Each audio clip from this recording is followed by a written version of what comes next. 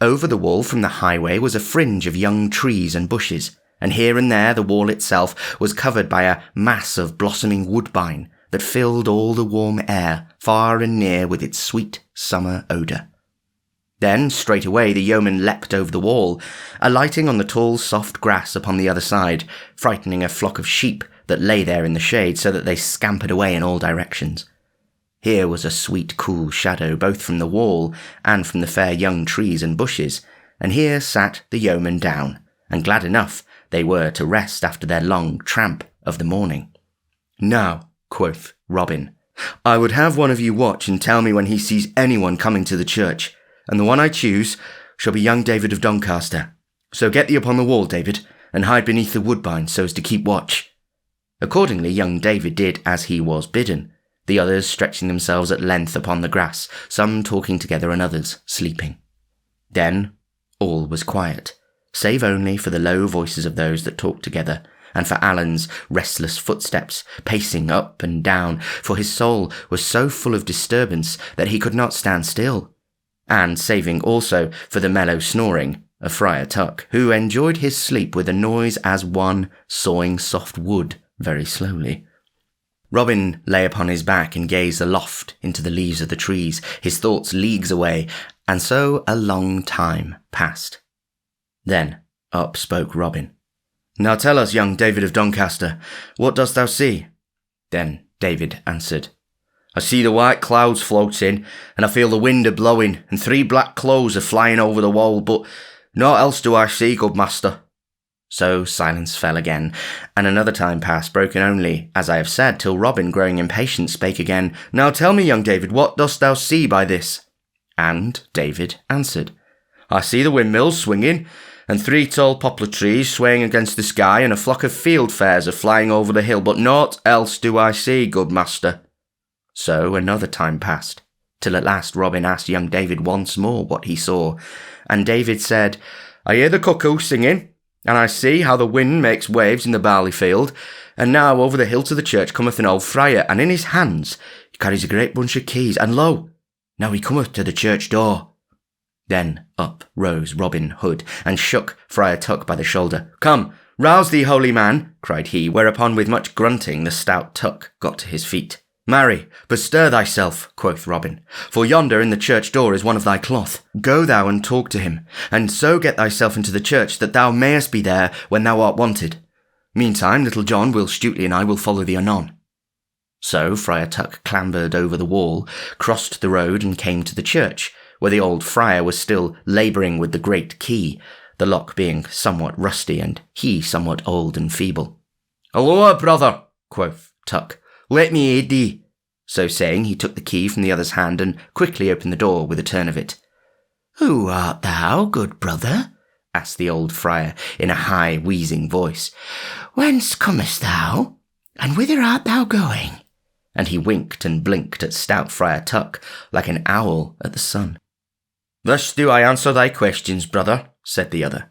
"My name is Tuck, and I will go no farther than this spot, if thou wilt happily but let me stay while this same wedding is going forward.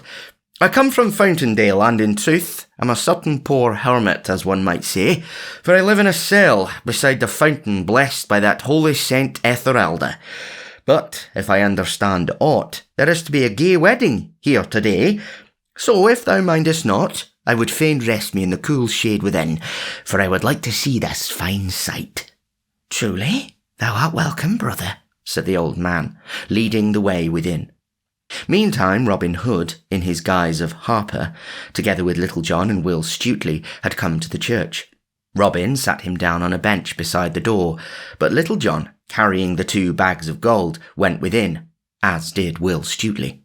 So Robin sat by the door, looking up the road and down the road to see who might come, till, after a time, he saw 6 horsemen come riding sedately and slowly, as became them, for they were churchmen in high orders. Then, when they had come nearer, Robin saw who they were, and knew them. The first was the Bishop of Hereford, and a fine figure he cut, I wot. His vestments were of the richest silk, and around his neck was a fair chain of beaten gold.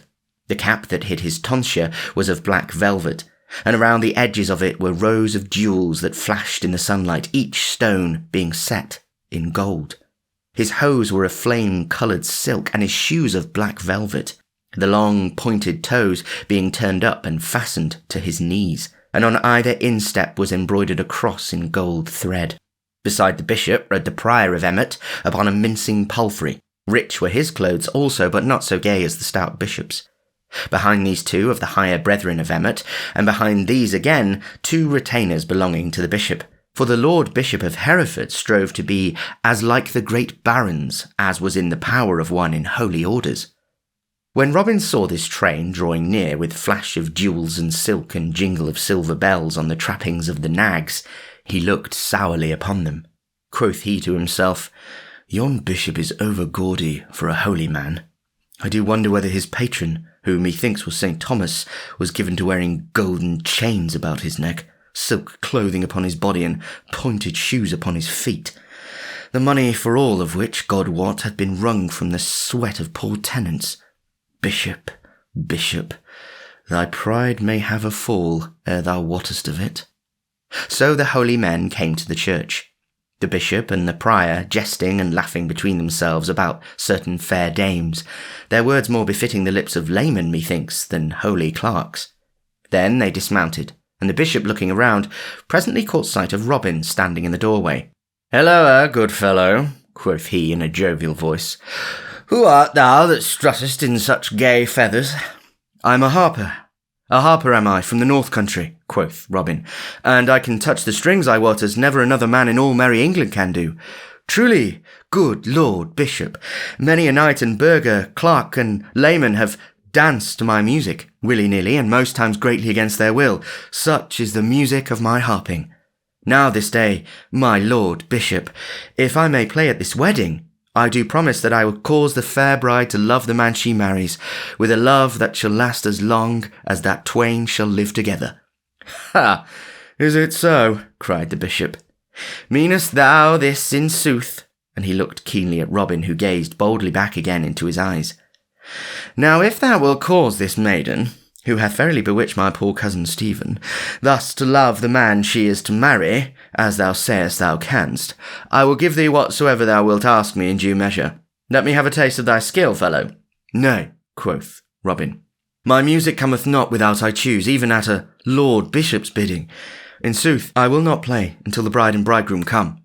"Now thou art a saucy varlet to speak so to my crest," quoth the bishop, frowning on Robin. "Yet I must needs bear with thee. Look, prior, hither cometh our cousin Sir Stephen, and his lady love." And now, around the bend of the high road came others, riding upon horses. The first of all was a tall, thin man of knightly bearing, dressed all in black silk, with a black velvet cap upon his head, turned up with scarlet. Robin looked, and had no doubt that this was Sir Stephen, both because of his knightly carriage and of his grey hairs. Beside him rode a stout Saxon franklin, Ellen's father, Edward of Deerwold. Behind those two came a litter borne by 2 horses, and therein was a maiden whom Robin knew must be Ellen. Behind this litter rode 6 men-at-arms, the sunlight flashing on their steel caps as they came jingling up the dusty road. So these also came to the church, and there Sir Stephen leapt from his horse, and, coming to the litter, handed fair Ellen out therefrom. Then Robin looked at her, and could wonder no longer how it came about that so proud a knight as Sir Stephen of Trent wished to marry a common franklin's daughter. Nor did he wonder that no ado was made about the matter, for she was the fairest maiden that ever he had beheld. Now, however, she was all pale and drooping, like a fair white lily snapped at the stem, and so with bent head and sorrowful look she went within the church, Sir Stephen leading her by the hand. "Why dost thou not play, fellow?" quoth the bishop, looking sternly at Robin. "Marry," said Robin, calmly, "I will play in greater wise than your lordship thinks, but not till the right time hath come." Said the bishop to himself while he looked grimly at Robin, "When this wedding is gone, I will have this fellow well whipped for his saucy tongue and bold speech." And now fair Ellen and Sir Stephen stood before the altar, and the bishop himself came in his robes and opened his book, Whereat fair Ellen looked up and about her in bitter despair, like the fawn that finds the hounds on her haunch. Then in all his fluttering tags and ribbons of red and yellow Robin Hood strode forward. 3 steps he took from the pillar whereby he leaned, and stood between the bride and the bridegroom. "Let me look upon this lass," he said in a loud voice. "Why, how now? What have we here? Here be lilies in the cheeks, and not roses such as befit a bonny bride. This is no fit wedding. Thou, Sir Knight, so old, and she so young, and thou thinkest to make her thy wife. I tell thee it may not be, for thou art not her own true love." At this all stood amazed, and knew not where to look, nor what to think or say, for they were all bewildered with the happening. So, while everyone looked at Robin as though they had been changed to stone, he clapped his bugle horn to his lips and blew 3 blasts, so loud and clear that they echoed from floor to rafter as though they were sounded by the trump of doom.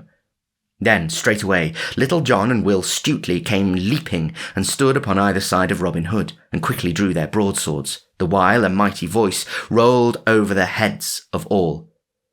"Here be I, good master, when thou wantest me." For it was Friar Tuck that so called from the organ loft. And now all was hubbub and noise. Stout Edward strode forward raging, and would have seized his daughter to drag her away, but Little John stepped between and thrust him back. "Stand back, old man," said he. "Thou art a hobbled horse this day." "Down with the villains!" cried Sir Stephen, and felt for his sword, but it hung not beside him on his wedding day. Then the men-at-arms drew their swords, and it seemed like that blood would wet the stones. But suddenly came a bustle at the door, and loud voices. Steel flashed in the light, and the crash of blows sounded. The men-at-arms fell back, and up the aisle came leaping 18 stout yeomen, all clad in Lincoln green, with Allan a Dale at their head. In his hand he bore Robin Hood's good stout trusty bow of yew, and this he gave to him, kneeling the while upon one knee. Then up spake Edward of Deerwold in a deep voice of anger. "Is it thou, Allan a Dale, that hath bred all this coil in a church?" "Nay," quoth merry Robin, "that I have done, and I care not who knoweth it, for my name is Robin Hood." At this name a sudden silence fell. The Prior of Emmet and those that belonged to him gathered together like a flock of frightened sheep when the scent of the wolf is nigh, while the Bishop of Hereford, laying aside his book, crossed himself devoutly. "Now heaven keep us this day," said he, "from that evil man." "Nay," quoth Robin, "I mean you no harm, but here is fair Ellen's betrothed husband, and she shall marry him, or pain will be bred to some of you." Then up spake stout Edward in a loud and angry voice. "Now I say nay. I am her father, and she shall marry Sir Stephen and none other." Now all this time, while everything was in turmoil about him, Sir Stephen had been standing in proud and scornful silence. "Nay, fellow," said he coldly, "thou mayest take thy daughter back again. I would not marry her after this day's doings, could I gain all the merry England thereby. I will tell thee plainly I love thy daughter, old as I am, and I would have taken her up like a jewel from the sky, yet truly I know that she did love this fellow, and was beloved by him. Maiden, if thou dost rather choose a beggarly minstrel than a high-born knight, take thy choice. I do feel it shame that I should stand thus talking amid this herd, and so I will leave you." Thus saying he turned, and gathering his men about him, walked proudly down the aisle. Then all the yeomen were silenced by the scorn of his words. Only Friar Tuck leaned over the edge of the choir loft and called out to him ere he had gone. "Good then, Sir Knight. Thou wottest old bones must always make room for young blood." Sir Stephen neither answered nor looked up, but passed out from the church as though he had heard naught, his men following him. Then the Bishop of Hereford spoke hastily. "I, too, have no business here, and so will depart." And he made as though he would go, but Robin Hood laid hold of his clothes and held him. "Stay, my lord bishop," said he. "I have yet somewhat to say to thee." The bishop's face fell, but he stayed, as Robin bade him, for he saw he could not go. Then Robin Hood turned to stout Edward of Deerwold, and said he, "Give thy blessing on thy daughter's marriage to this yeoman, and all will be well. Little John, give me the bags of gold. Look, farmer, here are 200 bright golden angels. Give thy blessing, as I say, and I will count them out to thee as thy daughter's dower. Give not thy blessing, and she shall be married all the same, but not so much as a cracked farthing shall cross thy palm. Choose. Then Edward looked down upon the ground with bent brows, turning the matter over and over in his mind, but he was a shrewd man and one withal that made the best use of a cracked pipkin, so at last he looked up and said, but in no joyous tone, If the wench will go her own gait, let her go. I thought to make a lady of her, yet if she chooses to be what she is like to be, I will have naught to do with her henceforth. Nevertheless, I'll give her my blessing when she is duly wedded. It may not be, spoke one of those of Emmet. The banns have not been duly published, neither is there any priest here to marry them. Who sayest thou? Roared Tuck from the choir loft. No priest? Marry, here stands a holy man as thou art, any day of the week, a clerk in orders, I would have thee know. As for the question of banns, stumble over not that straw, brother, for I will publish them. So saying, he called the banns, and, says the old ballad, lest 3 times should not be enough, he published them 9 times o'er. Then straightway he came down from the loft, and forthwith performed the marriage service, and so Alan and Ellen were duly wedded.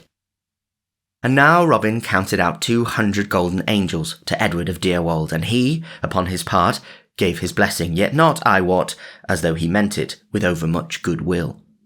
Then the stout yeoman crowded around and grasped Alan's palm, and he, holding Ellen's hand within his own, looked about him, all dizzy with happiness. Then at last jolly Robin turned to the Bishop of Hereford, who had been looking on at all that passed with a grim look. My Lord Bishop, quoth he, thou mayest bring to thy mind that thou didst promise me that did I play in such a wise as to cause this fair lass to love her husband, thou would give me whatsoever I asked in reason. I have played my play, and she loveth her husband, which she would not have done but for me. So now fulfil thy promise. Thou hast upon thee that which, methinks, thou wouldst be the better without. Therefore, I prithee, give me that golden chain that hangeth about thy neck as a wedding present for this fair bride. Then the bishop's cheeks grew red with rage, and his eyes flashed. He looked at Robin with a fell look, but saw that in the yeoman's face which bade him pause. Then slowly he took the chain from about his neck and handed it to Robin, who flung it over Ellen's head so that it hung glittering about her shoulders. Then said merry Robin, I thank thee on the bride's part for thy handsome gift, and truly thou thyself art more seemly without it. Now, shouldst thou ever come nigh to Sherwood, I much hope that I shall give thee there such a feast as thou hast ne'er had in all thy life before.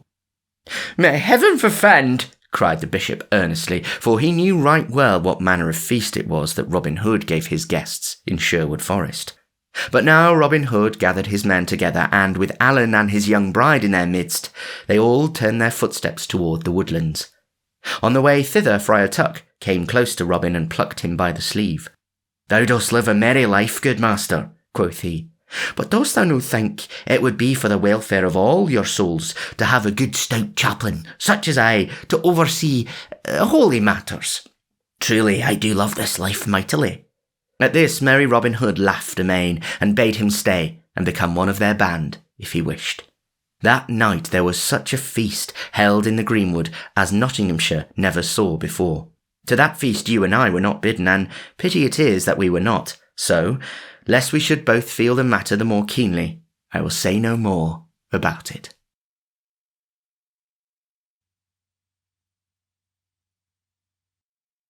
Chapter 15. Robin Hood aids a sorrowful knight. So passed the gentle springtime away in budding beauty, its silver showers and sunshine, its green meadows and its flowers. So likewise passed the summer with its yellow sunlight, its quivering heat and deep, bosky foliage, its long twilights and its mellow nights, through which the frogs croaked and fairy folk were said to be out on the hillsides. All this had passed, and the time of fall had come, bringing with it its own pleasures and joyousness, for now when the harvest was gathered home, merry bands of gleaners roamed the country about, singing along the roads in the daytime, and sleeping beneath the hedgerows and the hayricks at night. Now the hips burned red in the tangled thickets, and the hues waxed black in the hedgerows. The stubble lay all crisp and naked to the sky, and the green leaves were fast turning russet and brown. Also, at this merry season, good things of the year are gathered in great store. Brown ale lies ripening in the cellar, hams and bacon hang in the smoke shed, and crabs are stowed away in the straw for roasting in the winter-time, when the north wind piles the snow in drifts around the gables and the fire crackles warm upon the hearth. So pass the seasons then, so they pass now, and so they will pass in time to come, while we come and go like leaves of that tree that fall and are soon forgotten. Quoth Robin Hood, snuffing the air, "Here is a fine day, Little John, and one that we can ill waste in idleness. Choose such men as thou dost need, and go thou east, while I will wend to the west, and see that each of us bringeth back some goodly guest to dine this day beneath the greenwood tree." "Marry," cried Little John, clapping his palms together for joy, "thy bidding fitteth my liking like heft to a blade. I'll bring thee back a guest this day, or come not back mine own self." Then they each chose such of the band as they wished, and so went forth by different paths from the forest. Now you and I cannot go two ways at the same time while we join in these merry doings, so we will e'en let Little John follow his own path, while we tuck up our skirts and trudge after Robin Hood. And here is a good company too. Robin Hood, Will Scarlet, Allan a Dale, Will Scathelock, Midge the miller's son, and others. A score or more of stout fellows had abided in the forest with Friar Tuck to make ready for the homecoming, but all the rest were gone either with Robin Hood or Little John. They travelled onward, Robin following his fancy and the others following Robin. Now they wended their way through an open dale with cottage and farm lying therein, and now again they entered the woodlands once more, passing by fair Mansfield town, with its towers and battlements and spires all smiling in the sun. Then they came at last out of the forest lands. Onward they journeyed, through highway and byway, through villages where goodwives and merry lasses peeped through the casements at the fine show of young men, until at last they came over beyond Alverton in Derbyshire. By this time high noontide had come, yet they had met no guest, such as was worth their while to take back to Sherwood. So, coming at last to a certain spot where a shrine stood at the crossing of the two roads, Robin called upon them to stop, for here on either side was shelter of high hedgerows, behind which was good hiding, whence they could watch the roads at their ease whilst they ate their midday meal. Quoth merry Robin, "Here, methinks, is a good lodging, where peaceful folk such as we be can eat in quietness. Therefore we will rest here and see what may, perchance, fall into our luck-pot." So they crossed a stile and came behind a hedgerow where the mellow sunlight was bright and warm, and where the grass was soft, and there sat them down. Then each man drew from the pouch that hung beside him that which he had brought to eat, for a merry walk such as this had been sharpens the appetite till it is as keen as a March wind. So no more words were spoken, but each man saved his teeth for better use, munching at brown crust and cold meat right lustily. In front of them, one of the high roads crawled up the steep hill and then dipped suddenly over its crest, sharp cut with hedgerow and shaggy grass against the sky. Over the top of the windy hill peeped the eaves of a few houses of the village that fell back into the valley behind. There, also, showed the top of a windmill, the sails slowly rising and dipping from behind the hill against the clear blue sky as the light wind moved them with creaking and laboured swing. So the yeomen lay behind the hedge and finished their midday meal. But still the time slipped along, and no one came. At last a man came slowly riding over the hill and down the stony road toward the spot where Robin and his band lay hidden. He was a good stout knight, but sorrowful of face and downcast of mien. His clothes were plain and rich, but no chain of gold, such as folk of his stand in life wore at most times, hung around his neck, and no jewel was about him, yet no one could mistake him for aught but one of proud and noble blood. His head was bowed upon his breast, and his hands drooped limp on either side, and so he came slowly riding as though sunk in sad thoughts, while even his good horse, the reins loose upon his neck, walked with hanging head, as though he shared his master's grief. Quoth Robin Hood, "Yon is a very sorry-looking gallant, and doth seem to have doomed ill content with his jerkin this morning. Nevertheless, I will out and talk with him, for there may be some pickings here for a hungry door. Methinks his dress is rich, though he himself is so downcast. Bide ye here till I look into this matter." So saying, he arose, and left them, crossed the road to the shrine, and there stood, waiting for the sorrowful knight to come near him. So presently, when the knight came, riding slowly along, jolly Robin stepped forward and laid his hand upon the bridle rein. "Hold, Sir Knight," quoth he. "I prithee tarry for a short time, for I have a few words to say to thee." "Who art thou, friend, who dost stop a traveller in this manner upon his gracious majesty's highway?" said the knight. "Marry," quoth Robin, "that is a question hard to answer. One man calleth me kind, another calleth me cruel. This one calleth me good, honest fellow, and that one vile thief. Truly the world hath as many eyes to look upon a man withal as there are spots on a toad. So with what pair of eyes thou regardest me lieth entirely with thine own self. My name is Robin Hood." "Truly, good Robin," said the knight, a smile twitching at the corners of his mouth, "thou hast a quaint conceit. As for the pair of eyes of which I regard thee, I would say that they are as favourable as may be, for I hear much good of thee and little ill. What is thy will of me?" "Now I make my vow, Sir Knight," quoth Robin, "thou hast surely learned thy wisdom of good Gaffer Swanthold, for he saith, fair words are as easy spoke as foul, and bring goodwill in the stead of blows. Now I will show thee the truth of this saying, for if thou wilt go with me this day to Sherwood Forest, I will give thee as merry feast as ever thou hadst in all thy life." "Thou art indeed kind," said the knight, "but methinks thou wilt find me an ill-seeming and sorrowful guest. Thou hadst best let me pass on my way in peace." "Nay," quoth Robin, "thou mightst go thine own way, but for one thing, and that I will tell thee. We keep an inn, as it were, in the very depths of Sherwood, but so far from high roads and beaten paths that guests do not often come nigh with us. So I and my friends set off merrily and seek them when we grow dull of ourselves. Thus the matter stands, Sir Knight. Yet I will furthermore tell thee that we count upon our guests paying a reckoning." "I take thy meaning, friend," said the knight gravely, "but I am not that man, for I have no money by me."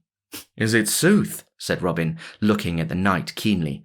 "I can scarce choose but believe thee, yet, Sir Knight, there be those of thy order whose word is not to be trusted as much as they would have others believe. Thou wilt think no ill if I look for myself in this matter." Then, still holding the horse by the bridle rein, he put his fingers to his lips and blew a shrill whistle, whereupon 80 yeomen came leaping over the stile and ran to where the knight and Robin stood. "These," said Robin, looking upon them proudly, "are some of my merry men. They share and share alike with me all joys and troubles, gains and losses. Sir Knight, I prithee, tell me what money thou hadst about thee." For a time the knight said not a word, but a slow red arose into his cheeks. At last he looked at Robin in the face and said, "I know not why I should be ashamed, for it should be no shame to me, but, friend, I tell thee the truth, when I say that in my purse are 10 shillings, and that is every groat that Sir Richard of the Lee hath in all the wide world." When Sir Richard ended, a silence fell until at last Robin said, "And dost thou pledge me thy knightly word that this is all thou hast with thee?" "Yea," answered Sir Richard, "I do pledge thee my most solemn word, as a true knight, that it is all the money I have in the world. Nay, here is my purse, ye may find for yourselves the truth of what I say." And he held his purse out to Robin. "Put up thy purse, Sir Richard," quoth Robin. "Far be it from me to doubt the word of so gentle a knight. The proud I strive to bring low, but those that walk in sorrow I would aid, if I could. Come, Sir Richard, cheer up thy heart and go with us to the greenwood. Even I may perchance aid thee, for thou surely knowest how the good Alastaine was saved by the little blind mole that digged a trench over which he that sought the king's life stumbled." "Truly, friend," said Sir Richard, "methinks thou meanest kindness in thine own way. Nevertheless, my troubles are such that it is not likely that thou canst cure them. But I will go with thee this day into Sherwood." Hereupon he turned his horse's head, and they all wended their way to the woodlands, Robin walking one side of the knight and Will Scarlet on the other, while the rest of the band trudged behind. After they had travelled thus for a time, Robin Hood spake. "Sir Knight," said he, "I would not trouble we with idle questions, but dost thou find it in thy heart to tell me thy sorrows?" "Truly, Robin," quoth the knight, "I see no reason why I should not do so. Thus it is. My castle and my lands are in pawn for a debt that I owe. 3 days hence the money must be paid, or else all mine estate is lost for ever. For then it falls into the hands of the Priory of Emmet. What they swallow they never give forth again." quoth Robin, I understand not why those of thy kind live in such a manner that all their wealth passeth from them like snow beneath a springtide sun. Thou wrongest me, Robin, said the knight, for listen, I have a son but 20 winters old, nevertheless he has worn his spurs as a knight. Last year, on a certain evil day, the jousts were held at Chester, and thither my son went, as did I, my lady wife. I wot it was a proud time for us, for he unhorsed each knight that he tilted against. At last he ran a course with a certain great knight, Sir Walter of Lancaster, yet though my son was so youthful he kept his seat, albeit both spears were shivered to the heft. But it happened that a splinter of my boy's lance ran through the visor of Sir Walter's helmet and pierced through his eye into his brain, so that he died ere his esquire could unlace his helm. Now, Robin, Sir Walter had great friends at court, therefore his kinsmen stirred up things against my son, so that, to save him from prison, I had to pay a ransom of £600 in gold. All might have gone well even yet, only that by ins and outs and crookedness of laws I was shorn like a sheep that is clipped to the quick. So it came that I had to pawn my lands to the Priory of Emmet for more money, and a hard bargain they drove with me in my hour of need. Yet I would have thee understand I grieve so for my lands only because of my dear lady wife. Where is thy son now? Asked Robin, who had listened closely to all the knight had said. In Palestine, said Sir Richard, battling like a brave Christian soldier for the cross and the Holy Sepulchre. Truly England was an ill place for him because of Sir Walter's death and the hate of the Lancastrians' kinsmen. Truly, said Robin, much moved, thine is a hard lot. But tell me, what is owing to Emmet for thine estates? Only £400, said Sir Richard. At this, Robin smote his thigh in anger. Oh, the bloodsuckers, cried he. A noble estate to be forfeit for £400? But what will befall thee if thou dost lose thy lands, Sir Richard? It is not mine own lot that doth trouble me in that case, said the knight, but my dear lady's. For, should I lose my land, she will have to betake herself to some kinsman and there abide in charity, which methinks would break her proud heart. As for me, I will over the salt sea, and so to Palestine to join my son in fight for the Holy Sepulchre. Then up spake Will Scarlet. But hast thou no friend that will help thee in thy dire need? Never a man, said Sir Richard. While I was rich enow at home, and had friends, they blew great boasts of how they loved me. But when the oak falls in the forest, the swine run from beneath it, lest they should be smitten down also. So my friends have left me. For not only am I poor, but I have great enemies. Then Robin said, Thou sayest that thou hast no friends, Sir Richard. I make no boast, but many have found Robin Hood a friend in their troubles. Cheer up, Sir Knight. I may help thee yet. The knight shook his head with a faint smile, but for all that Robin's words made him more blithe of heart. For in truth, hope, be it never so faint, bringeth a gleam into a darkness, like a rushlight that costeth but a groat. The day was well nigh gone when they came near the green wood tree.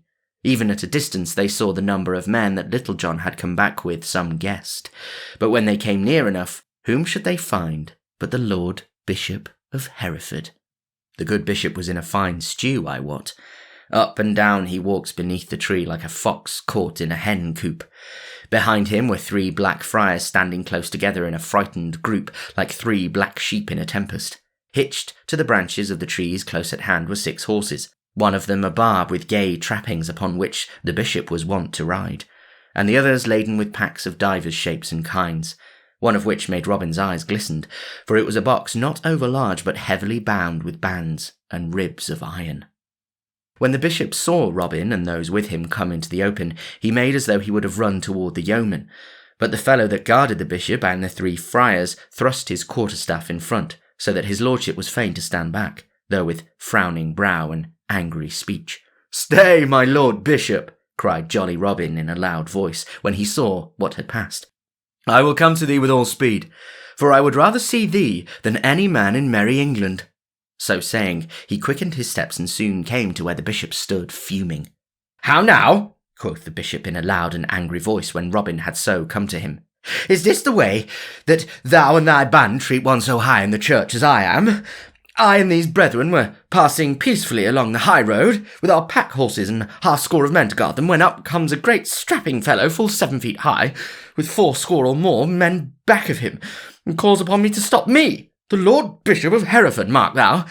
whereupon my armed guards beshrew them for cowards, straight ran away.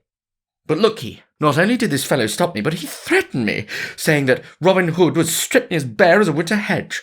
Then, besides all this, he called me such vile names as fat priest, man-eating bishop, money-gorging usurer, and what not, as though I were no more than a strolling beggar or tinker.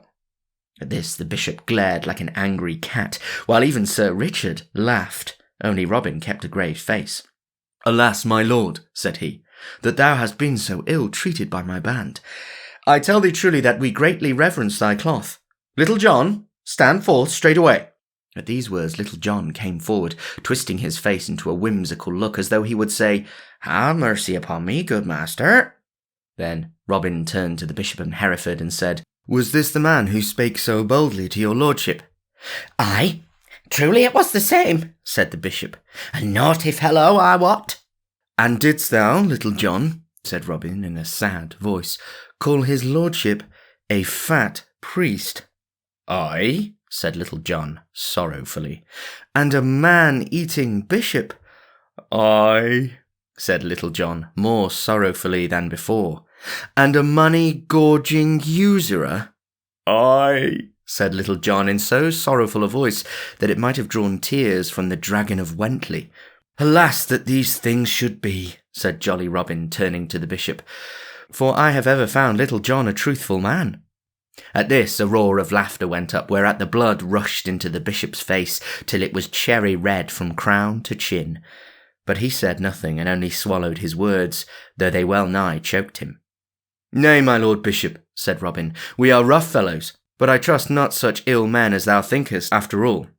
There is not a man here that would harm a hair of thy reverence's head. I know thou art galled by our jesting, but we are all equal here in the greenwood, for there are no bishops, nor barons, nor earls among us, but only men. So thou must share our life with us while thou dost abide here. Come, busk ye, merry men, and get the feast ready. Meantime we will show our guests our woodland sports." So, while some went to kindle the fires for roasting meats, others ran leaping to get their cudgels and longbows. Then Robin brought forward Sir Richard of the Lee. "My lord bishop," said he, "here is another guest that we have with us this day. I wish that thou mightest known him better, for I and all my men will strive to honour you both at this merrymaking." "Sir Richard," said the bishop in a reproachful tone, "methinks thou and I are companions and fellow-sufferers in this den of—" He was about to say thieves, but he stopped suddenly and looked askance at Robin Hood. "Speak out, bishop," quoth Robin, laughing. "We of Sherwood check not an easy flow of words. Den of thieves, thou west about to say?" quoth the bishop. "Mayhap that was what I meant to say, Sir Richard, but this I will say, that I saw thee just now laugh at the scurrilous jests of these fellows. It would have been more becoming of thee, methinks, to have checked them with frowns instead of spurring them on with laughter." "I meant no harm to thee," said Sir Richard, "but a merry jest is a merry jest, and I may truly say I would have laughed at it, had it been against mine own self." But now Robin Hood called upon certain ones of his band who spread soft moss upon the ground and laid deerskins thereon. Then Robin bade his guests be seated, and so they all three sat down, some of the chief men, such as Little John, Will Scarlet, Alan a Dale, and others, stretching themselves upon the ground near by. Then a garland was set up at the far end of the glade, and thereat the bowmen shot, and such shooting was done that day as it would have made one's heart leap to see. And all the while Robin talked so quaintly to the bishop and the knight that, the one forgetting his vexation and the other his troubles, they both laughed aloud again and again. Then Alan a Dale came forth and tuned his harp, and all was hushed around, and he sang in his wondrous voice songs of love, of war, of glory, and of sadness, and all listened without a movement or a sound. So Alan sang till the great round silver moon gleamed with its clear white light amid the upper tangle of the mazy branches of the trees. At last 2 fellows came to say that the feast was ready spread. So Robin, leading his guests with either hand, brought them to where the great smoking dishes that sent savoury smells far and near stood along the white linen cloth spread upon the grass. All around was a glare of torches that lit everything up with a red light. Then, straightway sitting down, all fell to with noise and hubbub, the rattling of platters blending with the sound of loud talking and laughter. A long time the feast lasted, but at last all was over, and the bright wine and humming ale passed briskly. Then Robin Hood called aloud for silence, and all was hushed, till he spoke. "I have a story to tell you all, so listen to what I have to say," quoth he. Whereupon, without more ado, he told them all about Sir Richard, and how his lands were in pawn. But as he went on, the bishop's face, that had erst been smiling and ruddy with merriment, waxed serious, and he put aside the horn of wine he held in his hand, for he knew the story of Sir Richard, and his heart sank within him with grim forebodings. Then, when Robin had done, he turned to the Bishop of Hereford. "Now, my lord bishop," said he, "dost thou not think this is ill done of anyone, much more of a churchman who should live in humbleness and charity?" To this the bishop answered not a word, but looked upon the ground with moody eyes. Quoth Robin, "Now thou art the richest bishop in all England. Canst thou not help this needy brother?" But still the bishop answered not a word. Then Robin turned to Little John, and quoth he, "Go thou and Will Stutely, and bring forth those 5 pack horses yonder." Whereupon the 2 yeomen did as they were bidden, those about the cloth making room on the green, where the light was brightest, for the 5 horses which Little John and Will Stutely presently led forward. "Who hath a score of the goods?" asked Robin Hood, looking at the black friars. Then up spake the smallest of all in a trembling voice. An old man he was, with a gentle, wrinkled face. "That have I, but I pray thee, harm me not."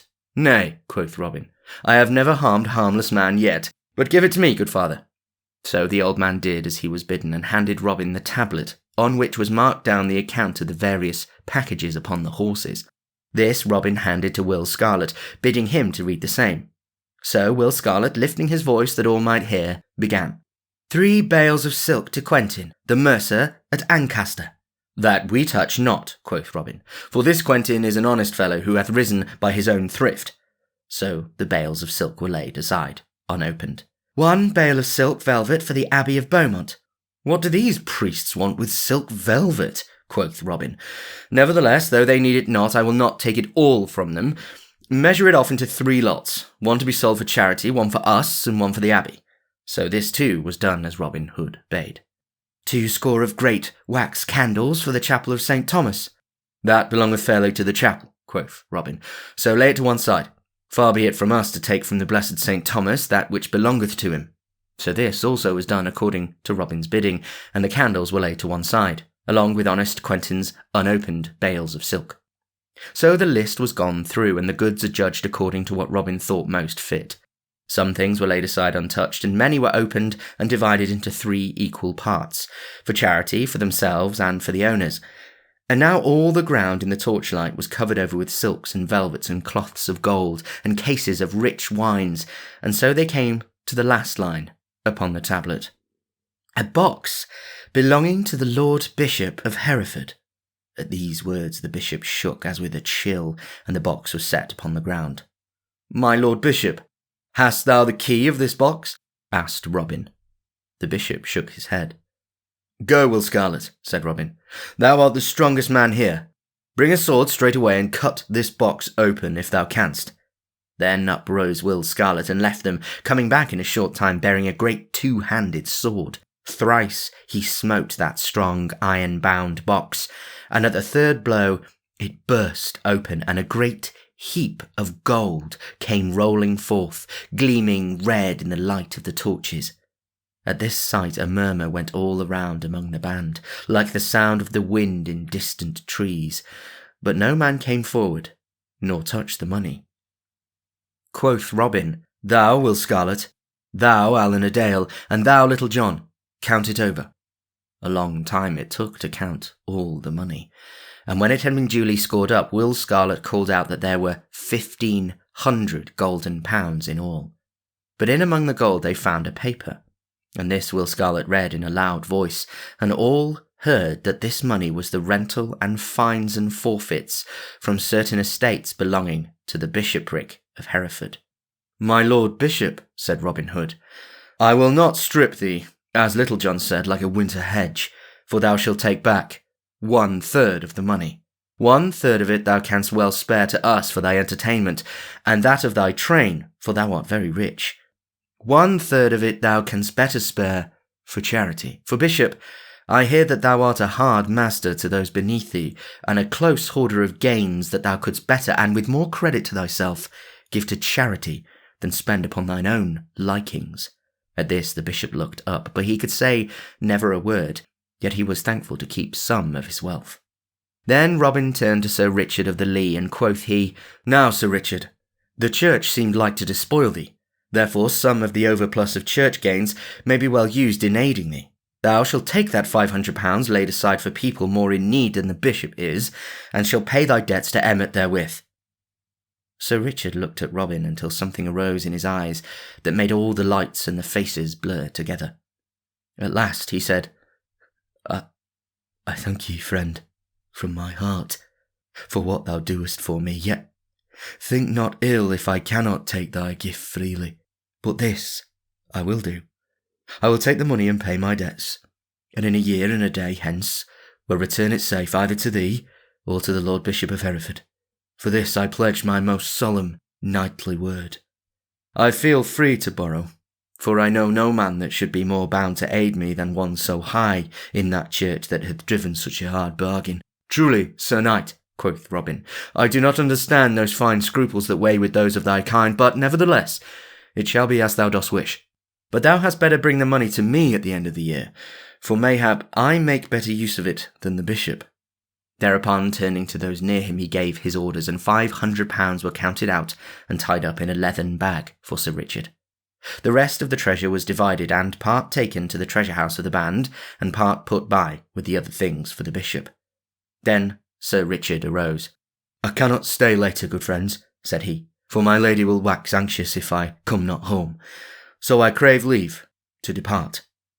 Then Robin Hood and all his merry men arose, and Robin said, We cannot let thee go hence unattended, Sir Richard.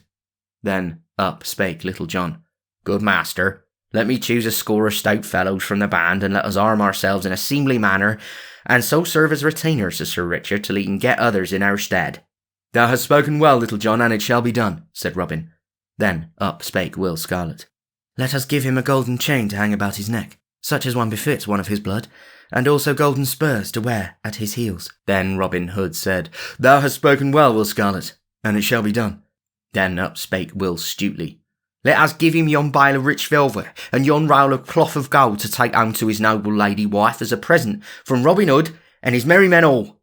At this all clapped their hands for joy, and Robin said, Thou hast well spoken, Will Stutely, and it shall be done. Then Sir Richard of the Lee looked all around and strove to speak, but could scarcely do so for the feelings that had choked him. At last he said in a husky, trembling voice, Ye shall all see, good friends, that Sir Richard of the Lee will ever remember your kindness this day. And if ye be at any time in dire need or trouble, come to me and my lady, and the walls of Castle Lee shall be battered down ere harm shall befall you. He could say nothing further, but turned hastily away. But now Little John and 19 stout fellows whom he had chosen for his band came forth all ready for the journey. Each man wore upon his breast a coat of linked mail, and on his head a cap of steel, and at his side a good stout sword. Gallant show they made, as they stood all in a row. Then Robin came and threw a chain of gold about Sir Richard's neck, and Will Scarlet knelt and buckled the golden spurs upon his heel. And now Little John led forward Sir Richard's horse, and the knight mounted. He looked down at Robin for a little time, then of a sudden stooped and kissed his cheek. All the forest glades rang with the shout that went up as the knight and the yeoman marched off through the woodland with glare of torches and gleam of steel, and so were gone. Then up spake the Bishop of Hereford in a mournful voice. I too must be jogging, good fellow, for the night waxes late. But Robin laid his hand upon the bishop's arm and stayed him. Be not so hasty, Lord Bishop, said he. 3 days hence Sir Richard must pay his debts to Emmet. Until that time thou must be content to abide with me, lest thou breed trouble for the night. I promise thee that thou shalt have great sport, for I know that thou art fond of hunting the dun deer. Lay by thy mantle of melancholy, and strive to lead a joyous yeoman life for 3 stout days. I promise thee, thou shalt be sorry to go when the time has come. So the bishop and his train abided with Robin for 3 days, and much sport his lordship had in that time, so that, as Robin had said, when the time had come for him to go, he was sorry to leave the greenwood. At the end of 3 days Robin set him free, and sent him forth from the forest with a guard of yeomen to keep freebooters from taking what was left of the packs and bundles. But as the bishop rode away, he vowed within himself that he would sometime make Robin rue the day that he had stopped him in Sherwood. But now we shall follow Sir Richard, so listen, and you shall hear what befell him, and how he paid his debts at Emmet Priory, and likewise in due season to Robin Hood.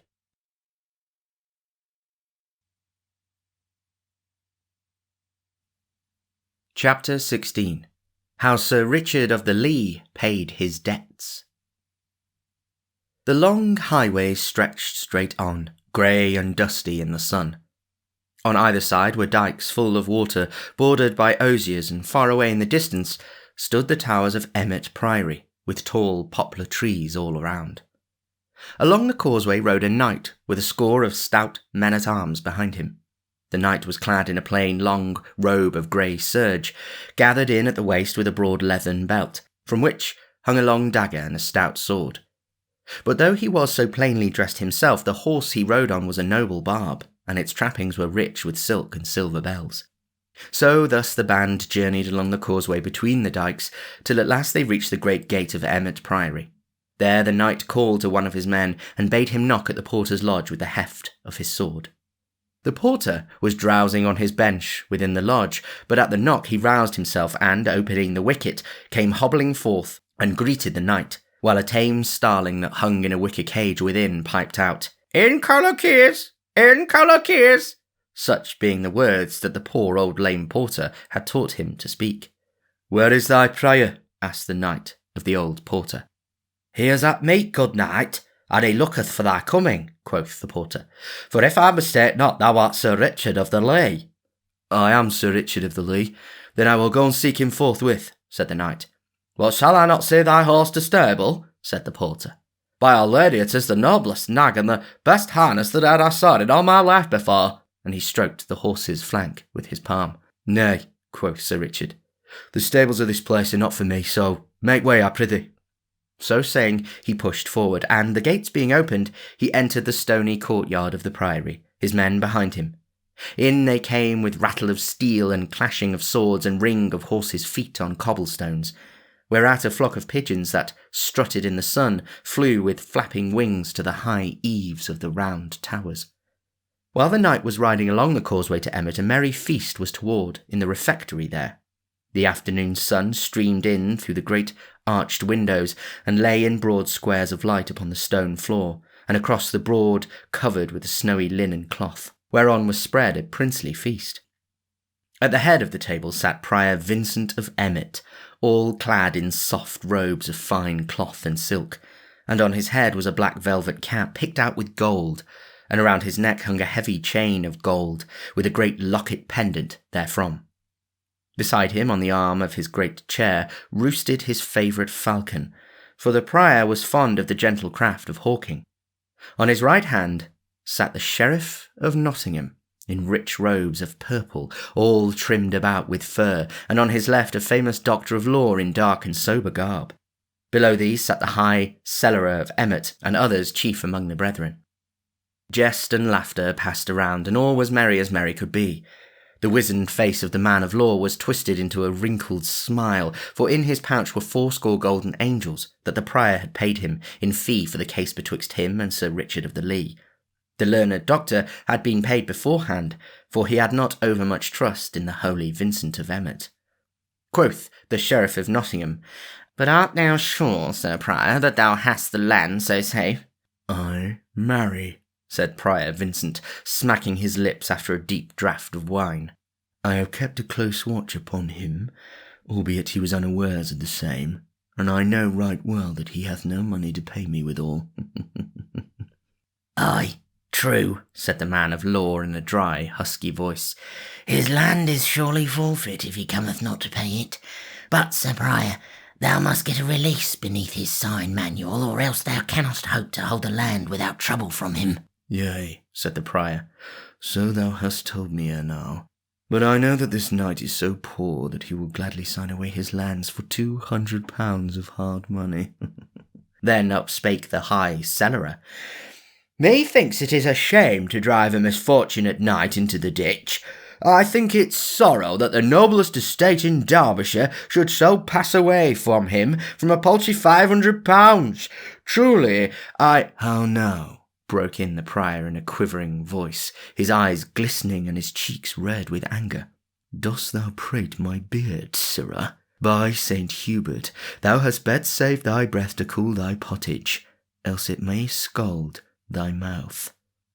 Nay, said the man of law smoothly, I dare say this same knight will never come to settlement this day, but will prove recreant. Nevertheless, we will seek some means to gain his lands from him, so never fear. But even as the doctor spoke, there came a sudden clatter of horses' hoofs and a jingle of iron mail in the courtyard below. Then up spake the prior and called upon one of the brethren that sat below the salt, and bade him look out of the window and see who was below, albeit he knew right well it could be none but Sir Richard.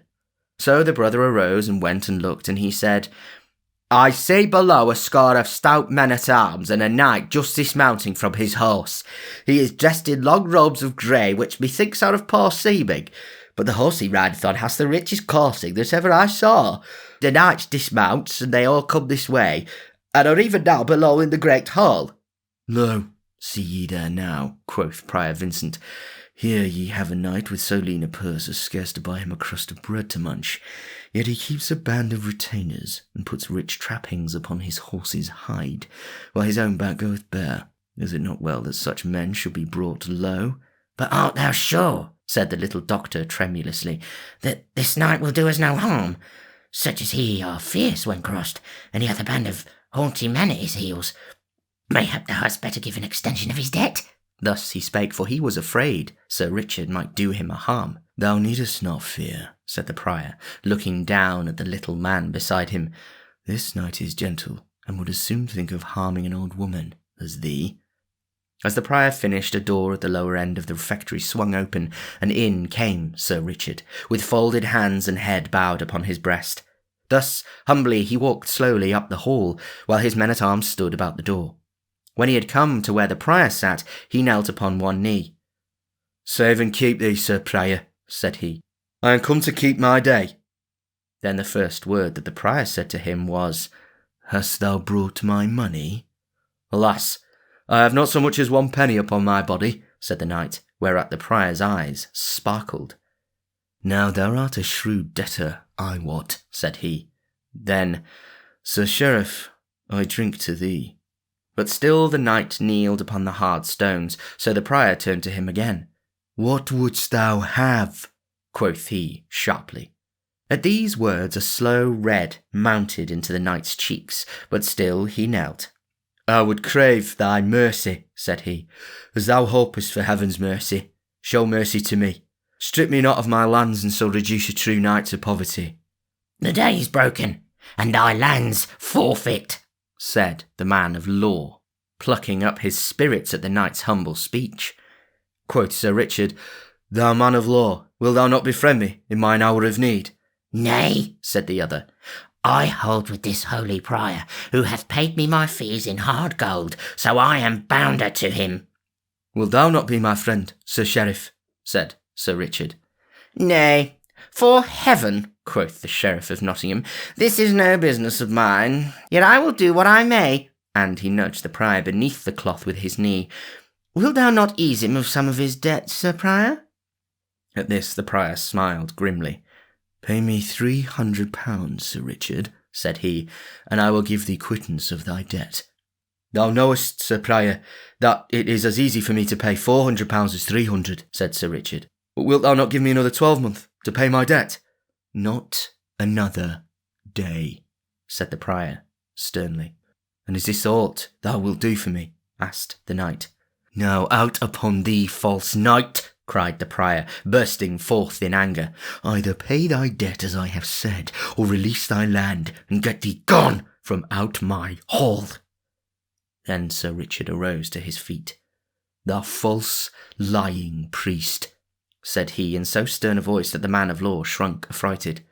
"I am no false knight, and thou knowest full well, but have even held my place in the press and the tourney. Hast thou so little courtesy that thou wilt see a true knight kneel for all this time, or see him come into thy hall and never offer him meat or drink?" Then quoth the man of law in a trembling voice, "This is surely an ill way to talk of matters appertaining to business. Let us be in mild speech. Wilt thou pay this knight, Sir Prior, to give thee release of his land?"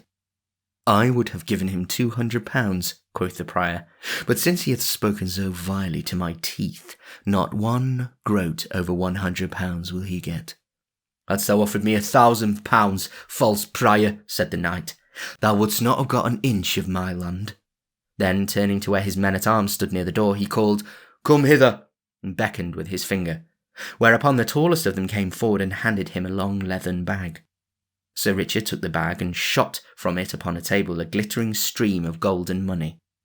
"Bear in mind, Sir Prior," said he, "that thou hast promised me quittance for 300 pounds. Not one farthing above the salt shalt thou get." So saying, he counted out 300 pounds and pushed it toward the prior.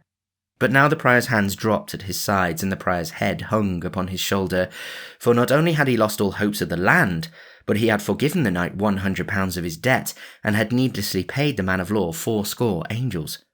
To him he turned, and quoth he, "Give me back my money that thou hadst." "Nay," cried the other shrilly, "it is but my fee, that thou didst pay me, and now gettest it not back again." And he hugged his gown about him. "Now, Sir Prior," quoth Sir Richard, "I have held my day, and paid all the dues demanded of me.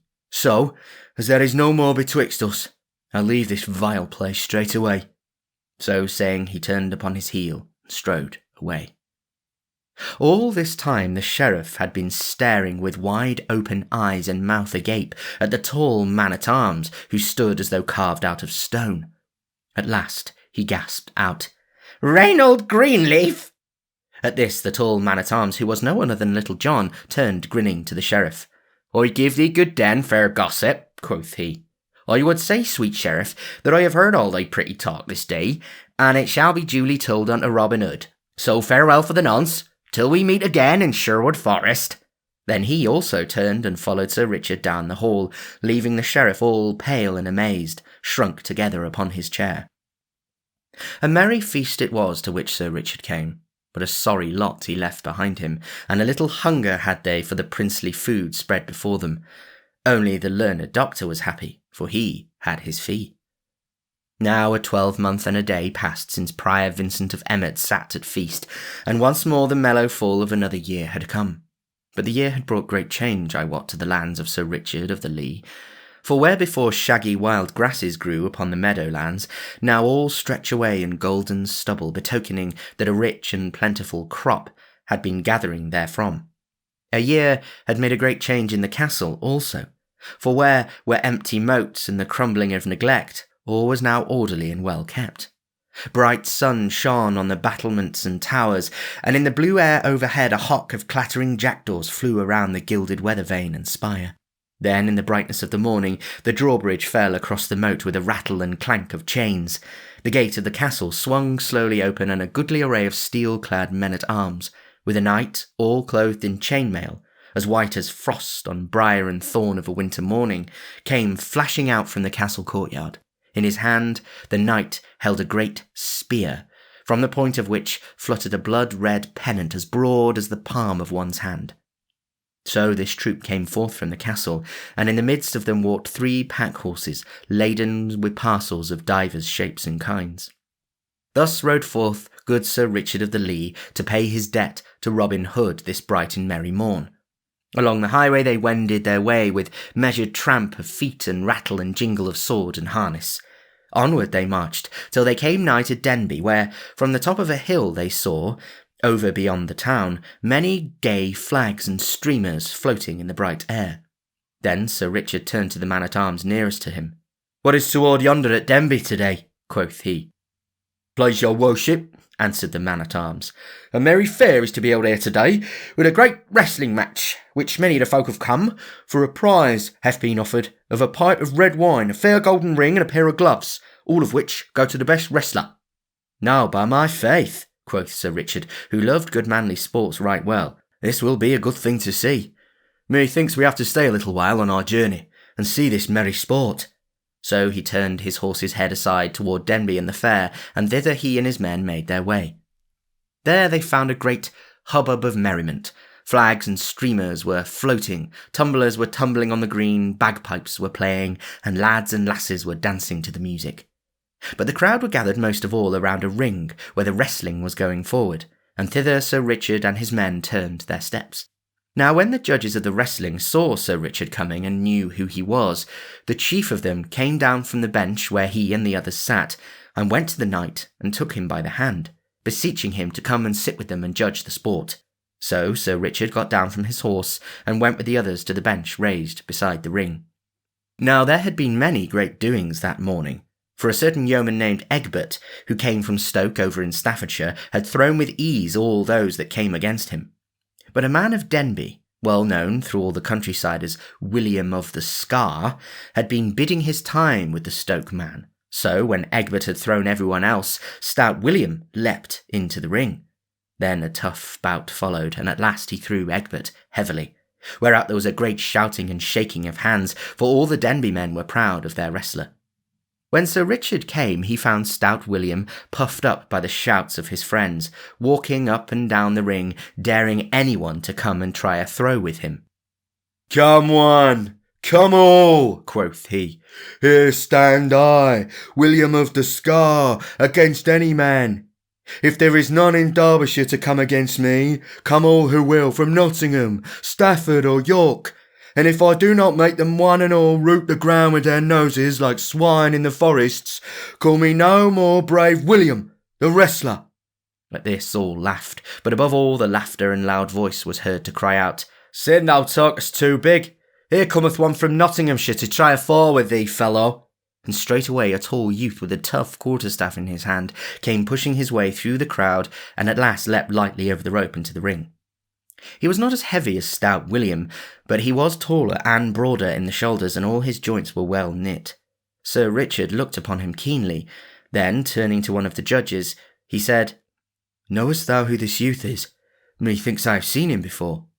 "Nay," said the judge, "he's a stranger to me."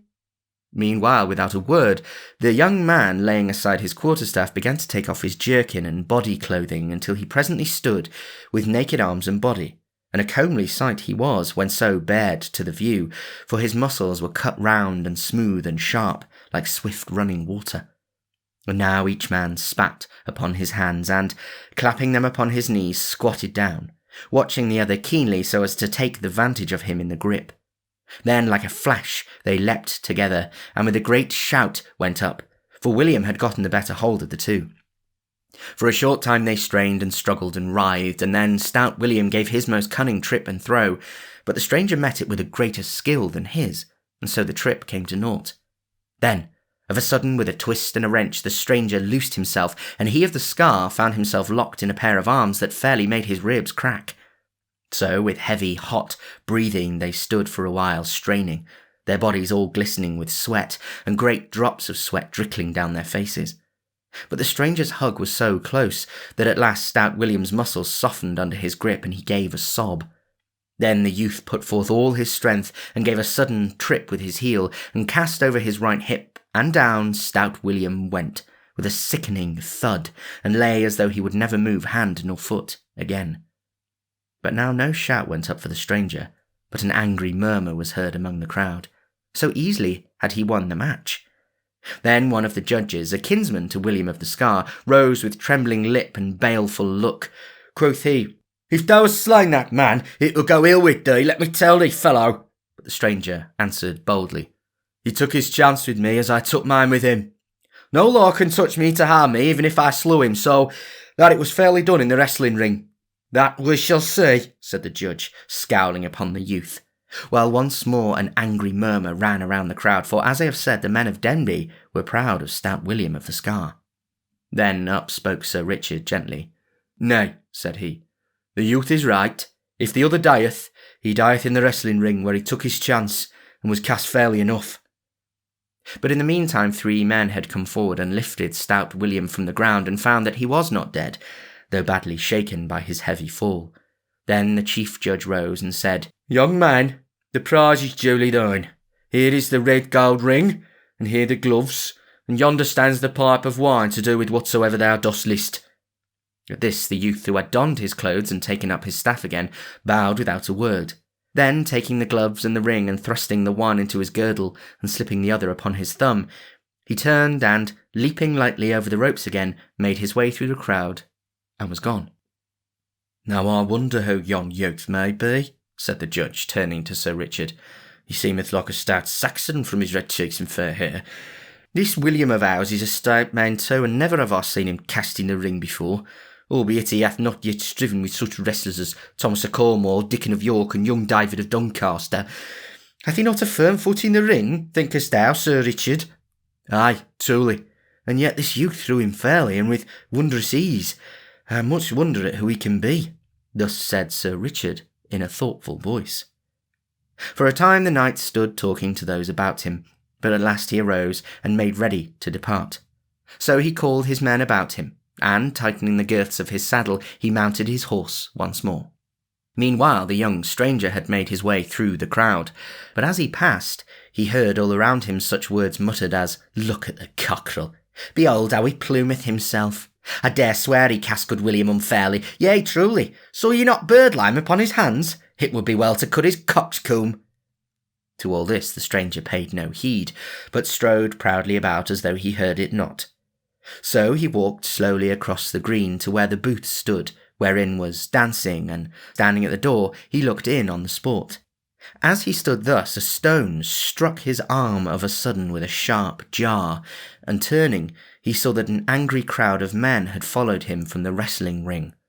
Then, when they saw him turn so, a great hooting and yelling arose from all, so that the folk came running out from the dancing booth to see what was to do. At last a tall, broad-shouldered, burly blacksmith strode forward from the crowd, swinging a mighty blackthorn club in his hand. Wouldst thou come here to our fair town of Denby, thou jack-in-the-box, to overcome a good honest lad with vile juggling tricks? Growled he in a deep voice like the bellow of an angry bull. Take that then! All of a sudden he struck a blow at the youth that might have felled an ox, but the other turned the blow deftly aside and gave back another so terrible that the Denby man went down with a groan, as though he had been smitten by lightning. When they saw their leader fall, the crowd gave another angry shout, but the stranger placed his back against the tent near which he stood, swinging his terrible staff, and so fell had been the blow that he struck the stout smith that none dared to come within the measure of his cudgel. So the press crowded back, like a pack of dogs from a bear at bay. But now some coward hand from behind threw a sharp jagged stone that smote the stranger on the crown, so that he staggered back, and the red blood gushed from the cut and ran down his face and over his jerkin. Then, seeing him dazed with this vile blow, the crowd rushed upon him, so that they overbore him and he fell beneath their feet. Now it might have gone ill with the youth, even to the losing of his young life, had not Sir Richard come to this fair. For of a sudden shouts were heard, and steel flashed in the air, and blows were given with the flat of swords, while through the midst of the crowd Sir Richard of the Lee came spurring on his white horse. Then the crowd, seeing the steel-clad knight and the armed men, melted away like snow on the warm hearth, leaving the young man all bloody and dusty upon the ground. Finding himself free, the youth arose, and, wiping the blood from his face, looked up. Quoth he, Sir Richard of the Lee, mayhap thou hast saved my life this day. Who art thou, that knowest Sir Richard of the Lee so well? Quoth the knight. Methinks I have seen thy face before, young man. Yea, thou hadst, said the youth, for men call me David of Doncaster. Ha, said Sir Richard, I wonder that I knew thee not, David. But thy beard hath grown longer, and thou thyself art more set in manhood since this day 12-month. Come hither into the tent, David, wash the blood from thy face. And thou, Ralph, bring him straight away a clean jerkin. Now I am sorry for thee, yet I am right glad that I have had a chance to pay part of my debt and kindness to thy good master Robin Hood, for it may have gone ill with thee had I not come, young man. So saying, the knight led David into the tent, and there the youth washed the blood from his face and put on the clean jerkin. In the meantime, a whisper had gone around from those that stood nearest that this was none other than the great David of Doncaster, the best wrestler in all the mid-country, who only last spring had cast out Adam Lincoln in the ring at Selby in Yorkshire, and now held the mid-country champion belt. Thus it happened when young David came forth from the tent, along with Sir Richard, the blood all washed from his face and his soiled jerkin changed for a clean one. No sounds of anger were heard, but all pressed forward to see the young man, feeling proud that one of the great wrestlers of England should have entered the ring at Denby Fair, for thus fickle is a mass of men. Then Sir Richard called aloud, "Friends, this is David of Doncaster, so think it no shame that your Denby man was cast by such a wrestler. He beareth you no ill will for what hath passed, but let it be a warning to how you treat strangers henceforth. Had ye slain him, it would have been an ill day for you, for Robin Hood would have harried your town as the kestrel harries the dovecote. I have brought the pipe of wine from him, and now I give it freely to you, to drink as ye list, but never hereafterward fall upon a man for being a stout yeoman." At this all shouted amain, but in truth they thought more of the wine than of the knight's words. Then Sir Richard, with David beside him and his men-at-arms around, turned about and left the fair. But in after days, when the men that saw that wrestling bout were bent with age, they would shake their heads when they heard of any stalwart game and say, "Aye, aye, but thou should have seen the great David of Doncaster coast stout William of the Scar at Denby Fair." Robin Hood stood in the merry greenwood with Little John, and most of his stout yeomen around him awaiting Sir Richard's coming. At last a glint of steel was seen through the brown forest leaves, and forth from the covert into the open rode Sir Richard at the head of his men. He came straight forward to Robin Hood, and, leaping from off his horse, clasped the yeoman in his arms. "Why, how now?" said Robin after a time, holding Sir Richard off and looking at him from top to toe. "Methinks thou art a gayer bird than when I saw thee last." "Yes, thanks to thee, Robin," said the knight, laying his hand upon the yeoman's shoulder. "But for thee, I would have been wandering in misery in a far country by this time. But I have kept my word, Robin, and have brought back the money that thou didst lend me, and which I have doubled 4 times over again, and so become rich once more. Along with this money I have brought a little gift to thee and thy brave men, from my dear lady and myself." Then, turning to his men, he called aloud, "Bring forth the pack horses." But Robin stopped him. "Nay, Sir Richard," said he, "think it not bold of me to cross thy bidding, but we of Sherwood do no business till after we have eaten and drunk." Whereupon, taking Sir Richard by the hand, he led him to the seat beneath the greenwood tree, while others of the chief men of the band came and seated themselves around. Then quoth Robin, "How cometh it that I saw young David of Doncaster with thee and thy men, Sir Knight?" Then straightway the knight told all about his stay at Denby, and of the happening at the fair, and how it was like to go hard with young David. So he told his tale, and quoth he, "It was this, good Robin, that kept me so late on the way, otherwise I would have been here an hour gone." Then, when he had done speaking, Robin stretched out his hand and grasped the knight's palm. Quoth he in a trembling voice, "I owe thee a debt I can never hope to repay, Sir Richard. For let me tell thee, I would rather lose my right hand than have such ill befall young David of Doncaster as seemed like to come on him, Denby." So they talked until after a while one came forward to say that the feast was spread, whereupon all arose and went thereto. When at last it was done, the knight called upon his men to bring the pack horses forward, which they did according to his bidding. Then one of the men brought the knight a strong box, which he opened, and took from it a bag, and counted out £500, the sum he had gotten from Robin. "Sir Richard," quoth Robin, "thou wilt pleasure us all if thou wilt keep that money as a gift from us of Sherwood. Is that not so, my lads?" Then all shouted, "Aye!" with a mighty voice. "I thank you all deeply," said the knight earnestly, "but think it not ill of me if I cannot take it. Gladly have I borrowed it from you, but it may not be that I can take it as a gift."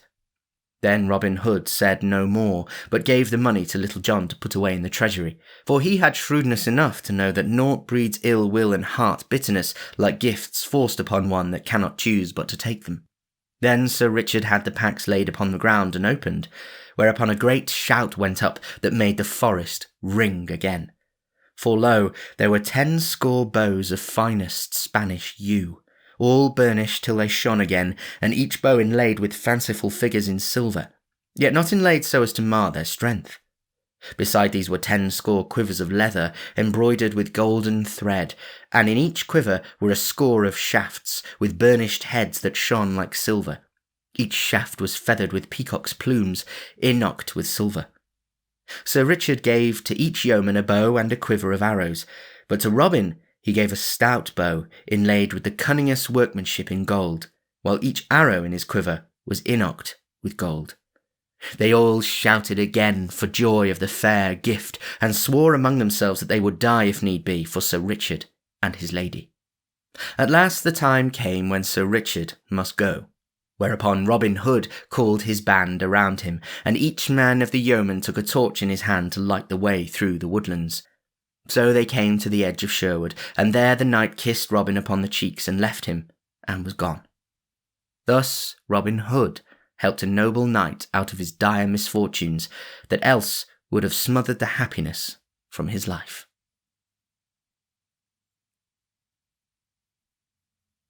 Chapter 17. Little John turns barefoot friar. Cold winter had passed and spring had come. No leafy thickness had yet clad the woodlands, but the budding leaves hung like a tender mist about the trees. In the open country the meadowlands lay a sheeny green, the cornfields a dark velvety colour, for they were thick and soft with the growing blades. The ploughboys shouted in the sun, and in the purple new-turned furrows flocks of birds hunted for fat worms. All the broad moist earth smiled in the warm light, and each little green hill clapped its hand for joy. On a deer's hide stretched on the ground in the open in front of the greenwood tree sat Robin Hood, basking in the sun like an old dog fox. Leaning back with his hands clasped about his knees, he lazily watched Little John rolling a stout bowstring from long strands of hempen thread, wetting the palms of his hands ever and anon, and rolling the cord upon his thigh. Nearby sat Allan a Dale fitting a new string to his harp. Quoth Robin Hood at last, "Methinks I would rather roam this forest in the gentle springtime than be king of all merry England. What a palace in the broad world is as fair as this sweet woodland just now? And what king in the world hath such appetite for plovers' eggs and lampreys as I for juicy venison and sparkling ale? Gaffer Swanthole speaks truly when he saith, better a crust with content than honey with a sour heart." "Yea," quoth Little John as he rubbed his new-made bowstring with yellow beeswax. "The life we lead is the life for me. Thou speakest of the springtime, but methinks even the winter hath its own joys. Thou and I, good master, have had more than one merry day this winter past, at the Blue Boar. Dost thou not remember that night thou and Will Stutely and Friar Tuck and I passed at that same hostelry with the 2 beggars and the strolling friar?" "Yea," quoth merry Robin, laughing. "That was the night that Will Stutely must needs snatch a kiss from the stout hostess, and got a cannikin of ale emptied over his head for his pains." "Truly it was the same," said Little John, laughing also. "Methinks that was a goodly song that the strolling friar sang. Friar Tuck, thou hast a quick ear for a tune, dost thou not remember it?" "I did catch of it one time," said Tuck. "Let me see," and he touched his forefinger to his forehead in thought, humming to himself and stopping ever and anon to fit what he had got to what he searched for in his mind. At last he found it all, and, clearing his throat, sang merrily. "In the blossoming hedge the robin cock sings, for the sun it is merry and bright, and he joyfully hops and he flutters his wings, for his heart is all full of delight.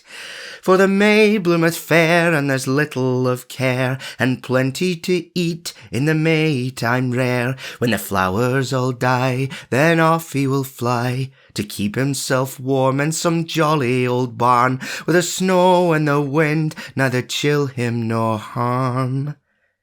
And such is the life of the strolling friar, with a plenty to eat and to drink.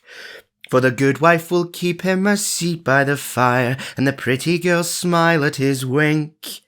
Then he lustily trolls as he onward strolls, a rollicking song for the saving of souls.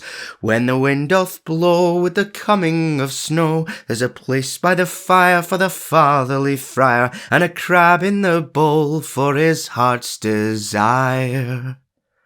Thus Friar Tuck sang in a rich and mellow voice, rolling his head from side to side in time with the music, and when he had done, all clapped their hands and shouted with laughter, for the song fitted him well. "In very sooth," quoth Little John, "it is a goodly song, and were I not a yeoman of Sherwood Forest, I had rather be a strolling friar than aught else in the world." "Yea, it is a goodly song," said Robin Hood. "But methought those two burly beggars told the merrier tales that led the merrier life. Dost thou not remember what that great black-bearded fellow told of his begging at the Friar in York?" "Yea," said Little John, "but what told the Friar of the harvest home in Kentshire? I hold that he led a merrier life than the other two." "Truly, for the honour of the cloth," quoth Friar Tuck, "I hold with my good gossip, Little John." "Now," quoth Robin, "I hold to mine own mind. But what sayest thou, Little John, to a merry adventure this fair day? Take thou a friar's gown from our chest of strange garments, and don the same, and I will stop the first beggar I meet and change clothes with him. Then let us wander the country about this sweet day, and see what befalls each of us." "That fitteth my mind," quoth Little John. "So let us forth, say I." Thereupon Little John and Friar Tuck went to the storehouse of the band, and there chose for the yeoman the robe of a grey friar. Then they came forth again, and a mighty roar of laughter went up, for not only had the band never seen Little John in such guise before, but the robe was too short for him by a good palm's breadth. But Little John's hands were folded in his loose sleeves, and Little John's eyes were cast upon the ground, and at his girdle hung a great long string of beads. And now Little John took up his stout staff, at the end of which hung a chubby little leathern pottle, such as palmers carry at the tips of their staves.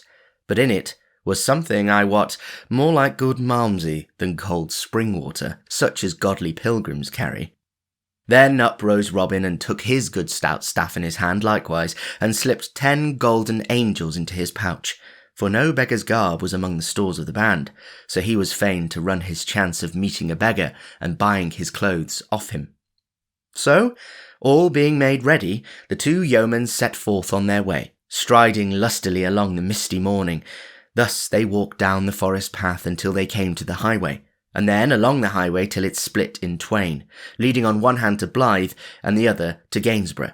Here the yeoman stopped. Quoth jolly Robin, "Take thou the road to Gainsborough, and I will that to Blythe. So fare thee well, holy father, and mayest thou not have cause to count thy beads in earnest ere we meet again." "God den, God beggar, that is to be," quoth Little John, "and mayest thou have no cause to beg for mercy ere I see thee next." So each stepped sturdily upon his way until a green hill rose between them, and the one was hid from the sight of the other.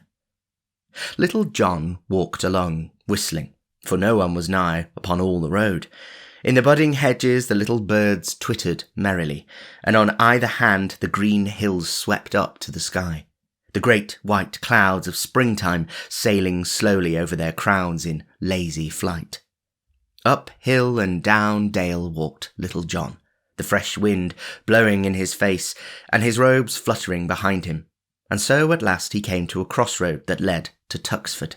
Here he met 3 pretty lasses, each bearing a basket of eggs to market. Quoth he, "Whither away, fair maids?" And he stood in their path, holding his staff in front of them to stop them. They huddled together and nudged one another, and one presently spake up and said, "We're going to Tuxford Market, Holy Friar, to sell our eggs." "Now out upon it," quoth Little John, looking upon them with his head on one side. "Surely it is a pity that such fair lasses should be forced to carry eggs to market. Let me tell you, and I the shaping of things of this world, ye should all 3 have been clothed in the finest silks, and ride upon milk-white horses, with pages at your side, and feed upon nothing but whipped cream and strawberries, for such a life would surely befit your looks." At this speech all 3 of the pretty maids looked down, blushing and simpering. One said, "La!" Another, "Marry, and make sport of us." And the third, "Listen now to the holy man." But at the same time they looked at Little John from out the corners of their eyes. "Now look you," said Little John, "I cannot see such dainty damsels as ye are carrying baskets along the high road. Let me take them mine own self, and one of you, if ye will, may carry my staff for me." "Nay," said one of the lasses, "but thou canst not carry 3 baskets all at one time." "Yea, but I can," said Little John, and that I will show you presently. I think the good Saint Wilfrid that he hath given me a pretty wit. Look ye now, here I take this great basket so. Here I tie my rosary around the handle thus, and here I slip the rosary over my head, and sling the basket upon my back in this wise. And Little John did according to his words, the basket hanging down behind him like a pedlar's pack. Then, giving his staff to one of the maids, and tucking a basket upon either arm, he turned his face toward Tuxford town, and stepped forth merrily, a laughing maid on either side, and one walking ahead carrying the staff. In this wise they journeyed along, and everyone they met stopped and looked after them, laughing, for never had anybody seen such a merry sight as this tall, strapping grey friar, with robes all too short for him, laden with eggs and tramping the road with 3 pretty lasses. For this Little John cared not a whit. But when such folks gave jesting words to him, he answered back as merrily, speech for speech. So they stepped along toward Tuxford, chatting and laughing, until they came nigh to the town. Here Little John stopped and set down the baskets, for he did not care to go into the town, lest he should perchance meet some of the sheriff's men. Alas, sweet chucks, quoth he, here I must leave you. I had not thought to come this way, but I am glad that I did so. Now, ere we part, we must drink sweet friendship. So saying, he unslung the leathern pottle from the end of his staff, and, drawing the stopper therefrom, he handed it to the lass who had carried his staff, first wiping the mouth of the pottle upon his sleeve. Then each lass took a fair drink of what was within, and when it had passed all around, Little John finished what was left, so that not another drop could be squeezed from it. Then, kissing each lass sweetly, he wished them all good den, and left them. But the maid stood looking after him as he walked away, whistling. What a pity, quoth one, that such a stout, lusty lad should be in holy orders. Marry, quoth Little John to himself as he strode along, yon was no such ill happening. St. Dunstan send me more of the like. After he had trudged along for a time, he began to wax thirsty again in the warmth of the day. He shook his leathern pottle beside his ear, but not a sound came therefrom. Then he placed it to his lips and tilted it high aloft, but not a drop was there. Little John, he said sadly to himself, shaking his head the while, woman will be thy ruin yet, if thou dost not take better care of thyself. But at last he reached the crest of a certain hill, and saw below a sweet little thatched inn lying snugly in the dale beneath him, toward which the road dipped sharply. At the sight of this, a voice within him cried aloud, I give thee joy, good friend, for yonder is thy heart's delight, to wit, a sweet rest and a cup of brown beer. So he quickened his pace down the hill, and so came to the little inn, from which hung a sign with a stag's head painted upon it. In front of the door a clucking hen was scratching in the dust with a brood of chickens about her heels. The sparrows were chattering of household affairs under the eaves, and all was so sweet and peaceful that Little John's heart laughed within him. Beside the door stood 2 stout cobs with broad, soft-padded saddles, well fitted for easy travelling, and speaking of rich guests in the parlour. In front of the door 3 merry fellows, a tinker, a pedlar, and a beggar, were seated on the bench, in the sun, quaffing stout ale. I give you good den, sweet friends, quoth Little John, striding up to where they sat. Give thee good den, holy father, quoth the merry beggar with a grin. But look thee, thy gown is too short. Thou hadst best cut a piece off the top and tack it to the bottom, so that it may be long enough. But come, sit beside us here, and take a taste of ale, if thy vows forbid thee not. Nay, quoth Little John, also grinning, the blessed Saint Dunstan hath given me a free dispensation for all indulgence in that line. And he thrust his hand into his pouch for money to pay his score. Truly, quoth the tinker, without our looks belie thee, holy friar, the good Saint Dunstan was wise, for without such dispensation his votary is like to ha many a penance to make. Nay, take thy hand from out thy pouch, brother, for thou shalt not pay this shot. Ho, landlord, a pot of ale. So the ale was brought and given to Little John. Then, blowing the froth a little way to make room for his lips, he tilted the bottom of the pot higher and higher till it pointed to the sky, and he had to shut his eyes to keep the dazzle of the sunshine out of them. Then he took the pot away, for there was nothing in it, and heaved a full, deep sigh, looking at the others with moist eyes and shaking his head solemnly. "Ho, landlord," cried the pedlar, "bring this good fellow another pot of ale, for truly it is a credit to us all to have one among us who can empty a cannikin so lustily." So they talked among themselves merrily, until after a while quoth Little John, "Who rideth those 2 nags yonder?" "2 holy men like thee, brother," quoth the beggar. "They are now having a goodly feast within, for I smelt the steam of a boiled pullet just now. The landlady saith they come from Fountain Abbey in Yorkshire and go to Lincoln on matters of business." "They are a merry couple," said the tinker, "for one is as lean as an old wife's spindle, and the other as fat as a suet pudding."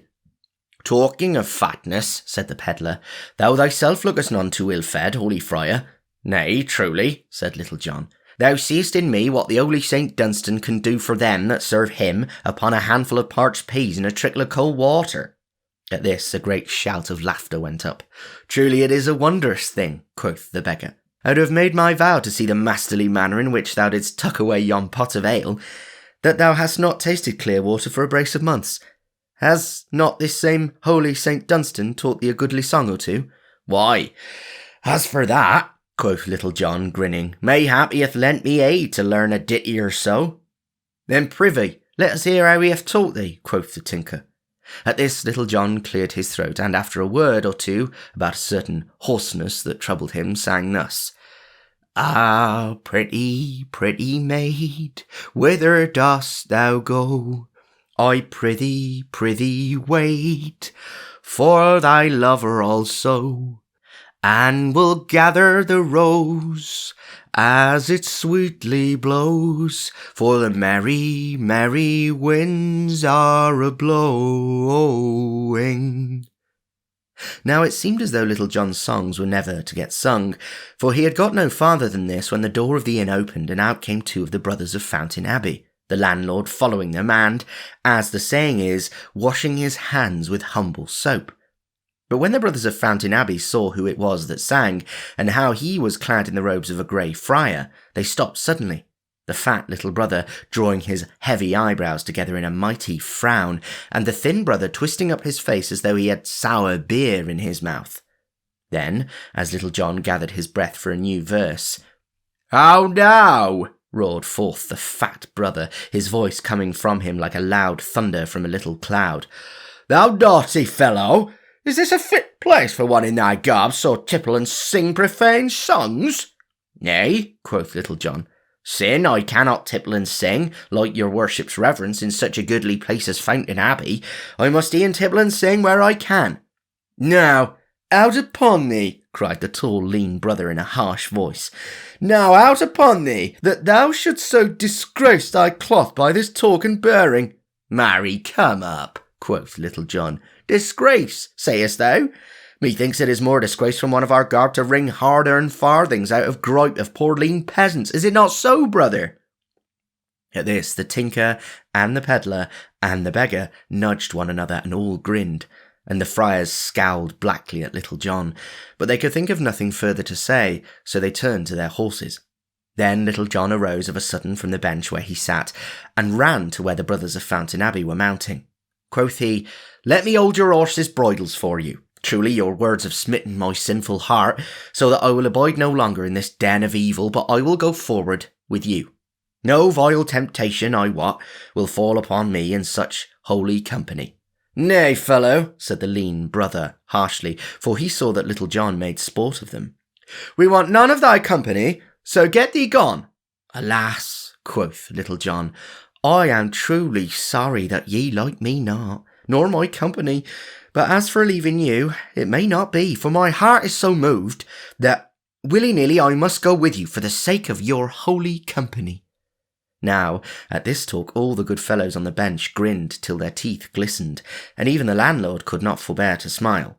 As for the friars, they looked at one another with a puzzled look, and knew not what to do in the matter. They were so proud that it made them feel sick with shame to think of riding along the high road with a strolling friar, in robes all too short for him, running beside them. But yet they could not make Little John stay against his will, for they knew he could crack the bones of both of them in a twinkling were he so minded. Then up spake the fat brother, more mildly than he had done before. "Nay, good brother," said he, "we will ride fast, and thou wilt tire to death at the pace." truly I am grateful to thee for the thought of me, quoth Little John. But have no fear, brother, my limbs are stout, and I could run like a hare from here to Gainsborough. At these words a sound of laughing came from the bench, whereat the lean Ruther's wrath boiled over like water into the fire with a great fuss and noise. Now out upon thee, thou naughty fellow, he cried. Art thou not ashamed to bring disgrace so upon our cloth? Bide thee here, thou sot, with these porkers. Thou art no fit company for us. Lie ye there now, quoth Little John. Thou hear us, landlord. Thou art not fit company for these holy men. Go back to thine alehouse. Now, if these most holy brothers of mine do but give me the word, I'll beat thy head with this stout staff till it is as soft as whipped eggs. These words, a great shout of laughter went up from those on the bench, and the landlord's face grew red as a cherry from smothering his laugh in his stomach. But he kept his merriment down, for he wished not to bring the ill will of the brothers of Fountain Abbey upon him by unseemly mirth. So the two brethren, as they could do naught else, having mounted their nags, turned their noses toward Lincoln, and rode away. I cannot stay longer, sweet friends, quoth Little John, as he pushed in betwixt the two cobs. Therefore I wish you good den. Off we go, we three. So saying, he swung his good stout staff over his shoulder, and trudged off, measuring his pace with that of the two nags. The two brothers glowered at Little John when he so pushed himself betwixt them. Then they drew as far away from him as they could, so that the yeoman walked in the middle of the road, while they rode on the footpath on either side of the way. As they so went away, the tinker, the pedlar, and the beggar ran skipping out into the middle of the highway, each with a pot in his hand, and looked after them laughing. While they were in sight of those at the inn, the brothers walked their horses soberly, not caring to make ill matters worse by seeming to run away from Little John, for they could not but think how it would sound in folks' ears when they heard how the brethren of Fountain Abbey scampered away from a strolling friar like the ugly one, when the blessed St. Dunstan loosed his noose from the red-hot tongues where he had held it fast. But when they had crossed the crest of the hill and the inn was lost to sight, quoth the fat brother to the thin brother, Brother Ambrose, had we not better mend our pace? Why, truly, gossip, spoke up Little John. Methinks it would be well to boil our pot a little faster, for the day is passing on, so it will not jolt thy fat too much onward, say I. At this the two friars said nothing, but they glared again at Little John with baleful looks. Then, without another word, they clucked to their horses, and both broke into a canter. So they galloped for a mile or more, and Little John ran betwixt them as lightly as a stag, and never turned a hair with the running. At last the fat brother drew his horse's reins with a groan, for he could stand the shaking no longer. Alas, said Little John, with not so much as a catch in his breath, I did sadly fear that the roughness of this pace would shake thy poor old fat paunch. To this the fat friar said never a word, but he stared straight before him, and he gnawed his nether lip. And now they travelled forward more quietly, Little John in the middle of the road whistling merry to himself, and the two friars in the footpath on either side saying never a word. Then presently they met three merry minstrels, all clad in red, who stared amain to see a grey friar with such short robes walking in the middle of the road, and the two brothers, with heads bowed with shame, riding upon richly caparisoned cobs on the footpaths. When they had come near to the minstrels, Little John waved his staff like an usher, clearing the way. Make way, he cried in a loud voice. Make way, for here we go, we three. Then how the minstrels stared, and how they laughed. But the fat friar shook as with an ague, and the lean friar bowed his head over his horse's neck. Then next they met two noble knights in rich array, with hawk on wrist, and likewise two fair ladies clad in silks and velvets, all a-riding on noble steeds. These all made room, staring as Little John and the two friars came along the road. To them Little John bowed humbly. Give you greetings, lords and ladies, said he. But here we go, we three. Then all laughed, and one of the fair ladies cried out, What three meanest thou, merry friend? Little John looked over his shoulder, for they had now passed each other, and he called back, Big Jack, Lean Jack, and Fat Jack Pudding. At this the fat friar gave a groan, and seemed as if he were like to fall from his saddle for shame. The other brother said nothing, but looked before him with a grim and stony look. Just ahead of them the road took a sudden turn around a high hedge, and some 20 paces beyond the bend, another road crossed the one they were riding upon. When they had come to the crossroad and were well away from those they had left, the lean friar drew rein suddenly. "Look ye, fellow," quoth he in a voice quivering with rage, "we have had enough of thy vile company, and care no longer to be made sport of. Go thy way, and let us go ours in peace." "La, there now," quoth Little John, "methought we were such a merry company, and here thou dost blaze up like fat in the pan. But truly, I have had enough of you today, though I can ill spare your company. I know you will miss me, but gin ye want me again, whisper the good man Wind, and he will bring news thereof to me. But ye see I am a poor man, and ye are rich. I pray you give me a penny or two to buy me bread and cheese at the next inn." "We have no money, fellow," said the lean friar harshly. "Come, Brother Thomas, let us forward." But Little John caught the horses by the bridle reins, one in either hand. "Ha' ye in truth no money about you whatsoever?" said he. "Now I pray ye, brothers, for charity's sake, give me somewhat to buy a crust of bread, even though it be only a penny." "I will tell thee, fellow, we have no money," thundered the fat little friar with the great voice. "Ha' ye in holy truth no money?" asked Little John. "Not a farthing," said the lean friar sourly. "Not a groat," said the fat friar loudly. "Nay," quoth Little John, "this must not be. Far be it from me to see such holy men as ye are depart from me with no money. Get both of you down straight away from off your horses, and we will kneel here in the middle of the crossroads and pray the blessed Saint Dunstan to send us some money to carry us on our journey." "What sayest thou, thou limb of evil?" cried the lean friar, fairly gnashing his teeth with rage. "Dost thou bid me, the high cellarer of Fountain Abbey, to get down from my horse and kneel in the dirty road to pray to some beggarly Saxon saint?" "Now," quoth Little John, "a great part of a mind to crack thy head for thee for speaking thus of the good Saint Dunstan. But get down straight away, for my patience will not last much longer, and I may forget that ye are both in holy orders." So saying, he twirled his stout staff till it whistled again. At this speech, both friars grew as pale as dough. Down slipped the fat brother from off his horse on one side, and down slipped the lean brother on the other. "Now, brothers, down on your knees and pray," said Little John. Thereupon, putting his heavy hands upon the shoulder of each, he forced them to their knees, he kneeling also. Then Little John began to beseech Saint Dunstan for money, which he did in a great loud voice. After he had so besought the saint for a time, he bade the friars feel in their pouches and see if the saint had sent them anything. So each put his hand slowly in the pouch that hung beside him, but brought nothing thence. "Ah," quoth Little John, "have your prayers so little virtue? Then let us at it again." Then straightway he began calling on St. Dunstan again, somewhat in this wise: "O gracious Saint Dunstan, send some money straight away to these poor folk, lest the fat one waste away and grow as lean as the lean one, and the lean one waste away to nothing at all ere they get to Lincoln Town. But send them only 10 shillings apiece, lest they grow puffed up with pride. Any more than that thou sendest, send to me." "Now," quoth he, rising, "let us see what each man hath." Then he thrust his hand into his pouch and drew thence 4 golden angels. "What have ye, brothers?" said he. Then once again each friar slowly thrust his hand into his pouch, and once again brought it out, with nothing in it.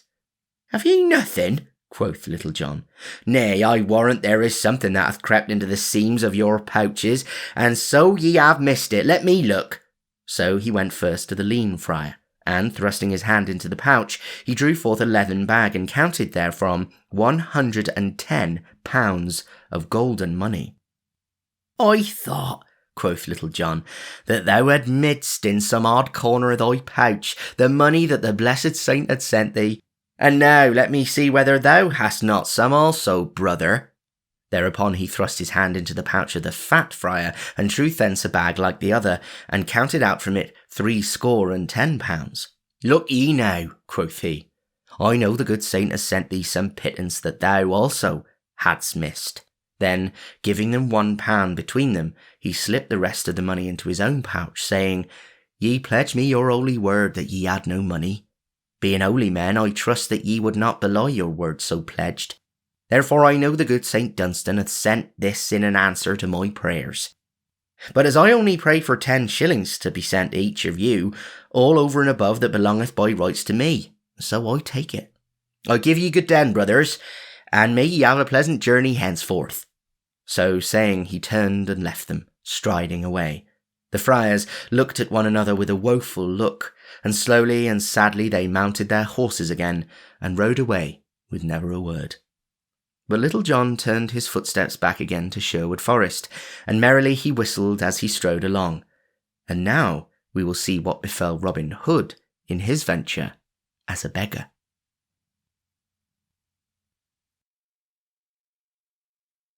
Chapter 18. Robin Hood turns beggar. After Jolly Robin had left Little John at the forking of the roads, he walked merrily onward in the mellow sunshine that shone about him. Ever and anon he would skip and leap or sing a snatch of song for pure joyness of the day, for, because of the sweetness of the springtide, his heart was as lusty within him as that of a colt newly turned out to grass. Sometime he would walk a long distance, gazing aloft at the great white swelling clouds that moved slowly across the deep blue sky. Anon he would stop and drink in the fullness of life of all things, for the hedgerows were budding tenderly and the grass of the meadows was waxing long and green. Again he would stand still and listen to the pretty songs of the birds in the thickets, or hearken to the clear crow of the cock daring the sky to rain, whereat he would laugh, for it took but little to tickle Robin's heart into merriment. So he trudged manfully along, ever willing to stop for this reason or for that, and ever ready to chat with such merry lasses as he met now and then. So the morning skipped along, but yet he met no beggar with whom he could change his clothes. Quoth he, "If I do not change my luck in haste, I am like to have an empty day of it, for it is well nigh half gone already, and although I have had a merry walk through the countryside, I know naught of a beggar's life." Then after a while he began to grow hungry, whereupon his mind turned from thoughts of springtime and flowers and birds, and dwelled upon boiled capons, malmsey, white bread, and the like with great tenderness. Quoth he to himself, "I would I had Willie Winkin's wishing coat. I know right well what I should wish for, and this it should be." Here he marked upon the fingers of his left hand with the forefinger of his right hand those things which he wished for. "Firstly, I would have a sweet brown pie of tender larks. Mark ye, not dry cooked, but with a good sop of gravy to moisten it withal. Next, I would have a pretty pullet, fairly boiled with tender pigeon's eggs, cunningly sliced, garnishing the platter around. With these, I would have a long, slim loaf of wheaten bread that hath been baked upon the hearth. It should be warm from the fire, with glossy brown crust, the colour of the hair of mine own maid Marian. And this same crust should be crisp and brittle as the thin white ice that lies across the furrows in the early winter's morning. These will do for the more solid things, but with these I must have 3 potties, fat and round, one full of malmsey, one of canary, and one brimming full of mine own dear lusty sack." Thus spoke Robin to himself, his mouth growing moist at the corners with the thoughts of the good things he had raised in his own mind. So, talking to himself, he came to where the dusty road turned sharply around the hedge, all tender with the green of the coming leaf, and there he saw before him a stout fellow, sitting upon a stile, swinging his legs in idleness. All about this lusty road dangled divers pouches and bags of different sizes and kinds, a dozen or more, with great wide gaping mouths like a brood of hungry daws. His coat was gathered in at his waist and was patched with as many colours as there are stripes upon a maypole in the springtide. On his head he wore a great tall leathern cap, and across his knees rested a stout quarterstaff of blackthorn, full as long and heavy as Robin's. As jolly a beggar was he as ever trod the lanes and byways of Nottinghamshire, for his eyes were as grey as slate, and snapped and twinkled and danced with merriment, and his black hair curled close all over his head in little rings of kinkiness. "Halloa, good fellow," quoth Robin, when he had come nigh to the other. "What art thou doing here this merry day, when the flowers are peeping and the buds are swelling?" Then the other winked one eye and straightway trolled forth, in a merry voice, I sit upon the stile, I sing a little while, and as I wait for my own tune, dear, oh, for the sun is shining bright, and the leaves are dancing light, and the little fowl sings she is near, oh. And so it is with me, bully boy, saving that my doxy cometh not. Now that is a right sweet song, quoth Robin, and were I in the right mind to listen to thee, I could bear well to hear more. So I have 2 things of seriousness to ask of thee. So listen, I prithee. At this the jolly beggar cocked his head on one side like a rogue of a magpie. Quoth he, I am an ill jug to pour heavy things into, good friend, and, if I mistake not, thou hast few serious words to spare at any time. Nay, quoth jolly Robin, what I would say first is the most serious of all thoughts to me, to wit, where shall I get somewhat to eat and drink? Sayest thou so? Quoth the beggar. Marry, I make no such serious thoughts upon the matter. I eat when I can get it, and munch my crust when I can get no crumb. Likewise, when there is no ale to be had, I wash the dust from out my throat with a trickle of cold water. I was sitting here as thou camest upon me, bethinking myself whether I should break my fast or no. I do love to let my hunger grow mightily keen ere I eat, for then a dry crust is as good to me as a venison pasty with suet and raisins is to stout King Harry. I have a sharp hunger upon me now, but methinks in a short while it will ripen to a right mellow appetite. Now, in good sooth, quoth merry Robin, laughing, thou hast a quaint tongue betwixt thy teeth, but hast thou truly naught but a dry crust about thee? Methinks thy bags and pouches are fat and lusty for such thin fare. Why, mayhap there is some other cold fare therein, said the beggar slyly. And hast thou naught to drink but cold water? Said Robin. Never so much as a drop, quoth the beggar. Over beyond yon clump of trees is as sweet as a little inn, as thou hast lifted eyelid upon. But I go not thither, for they have a nasty way with me. Once, when the good Prior of Emmet was dining there, the landlady set a dear little tart of stewed crabs and barley sugar upon the window-sill to cool, and seeing it there and fearing it might be lost, I took it with me, till that I could find the owner thereof. Ever since then they have acted very ill toward me, yet truth bids me say that they have the best ale there that ever rolled over my tongue. At this Robin laughed aloud. Marry, quoth he, they did ill toward thee for thy kindness. But tell me truly, what hast thou in thy pouches? Why, quoth the beggar, peeping into the mouths of his bags, I find here a goodly piece of pigeon pie, wrapped in a cabbage leaf to hold the gravy. Here I behold a dainty streaked piece of brawn, and here a fair lump of white bread. Here I find 4 oaten cakes and a cold knuckle of ham. Ha! In sooth, 'tis strange, but here I behold 6 eggs, that must have come by accident from some poultry yard hereabouts. They're raw, but roasted upon the coals and spread with a piece of butter that I see. Peace, good friend, cried Robin, holding up his hand. Thou makest my poor stomach quake with joy for what thou tellest me so sweetly. If thou wilt give me to eat, I will straightway hie me to that little inn thou didst tell of but now, and will bring a skin of ale for thy drinking and mine. Friend, thou hast said enough, said the beggar, getting down from the stile. I will feast thee with the best that I have, and bless Saint Cedric for thy company. But, sweet chuck, I prithee, bring 3 quarts of ale at least, 1 for thy drinking and 2 for mine, for my thirst is such that methinks I can drink ale as the sands of the River Dee drink salt water. So Robin Hood straightway left the beggar, who, upon his part, went to a budding lime bush back of the hedge, and there spread his feast upon the grass, and roasted his eggs upon a little faggot fire, with a deftness gained by long labour in that line. After a while back came Robin, bearing a goodly skin of ale upon his shoulder, which he laid upon the grass. Then, looking at the feast spread upon the ground, and a fair sight it was to look upon, he slowly rubbed his hand over his stomach, for to his hungry eyes it seemed the fairest sight that he had beheld in all his life. Friend, said the beggar, let me feel the weight of that skin. Yea, truly, quoth Robin, help thyself, sweet chuck. And meantime, let me see whether thy pigeon pie is fresh or no. So the one seized upon the ale, and the other upon the pigeon pie, and nothing was heard for a while but the munching of food, and the gurgle of ale as it left the skin. At last, after a long time had passed thus, Robin pushed the food from him, and heaved a great sigh of deep content, for he felt as though he had been made all over anew. And now, good friend, quoth he, leaning upon one elbow, I would have at thee about that other matter of seriousness of which I spoke not long since. Oh, said the beggar reproachfully, thou would surely not talk of things appertaining to serious affairs upon such ale as this. Nay, quoth Robin, laughing, I would not check thy thirst, sweet friend. Drink, while I talk to thee. Thus it is. I would have thee know that I have taken a liking to thy craft, and would fain have a taste of a beggar's life mine own self, said the beggar. I marvel not that thou hast taken a liking into my manner of life, good fellow, but to like and to do are two matters of different sorts.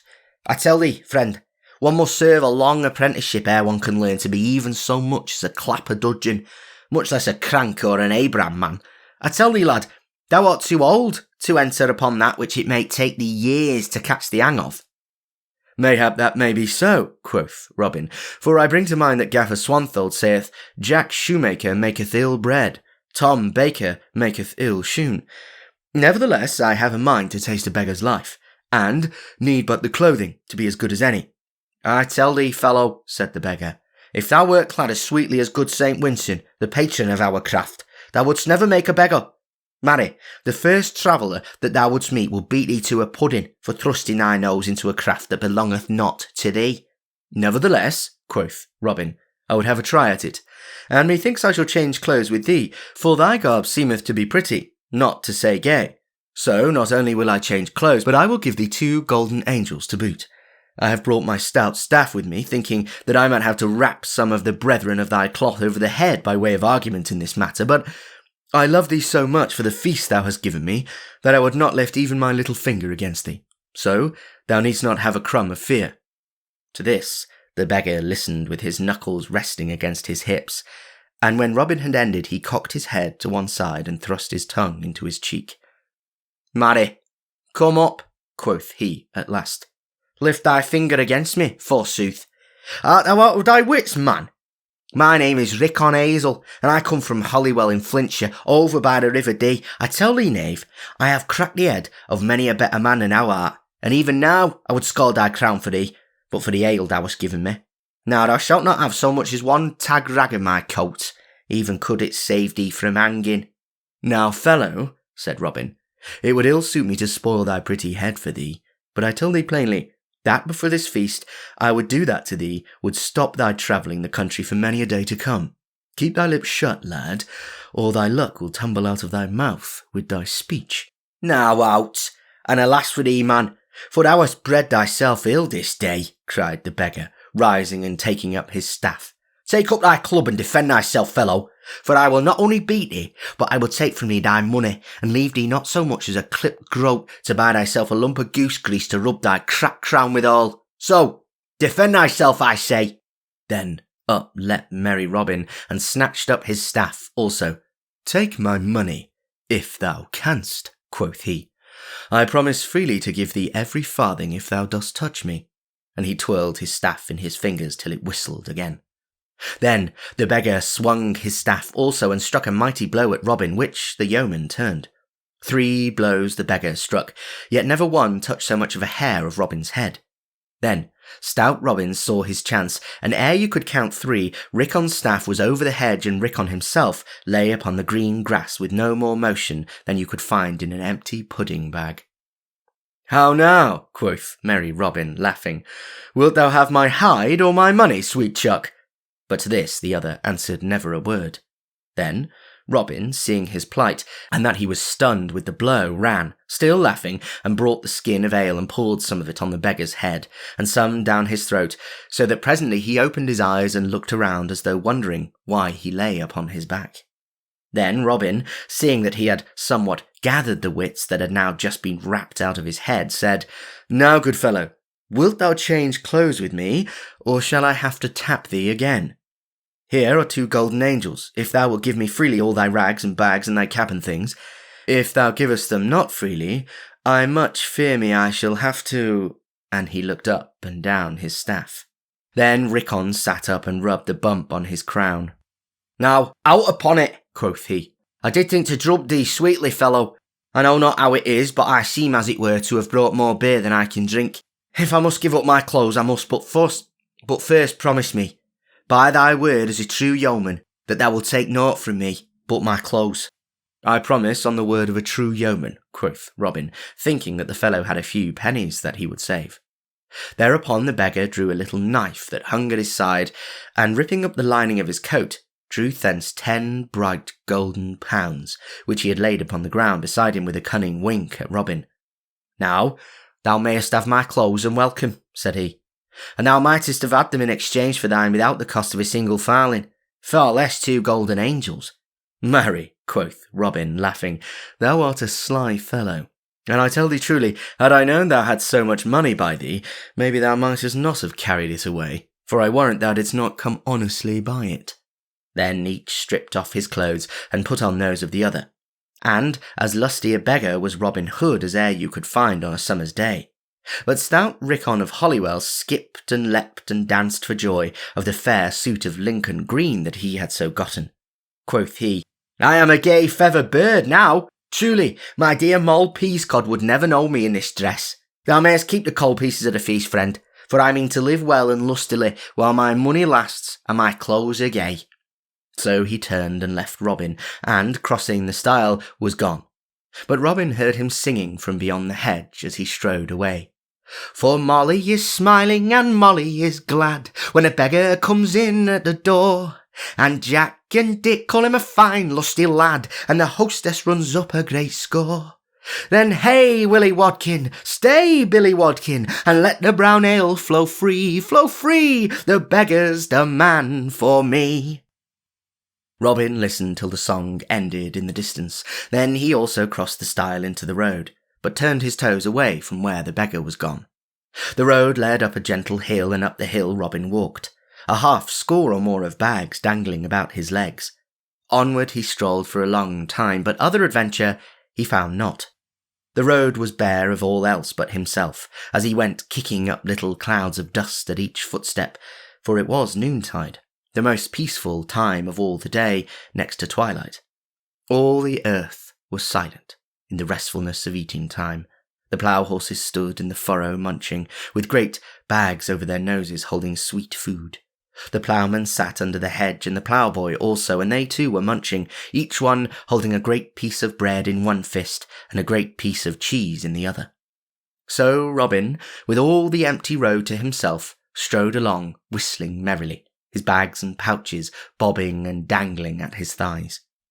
At last he came to where a little grass-grown path left the road, and, passing through a stile and down a hill, led into a little dell, and on across a rill in the valley, and up the hill on the other side, till it reached a windmill that stood on the cap of the rise, where the wind bent the trees in swaying motion. Robin looked at the spot and liked it, and, for no reason but that his fancy led him, he took the little path and walked down the grassy, sunny slope of the open meadow, and so came to the little dingle, and ere he knew it upon 4 lusty fellows, that sat with legs outstretched and a goodly feast spread upon the ground. 4 merry beggars were they, and each had slung about his neck a little board that rested upon his breast. One board had written upon it, I am blind, another, I am deaf, another, I am dumb, and the 4th, pity the lame one. But although all these troubles were written upon the board seemed so grievous, the 4 stout fellows sat around feasting as merrily as though Cain's wife had never opened the pottle that held misfortunes and let them forth like a cloud of flies to pester us. The deaf man was the first to hear Robin, for he said, Hark, brothers, I hear someone coming. And the blind man was the first to see him, for he said, He's an honest man, brothers, and one of like craft to ourselves. Then the dumb man called to him in a great voice and said, Welcome, brother, come and sit with us, while there is still some of the feast left and a little malmsey in the pottle. At this, the lame man, who had taken off his wooden leg and unstrapped his own leg and was sitting with it stretched upon the grass, so as to rest it, made room for Robin among them. We're glad to see thee, brother, said he, holding out the flask of malmsey. Marry, quoth Robin, laughing, and weighing the flask in his hands ere he drank, methinks it is no more than seemly of you all to be glad to see me, seeing that I bring sight to the blind, speech to the dumb, hearing to the deaf, and such a lusty leg to a lame man. I drink to your happiness, brothers, as I may not drink to your health, seeing ye are already hale, wind, and limb. At this, all grinned, and the blind beggar, who was the chief man among them, and was the broadest shouldered and most lusty rascal of all, smote Robin upon the shoulder, swearing he was a right merry wag. "Whence comest thou, lad?" asked the dumb man. "Why," quoth Robin, "I came this morning from sleeping overnight in Sherwood." "It's even so," said the deaf man. "I would not for all the money we four are carrying to Lincoln Town sleep one night in Sherwood. If Robin Hood caught one of our trade in his woodlands, he would, methinks, clip his ears." "Methinks he would too," quoth Robin, laughing. "But what money is that you speak of?" Then up spake the lame man. "Our King Peter of York," said he, "hath sent us to Lincoln with those monies that—" "Stay, brother Hodge," quoth the blind man, breaking into the talk. "I would not doubt our brother here, but bear in mind we know him not. What art thou, brother? Uprightman, jerkman, clapper-dudgeon, dommerer, or Abraham man?" At these words Robin looked from one man to the other with mouth agape. "Truly," quoth he, "I trust I am an upright man. At least, I strive to be, but I know not what thou meanest by such jargon, brother. It were much more seemly, methinks, if yon dumb man, who hath a sweet voice, would give us a song." At these words a silence fell on all, and after a while the blind man spoke again. Quoth he, "Thou dost surely jest, when thou seest that thou dost not understand such words. Answer me this, hast thou ever fibbed a choose quarrons in the Rome pad for the lure in his bung?" "Now, out upon it," quoth Robin Hood testily, "an ye make sport of me by pattering such gibberish, it will be ill for you all, I tell you. I have the best part of a mind to crack the heads of all four of you, and would do so too, but for the sweet malmsey ye have given me. Brother, pass the bottle, lest it grow cold." But all the four beggars leapt to their feet when Robin had done speaking, and the blind man snatched up a heavy knotted cudgel that lay beside him on the grass, as did the others likewise. Then Robin, seeing that things were like to go ill with him, albeit he knew not what all the coil was about, leapt to his feet also, catching up his trusty staff, clapped his back against the tree, and stood upon his guard against them. "How now," cried he, twirling his staff betwixt his fingers, "would you four stout fellows set upon one man? Stand back, ye rascals, or I will score your pates till they have as many marks upon them as a pot-house door. Are ye mad? I've done you no harm." "Thou layest," quoth the one who pretended to be blind, and who, being the lustiest villain, was the leader of the others. "Thou liest, for thou hast come among us as a vile spy, but thine ears have heard too much for thy body's good, and thou goest not forth from this place unless thou goest feet foremost, for this day thou shalt die. Come, brothers, all together, down with him." Then, whirling up his cudgel, he rushed upon Robin as an angry bull rushes upon a red rag. But Robin was ready for any happening. Crick, crack, he struck 2 blows as quick as a wink, and down went the blind man, rolling over and over upon the grass. At this the others bore back and stood at a little distance, scowling upon Robin. "Come on, ye scum," cried he merrily. "Here be cakes and ale for all. Now, who will next be served?" To this speech the beggars answered never a word, but they looked at Robin as great Blunderbore looked upon stout Jack the Slayer of Giants, as though they would fain eat him, body and bones. Nevertheless they did not care to come nigher to him and his terrible staff. Then, seeing them hesitate, Robin of a sudden leapt upon them, striking even as he leapt. Down went the dumb man, and away flew his cudgel from his hand as he fell. At this the others ducked to avoid another blow, then, taking to their heels, scampered, the one way and the other, as though they had the west wind's boots upon their feet. Robin looked after them, laughing, and thought that never had he seen so fleet a runner as the lame man. But neither of the beggars stopped nor turned around, for each felt in his mind the wind of Robin's cudgel about his ears. Then Robin turned to the 2 stout knaves lying upon the ground. Quoth he, "These fellows spake somewhat about certain moneys that they were taking to Lincoln. Methinks I may find it upon this stout blind fellow who hath as keen sight as e'er a trained woodsman in Nottingham or Yorkshire. It were a pity to let sound money stay in the pockets of such thieving knaves." So saying, he stooped over the burly rascal and searched among his rags and tatters, till presently his fingers felt a leathern pouch slung around his body beneath his patched and tattered coat.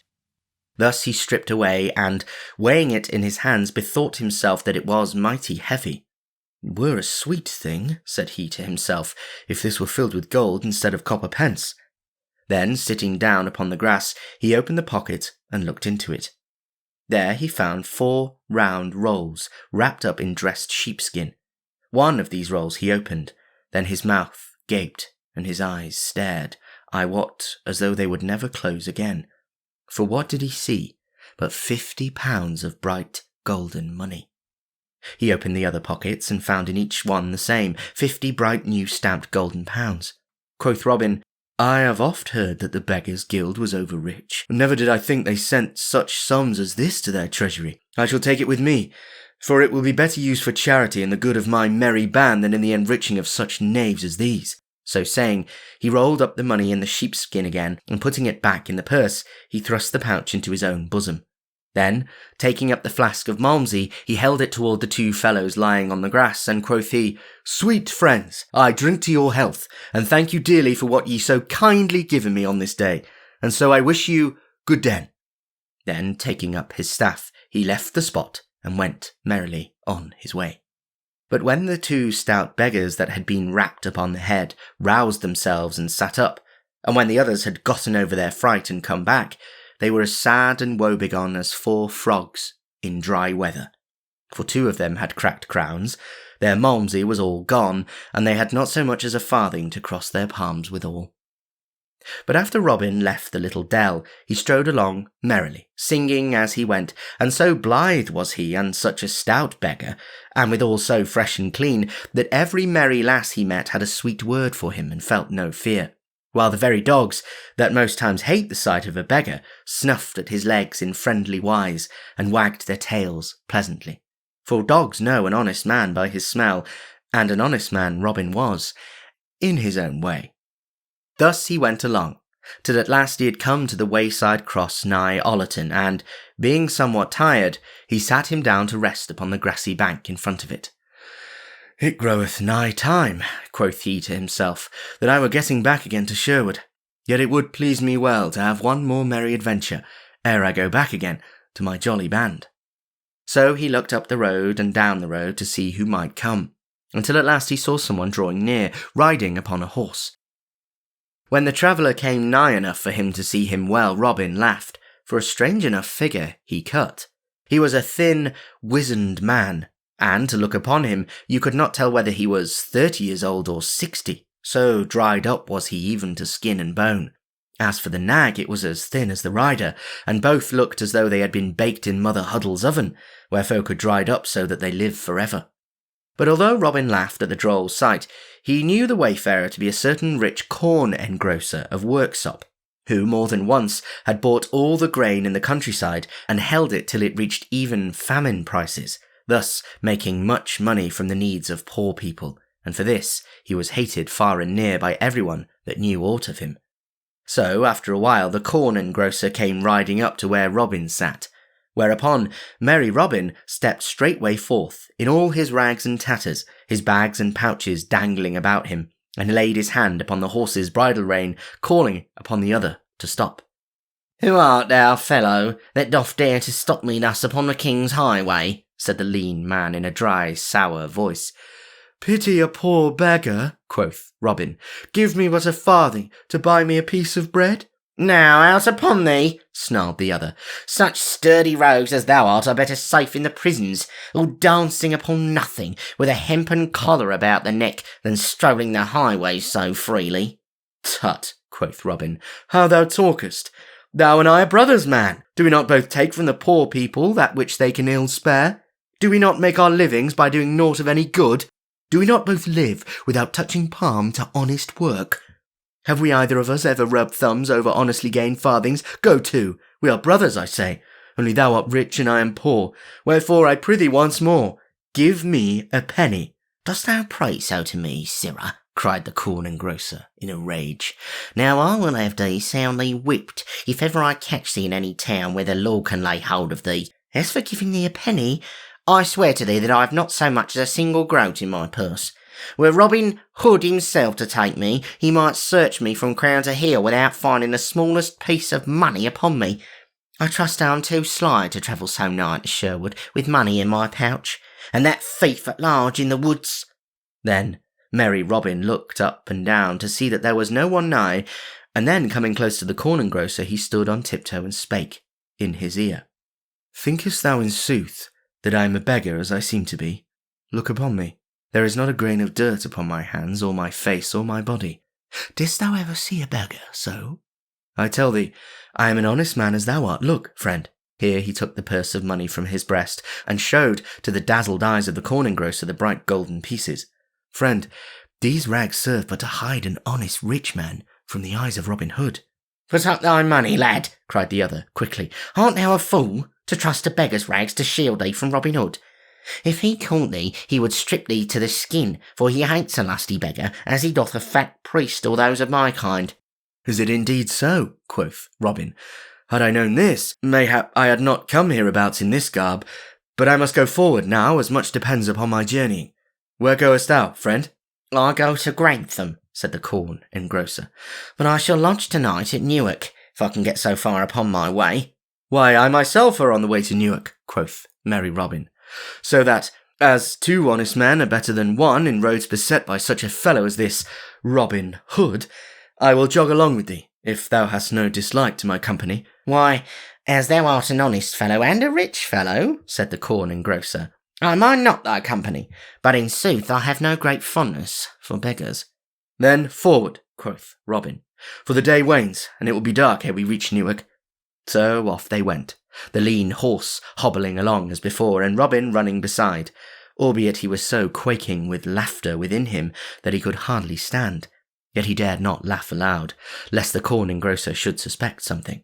So they travelled along till they reached a hill just on the outskirts of Sherwood.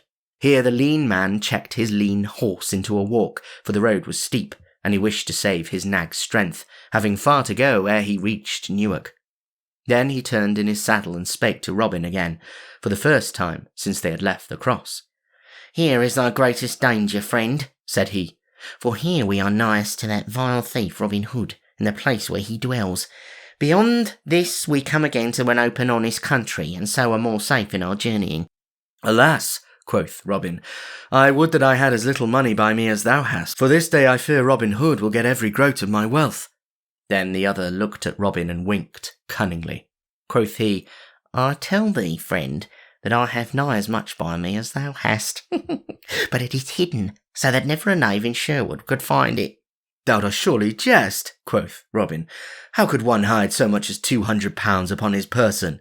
Now, as thou art so honest a fellow, and withal so much younger than I am, I will tell thee that which I have told to no man in all the world before, and thus thou mayest learn never again to do such a foolish thing as to trust to beggar's garb to guard thee against Robin Hood. Seest thou these clogs upon my feet? Yea, quoth Robin, laughing. Truly they are large enough for any man to see, even were his sight as foggy as that of Peter Patter, who never could see when it was time to go to work. Peace, friend, said the corn engrosser, for this is no matter for jesting.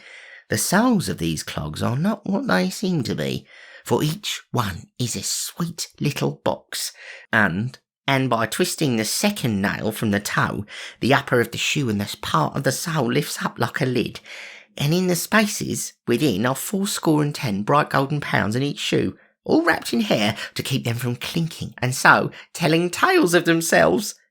When the corn engrosser had told this, Robin broke into a roar of laughter, and, laying his hands upon the bridle reins, stopped the sad-looking nag. Stay, good friend, quoth he between bursts of merriment. Thou art the slyest old fox that e'er I saw in all my life. In the soles of his shoon, quoth thou. If ever I trust a poor-seeming man again, shave my head and paint it blue. A corn factor, a horse jockey, an estate agent, and a jackdaw for cunningness, say I. And he laughed again till he shook in his shoes with mirth. All this time the corn engrosser had been staring at Robin, his mouth agape with wonder. Art thou mad, quoth he, to talk in this way so loud and in such a place? Let us forward, and save thy mirth till we are safe and sound in Newark.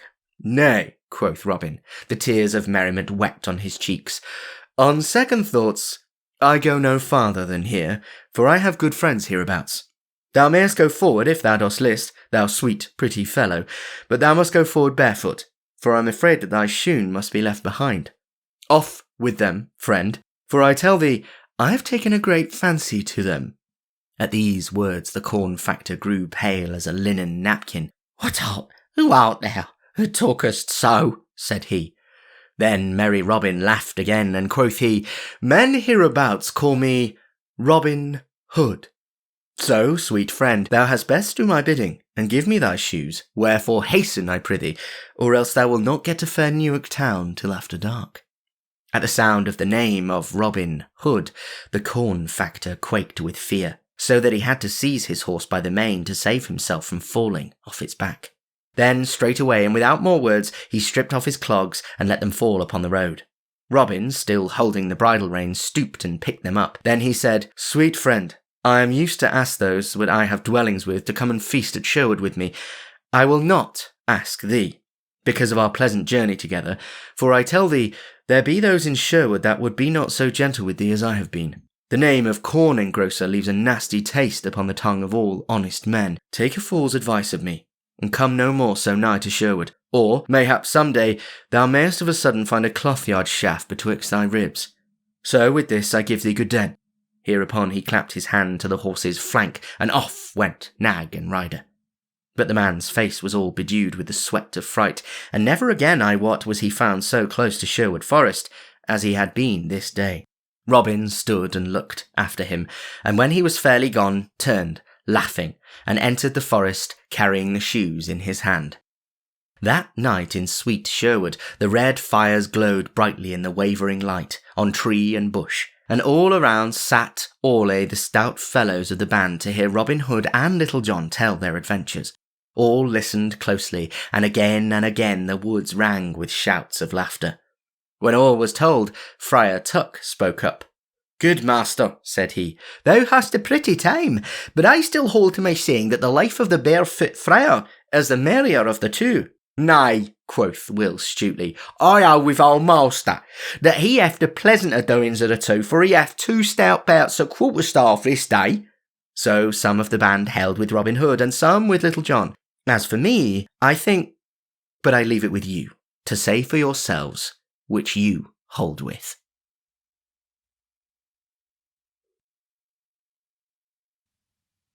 Chapter 19. Robin Hood shoots before Queen Eleanor. The highroad stretched white and dusty in the hot summer afternoon sun, and the trees stood motionless along the roadside. All across the meadowlands the hot air danced and quivered, and in the limpid waters of the lowland brook, spanned by a little stone bridge, the fish hung motionless above the yellow gravel, and the dragonfly sat, quite still, perched upon the sharp tip of a spike of the rushes, with its wings glistening in the sun. Along the road a youth came riding upon a fair milk-white barb, and the folk that he passed stopped and turned and looked after him, for never had so lovely a lad or one clad so gaily had been seen in Nottingham before. He could not have been more than 16 years of age, and was as fair as any maiden. His long yellow hair flowed behind him as he rode along, all clad in silk and velvet, with jewels flashing and dagger jingling against the pommel of the saddle. Thus came the Queen's page, young Richard Partington, from famous London town down into Nottinghamshire upon Her Majesty's bidding, to seek Robin Hood in Sherwood Forest. The road was hot and dusty, and his journey had been long, for that day he had come all the way from Leicester town, a good 20 miles or more, wherefore young Partington was right glad when he saw before him a sweet little inn, all shady and cool beneath the trees, in front of the door of which a sign hung pendant, bearing the picture of a blue boar. Here he drew rein and called loudly for a pottle of Rhenish wine to be brought him, for stout country ale was too coarse a drink for this young gentleman. 5 lusty fellows sat upon the bench beneath the pleasant shade of the wide-spreading oak in front of the inn door, drinking ale and beer, and all stared amain at this fair and gallant lad. 2 of the stoutest of them were clothed in Lincoln green, and a great heavy oaken staff leaned against the gnarled oak tree trunk beside each fellow. The landlord came and brought a pottle of wine and a long narrow glass upon a salver, which he held up to the page as he sat upon his horse. Young Partington poured forth the bright yellow wine, and, holding the glass aloft, cried, "Here is to the health and long happiness of my royal mistress, the noble Queen Eleanor, and may my journey and her desirings soon have end, and I find a certain stout yeoman men call Robin Hood." At these words all stared, but presently the two stout yeomen in Lincoln Green began whispering together. Then one of the two, whom Partington thought to be the tallest and stoutest fellow he had ever beheld, spoke up and said, "What seekest thou of Robin Hood, Sir Page? And what does our good Queen Eleanor wish of him? I ask this of thee, not foolishly, but with reason, for I know somewhat of this stout yeoman." "And thou knowest aught of him, good fellow," said the young Partington. "Thou wilt do great service to him and great pleasure to our royal queen by aiding me to find him." Then up spake the other yeoman, who was a handsome fellow with sunburned face and nut-brown curling hair. "Thou hast an honest look, Sir Page, and our queen is kind and true to all stout yeomen. Methinks I and my friend here might safely guide thee to Robin Hood, for we know where he may be found. Yet I tell thee plainly, we would not, for all merry England, have aught of harm befall him." "Set thy mind at ease. I bring naught of ill with me," quoth Richard Partington. "I bring a kind message to him from our queen. Therefore, an ye know where he is to be found, I pray you to guide me thither." Then the two yeomen looked at one another again, and the tall man said, "Surely it were safe to do this thing, Will?" Whereat the other nodded. Thereupon both arose, and the tall yeoman said, "We think thou art true, Sir Page, and meanest no harm. Therefore we will guide thee to Robin Hood, as thou dost wish." Then Partington paid his score, and the yeomen coming forward, they all straightway departed upon their way. Under the greenwood tree, in the cool shade that spread all around upon the sward, with flickering lights here and there, Robin Hood and many of his band lay upon the soft green grass, while Allan a Dale sang and played upon his sweetly sounding harp. All listened in silence, for young Allan's singing was one of the greatest joys in all the world to them. But as they so listened, there came of a sudden the sound of a horse's feet, and presently Little John and Will Stutely came forth from the forest path into the open glade, young Richard Partington riding between them upon his milk-white horse. The three came toward where Robin Hood sat, all the band staring with might and main, for never had they seen so gay a sight as this young page, nor one so richly clad in silks and velvets and gold and jewels. Then Robin arose and stepped forth to meet him, and Partington leapt from his horse, and, doffing his cap of crimson velvet, met Robin as he came. "Now welcome," cried Robin. "Now welcome, fair youth, and tell me, I prithee, what bringeth one of so fair a presence and clad in such noble garb to our poor forest of Sherwood?" Then young Partington said, "If I err not, thou art the famous Robin Hood, and these thy stout band of outlawed yeomen. To thee I bring greetings from our noble Queen Eleanor. Oft hath she heard thee spoken of, and thy merry doings hereabouts, and fain would she behold thy face. Therefore she bids me tell thee that if thou wilt presently come to London town, she will do all in her power to guard thee against harm, and will send thee back safe to Sherwood Forest again. 4 days hence, in Finsbury Fields, our good King Henry of great renown holdeth a grand shooting match, and all the most famous archers of merry England will be thereat. Our queen would fain see thee strive with these, knowing that if thou wilt come, thou wilt, with little doubt, carry off the prize. Therefore she hath sent me with this greeting, and furthermore sends thee, as a sign of great goodwill, this golden ring from off her own fair thumb, which I give herewith into thy hands." Then Robin Hood bowed his head, and, taking the ring, kissed it right loyally, and then slipped it upon his little finger. Quoth he, "Sooner would I lose my life than this ring, and ere it departs from me, my hand shall be cold in death, or stricken off at the wrist. Fair Sir Page, I will do our queen's bidding, and will presently hie with thee to London. But, ere we go, I will feast thee here in the woodlands, with the very best we have." "It may not be," said the page.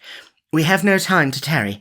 Therefore get thyself ready straight away, and if there be any of thy band that thou wouldst take with thee, our queen bids me say that she will make them right welcome likewise." "Truly thou art right," quoth Robin, "and we have but short time to stay. Therefore I will get me ready presently. I will choose 3 of my men only to go with me, and these 3 shall be Little John, mine own true right-hand man, Will Scarlet, my cousin, and Alan a Dale, my minstrel. Go, lads, and get you ready straight away, and we will presently off with all speed that we may.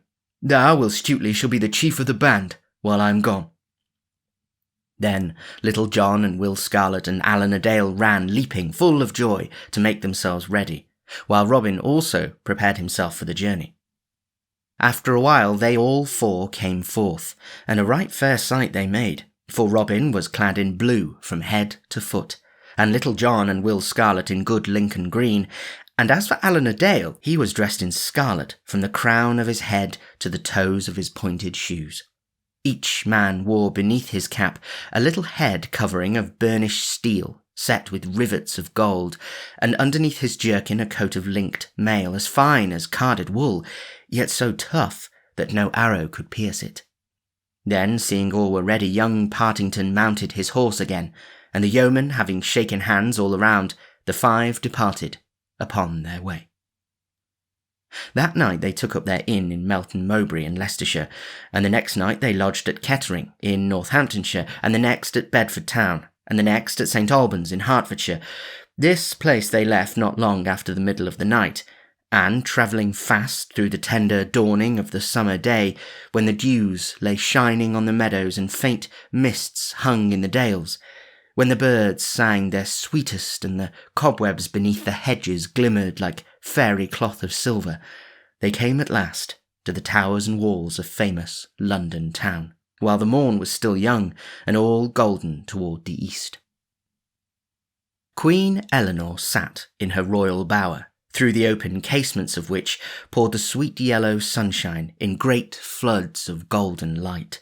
All about her stood her ladies in waiting, chatting in low voices, while she herself sat dreamily where the mild air came softly drifting into the room, laden with the fresh perfumes of the sweet red roses that bloomed in the great garden beneath the wall. To her came one who said that her page, Richard Partington, and 4 stout yeomen waited her pleasure in the court below. Then Queen Eleanor arose joyously, and bade them be straightway shown into her presence. Thus Robin Hood, and Little John, and Will Scarlet, and Alan a Dale came before the Queen, into her own royal bower. Then Robin, kneeling before the Queen with his hands folded upon his breast, saying in simple phrase, "Here am I, Robin Hood. Thou didst bid me come, and lo, I do thy bidding. I give myself to thee as thy true servant, and will do thy commanding, even if it be to the shedding of the last drop of my life's blood." But good Queen Eleanor smiled pleasantly upon him, bidding him to arise. Then she made them all be seated to rest themselves after their long journey. Rich food was brought them and noble wines, and she had her own pages to wait upon the wants of the yeomen. At last, after they had eaten all they could, she began questioning them of their merry adventures. Then they told her all of the lusty doings herein spoken of, and among others that concerning the Bishop of Hereford and Sir Richard of the Lee, and how the bishop had abided 3 days in Sherwood Forest. At this, the Queen and the ladies about her laughed again and again, for they pictured to themselves the stout bishop abiding in the forest and ranging the woods in lusty sport with Robin and his band. Then, when they had told all that they could bring to mind, the Queen asked Alan to sing to her, for his fame as a minstrel had reached even to the court at London town. So straightway Alan took up his harp in his hand, and without more asking touched the strings lightly, till they all rang sweetly. Then he sang thus: "Gentle river, bright thy crystal waters flow, sliding where the aspens shiver, gliding where the lilies blow. Singing over pebbled shallows, kissing blossoms bending low, breaking 'neath the dipping swallows, purpling where the breezes blow. floating on thy breast forever. Down thy current I could glide, grief and pain should reach me never, on thy bright and gentle tide. So my aching heart seeks thine love, there to find its rest and peace. For though loving bliss is mine love, and my many troubles cease. Thus Alan sang, and as he sang all eyes dwelled upon him, and not a sound broke the stillness. And even after he had done, the silence hung for a short space. So the time passed till the hour drew nigh for the holding of the great archery match in Finsbury Fields. A gay sight were famous Finsbury Fields on that bright and sunny morning of lusty summertime. Along the end of the meadow stood the booths for the different bands of archers, for the king's yeomen were divided into companies of 80 men, and each company had a captain over it. So on the bright greensward stood 10 booths of striped canvas, a booth for each band of the royal archers, and at the peak of each fluttered a flag in the mellow air, and the flag was the colour that belonged to the captain of each band. From the centre booth hung the yellow flag of Tepus, the famous bow-bearer of the king. Next to it on one hand was the blue flag of Gilbert of the White Hand, and on the other the blood-red pennant of stout young Clifton of Buckinghamshire. Then 7 other archer captains were also men of great renown. Among them were Egbert of Kent and William of Southampton, but those first named were most famous of all. The noise of many voices in talk and laughter came from within the booths, and in and out ran the attendants like ants about an ant-hill.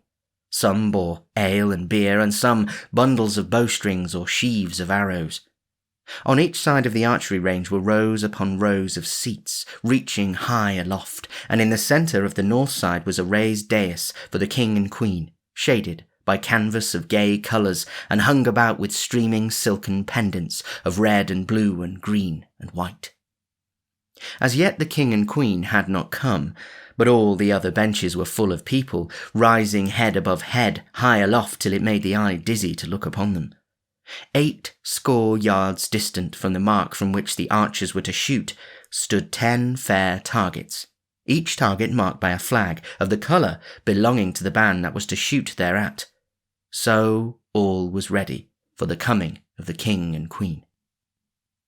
At last, a great blast of bugles sounded, and into the meadow came riding 6 trumpeteers and 6 trumpets, from which hung velvet banners heavy with rich workings of silver and gold thread.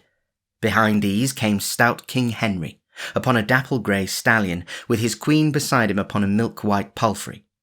On either side of them walked the yeomen of the guard, the bright sunlight flashing from the polished blades of the steel halberds they carried. Behind these came the court in a great crowd, so that presently all the lawn was alive with bright colours, with silk and velvet, with waving plumes and gleaming gold, with flashing jewels and sword hilts, a gallant sight on that bright summer day. Then all the people arose and shouted, so that their voices sounded like the storm upon the Cornish coast, when the dark waves run upon the shore and leap and break, surging amid the rocks. So, amid the roaring and the surging of the people, and the waving of scarfs and handkerchiefs, the king and queen came to their place, and, getting down from their horses, mounted the broad stairs that led to the raised platform, and there took their seats on 2 thrones bedecked with purple silks and cloths of silver and of gold. When all was quiet, a bugle sounded, and straightway the archers came marching in order from their tents. 40 they were in all, as stalwart as a band of yeomen as could be found in all the wide world. So they came in orderly fashion and stood in front of the dais where King Henry and his queen sat. King Henry looked up and down their ranks right proudly, for his heart warmed within him at the sight of such a gallant band of yeomen. Then he bade his herald Sir Hugh de Mowbray stand forth and proclaim the rules of the governing of the game. So Sir Hugh stepped to the edge of the platform and spoke in a loud, clear voice, and thus he said that each man should shoot 7 arrows at the target that belonged to his band. And of the 80 yeomen of each band, the 3 that shot the best should be chosen. These 3 should shoot 3 arrows apiece, and the one that shot the best should again be chosen. Then each of these should again shoot 3 arrows apiece, and the one that shot the best should have the first prize, the one that shot the next best should have the second, and the one that shot the next best should have the third prize. Each of the others should have 80 silver pennies for his shooting.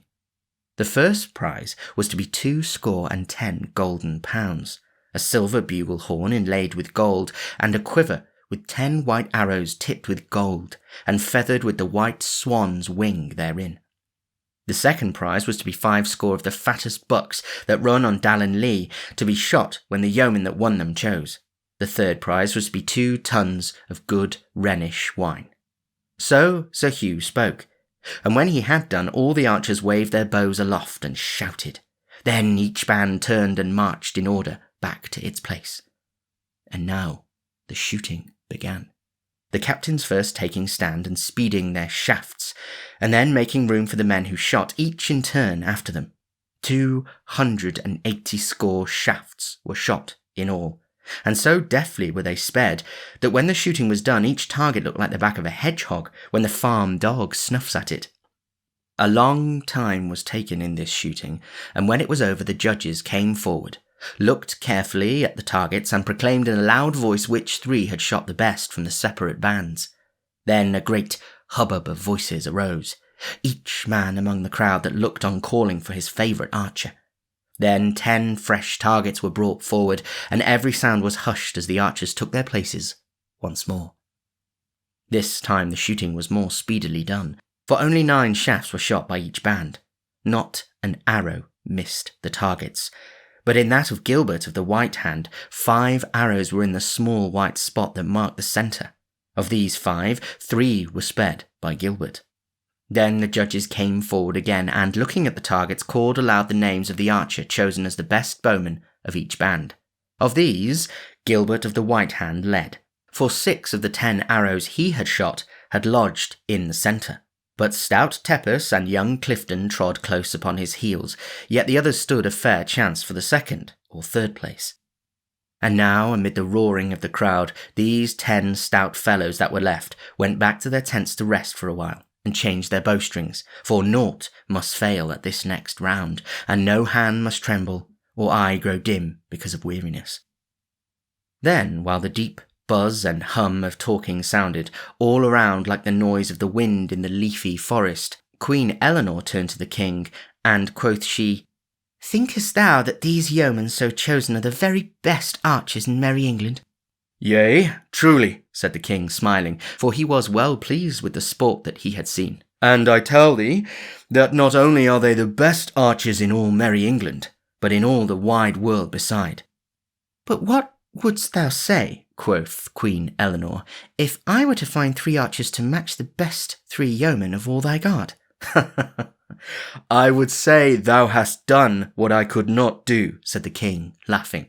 For I tell thee, there lives not in all the world 3 archers to match Tepus, and Gilbert, and Clifton of Buckinghamshire. Now, said the queen, I know of 3 yeomen, and in truth I have seen them not long since, and I would not fear to match against any 3 that thou canst choose from among all 40 archers, and, moreover, I will match them here this very day.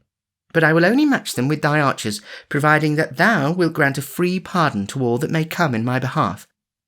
At this, the king laughed loud and long. Truly, said he, thou art taking up with strange matters for a queen. If thou wilt bring those 3 fellows that thou speakest of, I will promise faithfully to give them free pardon for 40 days, or to come or go wherever they please. Nor will I harm a hair of their heads in all that time. Moreover, if these that thou bringest shoot better than my yeomen, man for man, they shall have the prizes for themselves, according to their shooting. But as thou hast so taken up of a sudden with sports of this kind, hast thou a mind for a wager? Why, in sooth, said Queen Eleanor, laughing, I know naught of such matters, but if thou hast a mind to do somewhat in that way, I will strive to pleasure thee. What wilt thou wager upon thy men? Then the merry king laughed again, for he dearly loved goodly jest. So he said, amidst his laughter, "I will wager 3 tons of Rhenish wine, 10 tons of the stoutest ale, and 10 score bows of tempered Spanish yew, with quivers and arrows, to match." All that stood around smiled at this, for it seemed a merry wager for a king to give a queen. But Queen Eleanor bowed her head quietly. "I will take thy wager," said she, "for I know right well where to place those things that thou hast spoken of. Now, who will be on my side in this matter?" And she looked around upon them that stood about, but no one spake or cared to wager upon the Queen's side against such archers as Tepus and Gilbert and Clifton. Then the Queen spoke again. "Now, who will back me in this wager? Wilt thou, my Lord Bishop of Hereford?" "Nay," quoth the bishop hastily, "it ill befits one of my cloth to deal in such matters. Moreover, there are no such archers as his majesty's in all the world. Therefore I would but lose my money." "Methinks the thought of thy gold weigheth more heavily with thee than the wrong to thy cloth," said the Queen, smiling. And at this a ripple of laughter went around, for everyone knew how fond the bishop was of his money. Then the Queen turned to a knight who stood near her, whose name was Sir Robert Lee. "Wilt thou back me in this manner?" said she. "Thou art surely rich enough to risk so much for the sake of a lady." "To pleasure my queen, I will do it," said Sir Robert Lee. "But for the sake of no other in all the world would I wager a groat, for no man can stand against Tepus and Gilbert and Clifton." Then, turning to the king, Queen Eleanor said, "I want no such aid as Sir Robert giveth me, but against thy wine and beer and stout bows of yew I wager this girdle, all set with jewels, from around my waist. And surely that is worth more than thine." "Now I take thy wager," quoth the king. "Send for thy archers straight away. But here come forth the others, let them shoot, and I will match those that win against all the world." "So be it," said the Queen. Thereupon, beckoning to young Richard Partington, she whispered something in his ear, and straightway the page bowed and left the place, crossing the meadow to the other side of the range, where he was presently lost in the crowd. At this, all that stood around whispered to one another, wondering what it all meant, and what 3 men the Queen was about to set against those famous archers of the King's Guard. And now the 10 archers of the King's Guard took their stand again, and all the great crowd was hushed to the stillness of death. Slowly and carefully each man shot his shafts, and so deep was the silence that you could hear every arrow rap against the target as it struck it. Then, when the last shaft had sped, a great roar went up, and the shooting, I wot, was well worthy of the sound. Once again, Gilbert had lodged 3 arrows in the white. Tepus came second with 2 in the white and 1 in the black ring next to it, but stout Clifton had gone down, and Hubert of Suffolk had taken the 3rd place, for while both those 2 good yeomen had lodged 2 in the white, Clifton had lost 1 shot upon the 4th ring, and Hubert came in with 1 in the 3rd. All the archers around Gilbert's booth shouted for joy till their throats were hoarse, tossing their caps aloft and shaking hands with one another. In the midst of all the noise and hubbub, 5 men came walking across the lawn toward the king's pavilion. The first was Richard Partington, and was known to most folk there, but the others were strange to everybody. Beside young Partington walked a yeoman clad in blue, and behind came 3 others, 2 in Lincoln green and 1 in scarlet.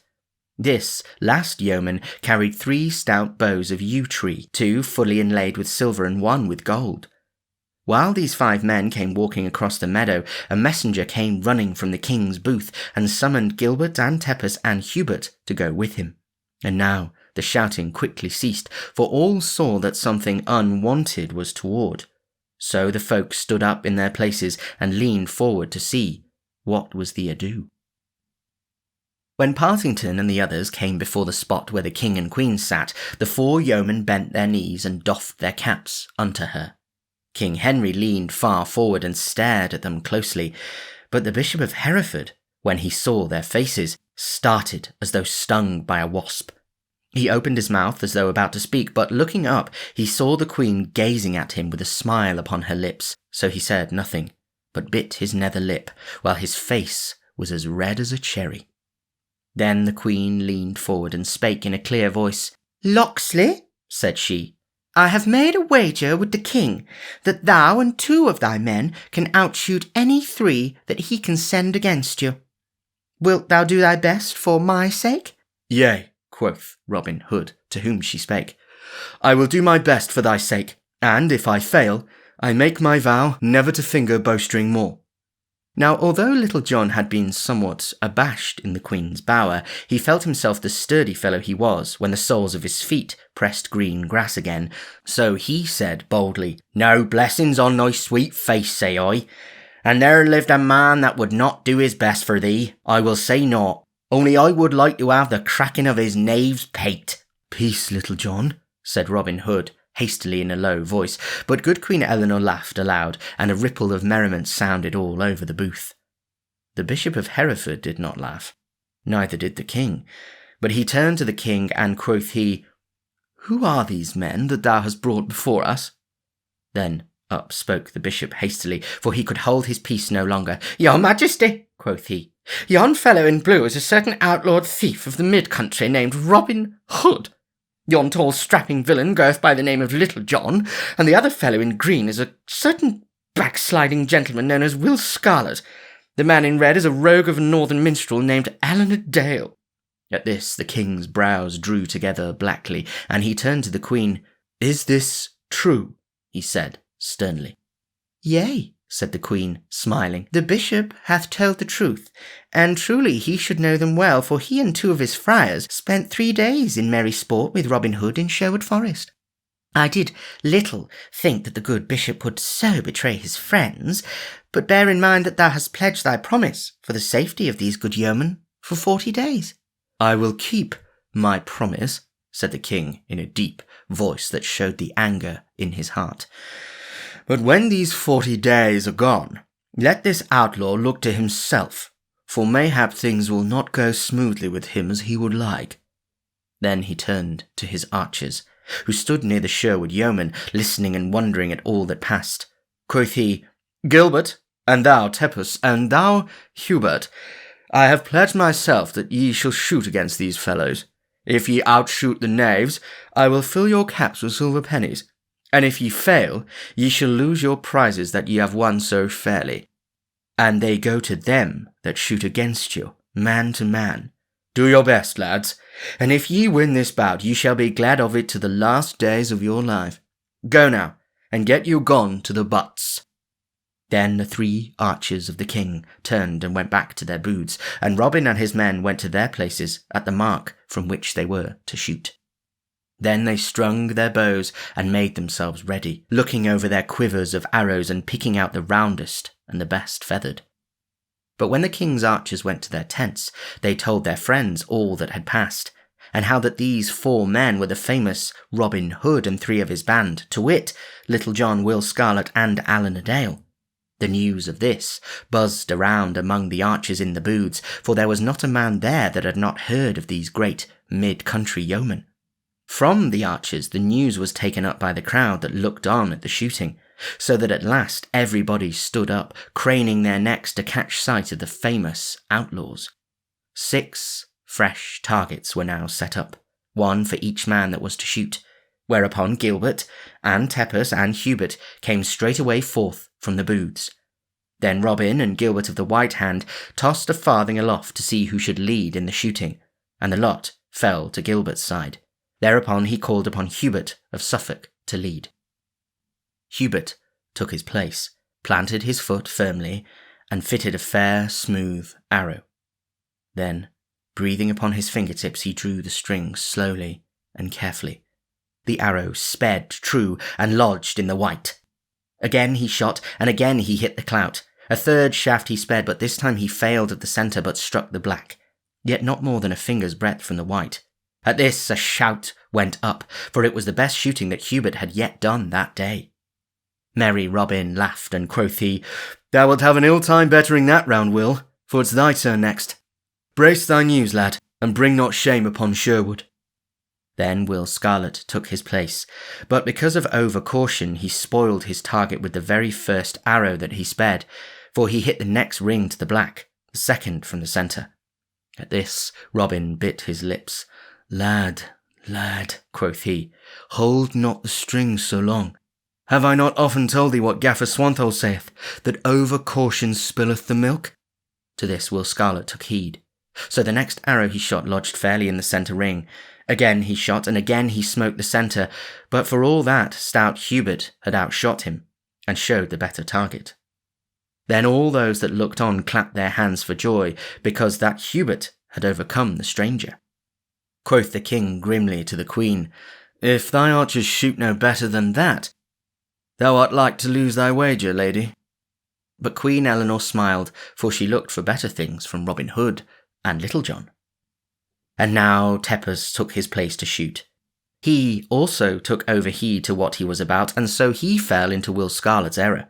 The first arrow he struck into the centre ring, but the second missed its mark and smote the black. The last arrow was tipped with luck, for it smote the very centre of the clout, upon the black spot that marked it. Quoth Robin Hood, That is the sweetest shot that hath been sped this day. But nevertheless, friend Tepus, thy cake is burned, methinks. Little John, it is thy turn next. So Little John took his place as bidden, and shot his 3 arrows quickly. He never lowered his bow arm in all the shooting, but fitted each shaft with his longbow raised. Yet all 3 of his arrows smote the centre within easy distance of the black. At this, no sound of shouting was heard, for although it was the best shooting that had been done that day, the folk of London town did not like to see the stout Tepus overcome by a fellow from the countryside, even were he as famous as Little John. And now, stout Gilbert of the White Hand took his place and shot with the greatest care, and again for the 3rd time in one day he struck all 3 shafts into the clout. Well done, Gilbert, quoth Robin Hood, smiting him upon the shoulder. I make my vow, thou art one of the best archers that ever mine eyes beheld. Thou shouldst be a free and merry ranger like us, lad, for thou art better fitted for the greenwood than for the cobblestones and grey walls of London town. So saying, he took his place, and drew a fair, round arrow from the quiver, which he turned over and over ere he fitted it to his bowstring. Then the king muttered into his beard, Now, blessed Saint Hubert, if thou wilt but jog that rogue's elbow so as to make him smite even the 2nd ring, I'll give 80 waxen candles, 3 fingers' breadth in thickness to thy chapel, nigh matching. But it may be Saint Hubert's ears were stuffed with tow, for he seemed not to hear the king's prayer that day. Having gotten 3 shafts to his liking, merry Robin looked carefully to his bowstring ere he shot. Yea, quoth he to Gilbert, who stood nigh him to watch his shooting, thou shouldst pay us a visit at merry Sherwood. Here he drew the bowstring to his ear. In London, here he loosed his shaft, thou canst find naught to shoot at but rooks and daws. There one can tickle the ribs of the noblest stags in England. So he shot, even while he talked, yet the shaft lodged not more than 1/2 an inch from the very centre. By my soul, cried Gilbert, art thou the devil in blue, to shoot in that wise? Nay, quoth Robin, laughing, not quite so ill as that, I trust. And then he took another shaft and fitted it to the string. Again he shot, and again he smote his arrow close beside the centre. A 3rd time he loosed his bowstring and dropped his arrow just betwixt the other 2, and into the very centre, so that the feathers of all 3 were ruffled together, seeming from a distance to be one thick shaft. And now a low murmur ran all among that great crowd, for never before had London seen such shooting as this, and never again would it see it after Robin Hood's day had gone.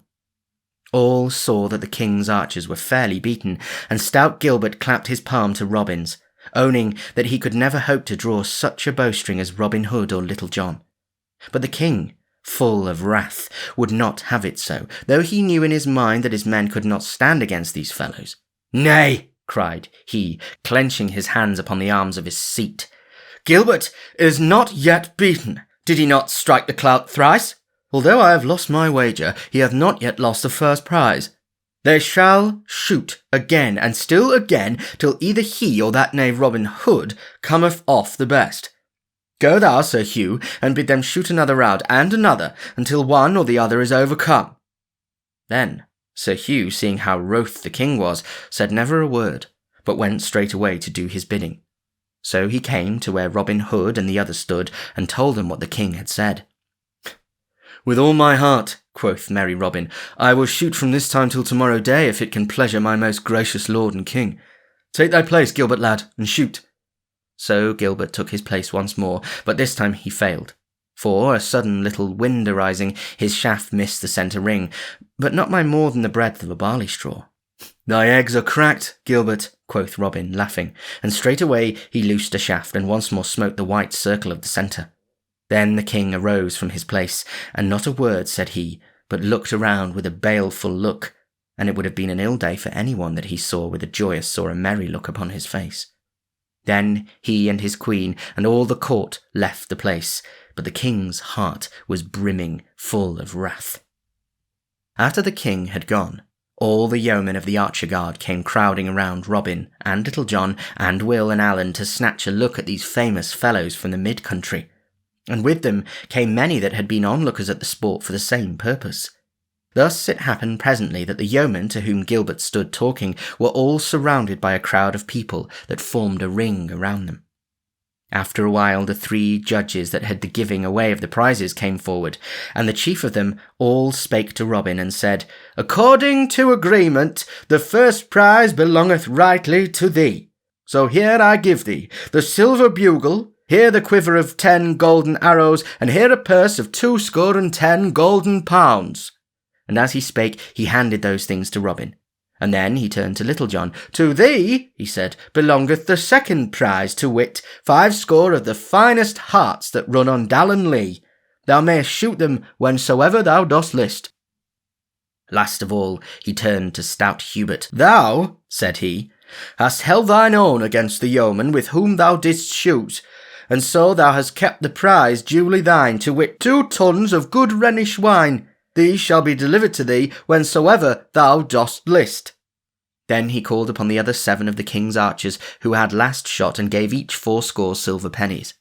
Then up spake Robin, and quoth he, "This silver bugle I keep in honour of this shooting match, but thou, Gilbert, art the best archer of all the king's guard, and to thee I freely give this purse of gold. Take it, man, and would it were 10 times as much, for thou art a right yeoman good and true. Furthermore, to each of the 10 that last shot I give 1 of these golden shafts apiece. Keep them always by you, so that you may tell your grandchildren, and ye are ever blessed with them, that ye are the very stoutest yeomen in all the wide world." At this all shouted aloud, for it pleased them to hear Robin speak of them so. Then up spake Little John. "Good friend Tepus," said he, "I want not those hearts of Dallon Lea that yon stout judge spoke of but now. For in truth, we have enough, and more than enough in our own country. 210 I give to thee for thy own fine shooting, and 5 I give to each band for pleasure." At this another great shout went up, and many tossed their caps aloft, and swore among themselves that no better fellows ever walked the sod than Robin Hood and his stout yeomen. While they so shouted with loud voices, a tall, burly yeoman of the king's guard came forward, and plucked Robin by the sleeve. "Good master," quoth he, "I have somewhat to tell thee in thine ear. A silly thing, God wot, for one stout yeoman to tell another. But a young peacock of a page, one Richard Partington, was seeking thee without avail in a crowd, and, not being able to find thee, told me that he bore a message to thee from a certain lady that thou wottest of. This message he bade me tell thee privily, word for word, and thus it was. Let me see, I trust I've forgot it not. Thus it was. The lion growls, beware thy head." "Is it so?" quoth Robin, starting, for he knew right well that it was the queen sent the message, and that spake of the king's wrath. "No, I thank thee, good fellow, for thou hast done me greater service than thou knowest of this day." Then he called his 3 yeomen together, and told them privately that they had best be jogging, as it was like to be ill for them so nigh merry London town. So, without tarrying longer, they made their way through the crowd until they had come out from the press. Then, without stopping, they left London town and started away northward. Chapter 20. The Chase of Robin Hood. So Robin Hood and the others left the archery range at Finsbury Fields, and, tarrying not, set forth straight away upon their homeward journey. It was well for them that they did so, for they had not gone more than 3 or 4 miles upon their way when 6 of the yeomen of the king's guard came bustling among the crowd that still lingered, seeking for Robin and his men, to seize upon them and make them prisoners. Truly it was an ill-done thing in the king to break his promise, but it all came about through the Bishop of Hereford's doing, for thus it happened. After the king left the archery ground, he went straight away to his cabinet, and with him went the Bishop of Hereford and Sir Robert Lee. But the king never said a word to these two, but sat gnawing his nether lip, for his heart was galled within him by what had happened. At last the Bishop of Hereford spoke in a low, sorrowful voice. "It is a sad thing, your majesty, that this knavish outlaw should be let to escape in this wise, for let him but get back to Sherwood Forest safe and sound, and he may snap his fingers at king and king's men." At these words the king raised his eyes and looked grimly upon the bishop. "Sayest thou so?" quoth he. "Now I will show thee, in good time, how much thou dost err. For when the 40 days are past and gone, I will seize upon this thieving outlaw, if I have to tear down all of Sherwood to find him. Thinkest thou that the laws of King of England are to be so evaded by one poor knave without friends or money?" Then the bishop spoke again in his smooth, soft voice. "Forgive my boldness, your majesty, and believe that I have naught but the good of England and your majesty's desirings at heart. But what would it boot though my gracious lord did root up every tree of Sherwood? Are there not other places for Robin Hood's hiding? Cannock Chase is not far from Sherwood, and the great forest of Arden is not far from Cannock Chase. Beside, there are many other woodlands in Nottingham, and Derby, Lincoln, and York, amid any of which your majesty might as well think to seize upon Robin Hood, as to lay a finger upon a rat among the dust and broken things of a garret. Nay, my gracious lord, if he doth once plant foot in the woodland, he is lost to the law for ever." At these words the king tapped his fingertips upon the table beside him with vexation. "What wouldst thou have me do, bishop?" quoth he. "Didst thou not hear me pledge my word to the queen? Thy talk is as barren as the wind from the bellows upon dead coals." "Far be it from me," said the cunning bishop, "to point the way to one so clear-sighted as your majesty. But were I the King of England, I should look upon the matter in this wise. I have promised my queen, let us say, that for 40 days the cunningest rogue in all England shall have the freedom to come and go, but lo, I found this outlaw in my grasp. Shall I, then, foolishly cling to a promise so hastily given?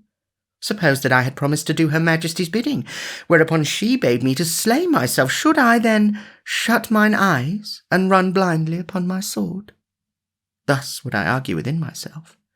Moreover, I would say unto myself, a woman knoweth naught of the great things appertaining to state, government, and likewise I know a woman is ever prone to take up a fancy, even as she would pluck a daisy from the roadside, and then throw it away when the savour is gone. Therefore, though she hath taken a fancy to this outlaw, it shall soon wane away and be forgotten. As for me, I have the greatest villain in all England in my grasp. Shall I then open my hand and let him slip betwixt my fingers? Thus, your majesty, would I say to myself, were I the King of England." So the bishop talked, and the king lent his ear to his evil counsel, until after a while he turned to Sir Robert Lee, and bade him send 6 of the yeomen of the guard to take Robin Hood and his 3 men prisoners. Now Sir Robert Lee was a gentle and noble knight, and he felt grieved to the heart to see the king so break his promise. Nevertheless he said nothing, for he saw how bitterly the king was set against Robin Hood. But he did not send the yeomen of the guard at once, but went first to the queen, and told her all that had passed, and bade her send word to Robin of his danger. This he did not for the well-being of Robin Hood, but because he would save his lord's honour if he could. Thus it came about that when, after a while, the yeomen of the guard went to the archery field, they found not Robin and the others, and so got no cakes at that fair. The afternoon was already well nigh gone when Robin Hood, Little John, Will, and Alan set forth upon their homeward way, trudging along merrily through the yellow slanting light, which speedily changed to rosy red as the sun sank low in the heavens. The shadows grew long, and finally merged into the greyness of the mellow twilight.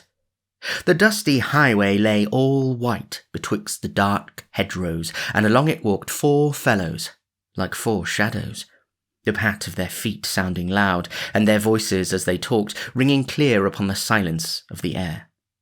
The great round moon was floating breathlessly up in the eastern sky when they saw before them the twinkling lights of Barnet town, some 10 or 12 miles from London. Down they walked through the stony streets and past the cosy houses with overhanging gables, before the doors of which sat the burghers and craftsmen in the mellow moonlight, with their families about them, and so came at last, on the other side of the hamlet, to a little inn, all shaded with roses and woodbines.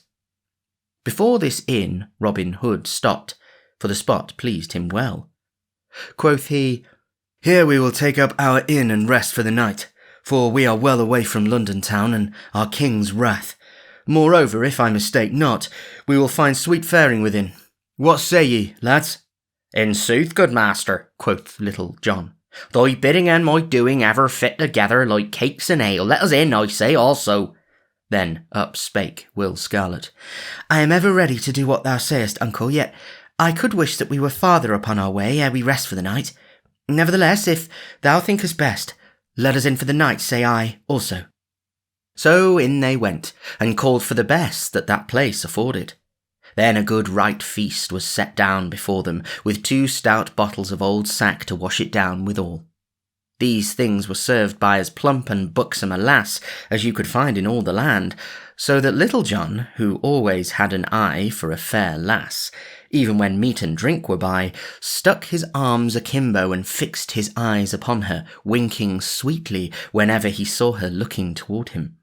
Then you should have seen how the lass twittered with laughter, and how she looked at Little John out of the corners of her eyes, a dimple coming in either cheek, for the fellow had always a taking way with the women folk. So the feast passed merrily, and never had that inn seen such lusty feeders as these 4 stout fellows. But at last they were done their eating, though it seemed as though they would never have ended, and sat loitering over the sack.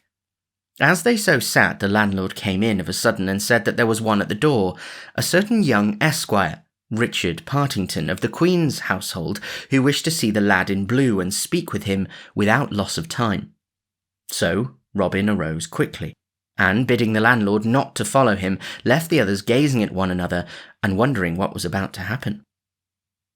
When Robin came out of the inn, he found young Richard Partington sitting upon his horse in the white moonlight, awaiting his coming. "What news bearest thou, Sir Page?" said Robin. "I trust that it is not of an ill nature." "Why," said the young Partington, "for the matter of that, it is ill enough. The king hath been bitterly stirred up against thee by that vile Bishop of Hereford. He sent to arrest thee at the archery butts at Finsbury Fields, but not finding thee there, he hath gathered together his armed men, 50 score and more, and is sending them in haste along this very road to Sherwood, either to take thee on the way, or to prevent thy getting back to the woodlands again. He hath given the Bishop of Hereford command over all these men, and thou knowest what thou hast to expect of the Bishop of Hereford. Short shrift and a long rope. 2 bands of horsemen are already upon the road, not far behind me, so thou hadst best get thee gone from this place straight away, for if thou tarriest longer, thou art like to sleep this night in a cold dungeon. The word the Queen hath bidden me to bring to thee." "Now, Richard Partington," quoth Robin, "this is the 2nd time that thou hast saved my life, and if the proper time ever cometh, I will show thee that Robin Hood never forgets these things. As for that Bishop of Hereford, if I ever catch him nigh to Sherwood again, things will like to go ill with him. Thou mayest tell the good Queen that I will leave this place without delay, and will let the landlord think that we are going to St. Albans. But when we are upon the high road again, I will go one way through the country, and will send my men the other, so that if one falleth into the king's hands, the others may happily escape. We will go by devious ways, and so, I hope, will reach Sherwood in safety. And now, Sir Page, I wish thee farewell." "Farewell, thou bold yeoman," said young Partington, "and mayest thou reach thy hiding in safety." So each shook the other's hand, and the lad, turning his horse's head, rode back toward London, while Robin entered the inn once more. There he found his yeoman sitting in silence waiting his coming. Likewise the landlord was there, for he was curious to know what Master Partington had to do with the fellow in blue. "Up, my merry men," quoth Robin. "This is no place for us, for those are after us with whom we will stand but an ill chance, and we fall into their hands. So we will go forward once more, nor will we stop this night till we reach St. Albans." Hereupon, taking out his purse, he paid the landlord his score, and so they left the inn. When they had come to the high road without the town, Robin stopped and told them all that had passed between young Partington and himself, and how that the king's men were after them with hot heels. There he told them that here they should part company, they three going to the eastward, and he to the westward, and so, skirting the main high roads, would come by devious paths to Sherwood. "So be ye wily," said Robin Hood, "and keep well away from the northward roads, till ye have gotten well to the eastward. And thou, Will Scarlet, take the lead of the others, for thou hast a cunning turn to thy wits." Then Robin kissed the three upon the cheeks, and they kissed him, and so they parted company. Not long after this, a score or more of the king's men came clattering up to the door of the inn at Barnet town. Here they leapt from their horses and quickly surrounded the place, the leader of the band and 4 others entering the room where the yeoman had been. But they found that their birds had flown again, and that the king had been balked a second time. "Methought that they were naughty fellows," said the host, when he heard whom the men-at-arms sought. "But I heard that the blue-clad knaves say that they will go straight forward to St. Albans. So, an ye hurry forward, ye may perchance catch them on the high road betwixt here and there." For this news the leader of the band thanked mine host right heartily, and, calling his men together, mounted and set forth again, galloping forward to St. Albans upon a wild goose chase. After Little John and Will Scarlet and Alan a Dale had left the highway near Garnet, they travelled toward the eastward, without stopping, as long as their legs could carry them, until they came to Chelmsford, in Essex. Thence they turned northward and came through Cambridge and Lincolnshire to the good town of Gainsborough. Then, striking to the westward and the south, they came at last to the northern borders of Sherwood Forest, without in all that time having met so much as a single band of the king's men. 8 days they journeyed thus ere they reached the woodlands in safety, but when they got to the greenwood glade they found that Robin had not yet returned. For Robin was not as lucky in getting back as his men had been, as you shall presently hear. After having left the great northern road, he turned his face to the westward, and so came past Aylesbury to fair Woodstock in Oxfordshire. Thence he turned his footsteps northward, travelling for a great distance by way of Warwick town, till he came to Dudley in Staffordshire. 7 days it took him to journey thus far, and then he thought he had gotten far enough to the north. So, turning towards the eastward, shunning the main roads, and choosing byways and grassy lanes, he went by way of Lichfield and Ashby de la Zouch towards Sherwood, until he came to a place called Stanton. And now Robin's heart began to laugh aloud, for he thought that his danger had gone by, and that his nostril would soon snuff the spicy air of the woodlands once again. But there is many a slip betwixt the cup and the lip, and this Robin was to find, for thus it was. When the king's men found themselves foiled at St. Albans, and that Robin and his men were not to be found high or low, they knew not what to do. Presently another band of horsemen came, and another, until all the moonlit streets were full of armed men. Betwixt midnight and dawn, another band came to the town, and with them came the Bishop of Hereford. When he heard that Robin Hood had once more slipped out of the trap, he stayed not a minute, but gathering his bands together, he pushed forward to the northward with speed, leaving orders for all the troops that came to St. Albans to follow after him without tarrying. On the evening of the 4th day he reached Nottingham town, and there straightway divided his men into bands of 6 or 7, and sent them all through the countryside, blocking every highway and byway to the eastward and the southward and the westward of Sherwood. The sheriff of Nottingham called forth all his men likewise, and joined with the bishop, for he saw that this was the best chance that ever had befallen of paying back his score in full to Robin Hood. Will Scarlet and Little John and Alan a Dale had just missed the king's men to the eastward, for the very next day after they had passed the line and entered Sherwood, the roads through which they had travelled were blocked, so that, had they tarried in their journeying, they would surely have fallen into the bishop's hands.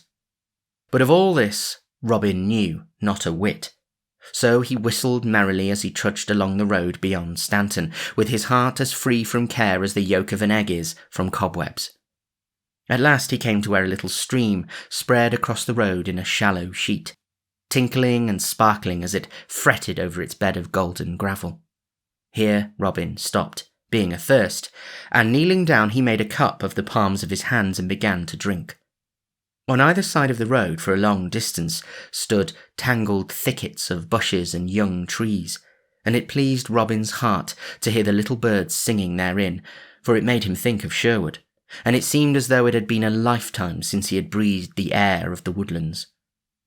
But, of a sudden, as he thus stooped, drinking, something hissed past his ear and struck with a splash into the gravel and water beside him. Quick as a wink, Robin sprang to his feet and, at one bound, crossed the stream and the roadside and plunged headlong into the thicket, without looking around, for he knew right well that which had hissed so venomously beside his ear was a grey goose shaft, and that to tarry so much as a moment meant death. Even as he leapt into the thicket, 6 more arrows rattled among the branches after him, one of which pierced his doublet, and would have struck deeply into his side, but for the tough coat of steel that he wore. Then up the road came riding some of the king's men at headlong speed. They leapt from their horses and plunged straight away into the thicket after Robin.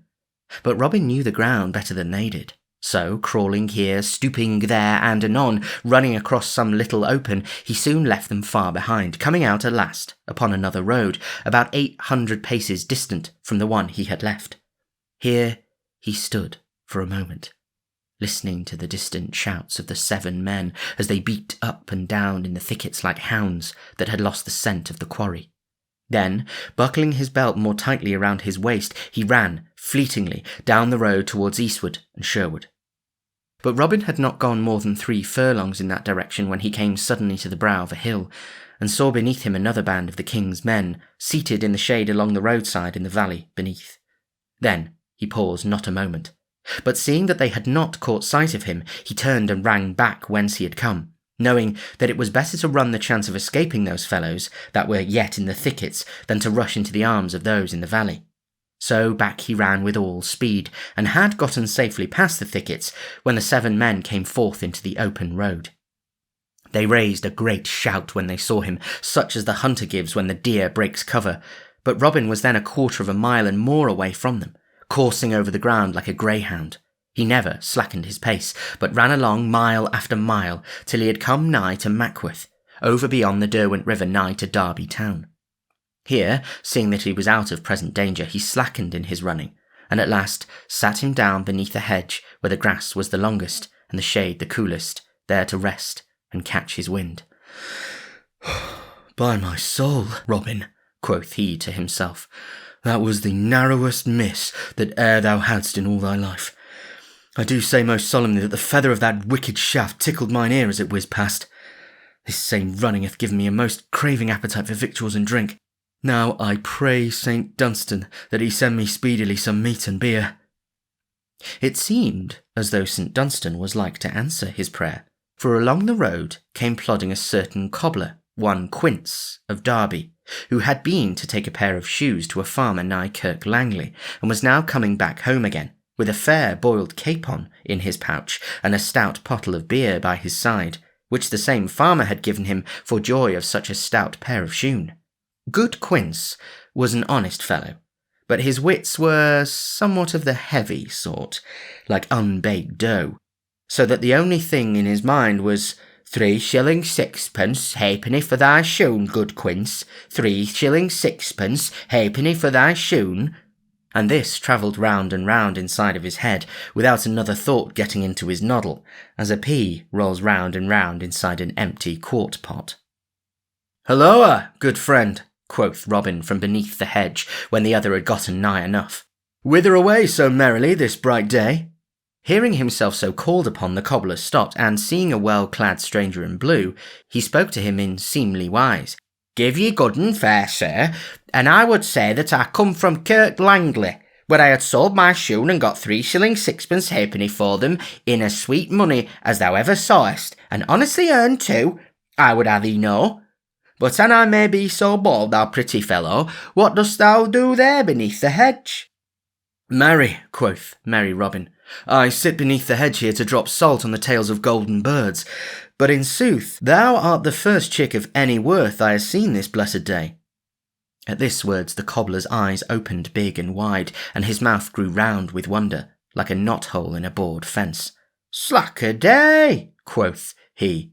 Look ye now, I've never seen these same golden birds. And dost thou in sooth find them in these hedges, good fellow? Prithee, tell me, are there many of them?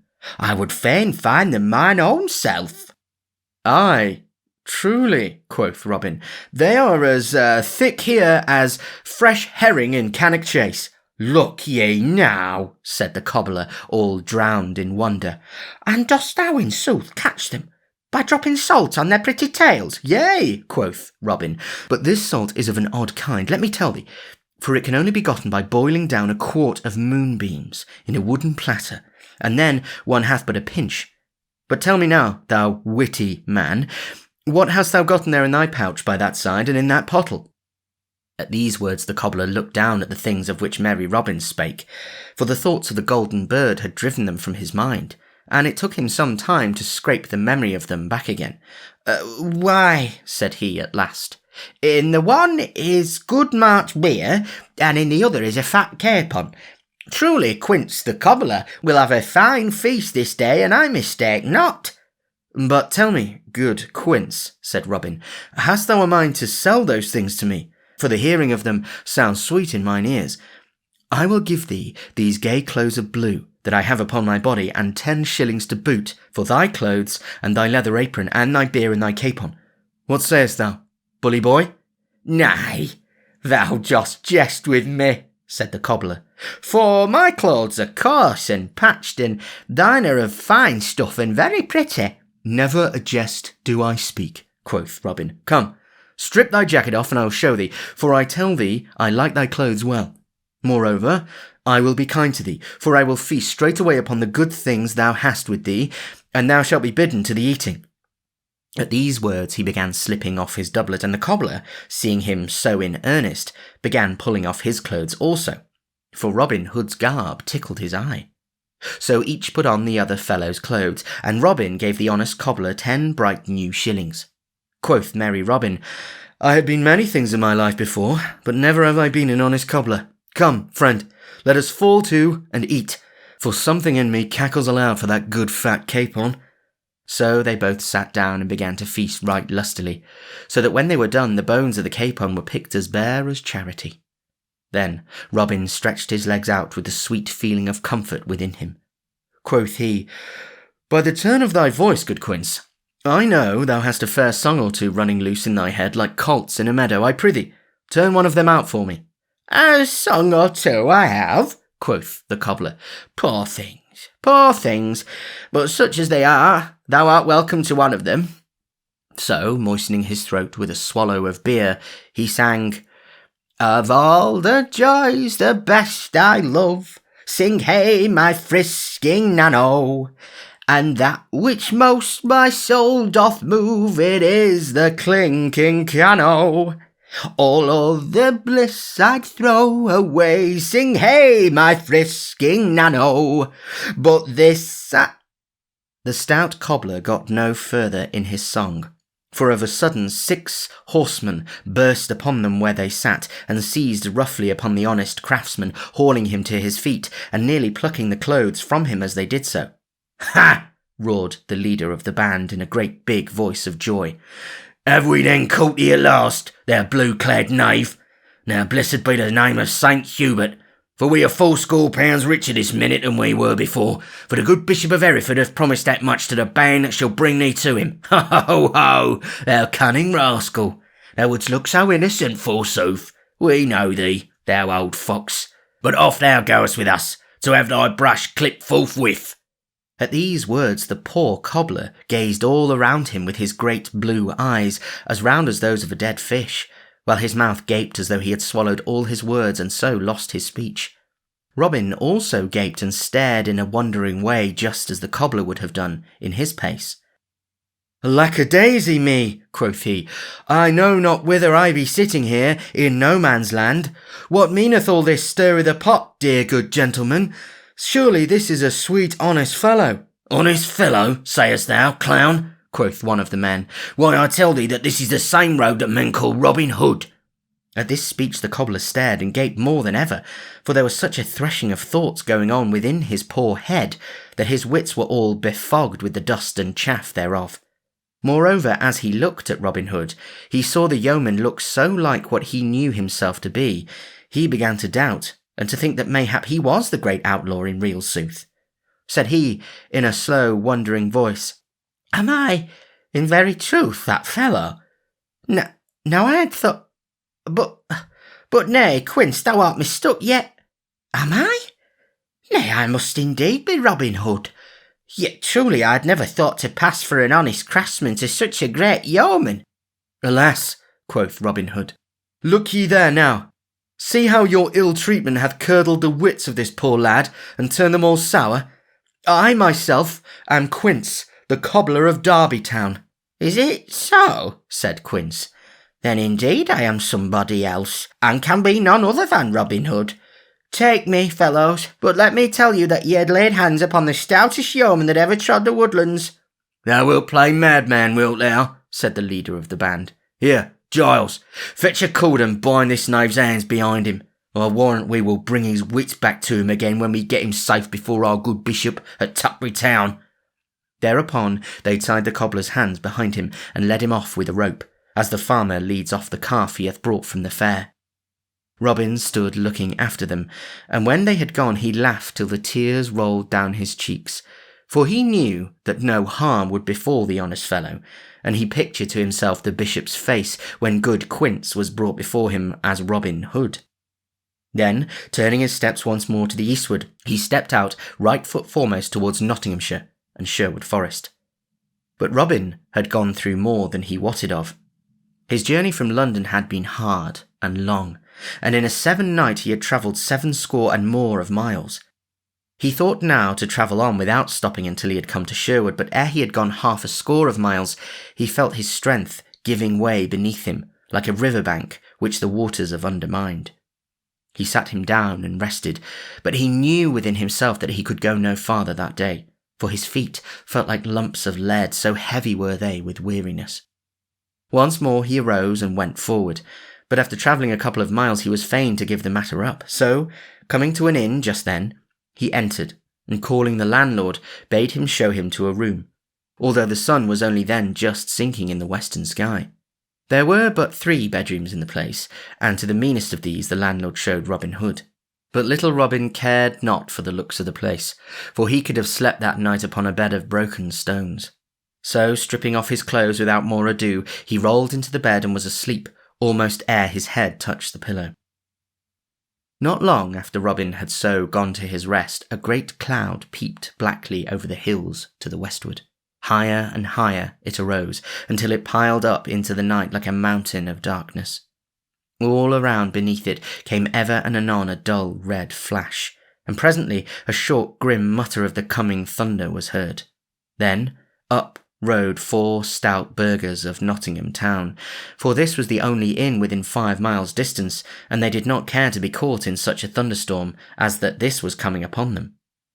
Leaving their nags to the stableman, they entered the best room of the inn, where the fresh green rushes lay all spread upon the floor, and there called for the goodliest fare that the place afforded. After having eaten heartily, they bade the landlord show them to their rooms, for they were aweary, having ridden all the way from Dronfield that day. So off they went, grumbling at having to sleep 2 abed, but their troubles on this score, as well as all others, were soon lost in the quietness of sleep. And now came the first gust of wind, rushing past the place, clapping and banging the doors and shutters, smelling of the coming rain, and all wrapped in a cloud of dust and leaves. As though the wind had brought a guest along with it, the door opened of a sudden, and in came a friar of Emmet Priory, and one in high degree, as was shown by the softness and sleekness of his robes, and the richness of his rosary. He called to the landlord, and bade him first have his mule well fed and bedded in the stable, and then to bring him the very best there was in the house. So, presently, a savoury stew of tripe and onions, with sweet little fat dumplings, was set before him, likewise a good stout pottle of malmsey, and straightway the holy friar fell to with great courage and heartiness, so that in a short time naught was left but a little pool of gravy in the centre of the platter, not large enough to keep the life in a starving mouse. In the meantime the storm broke.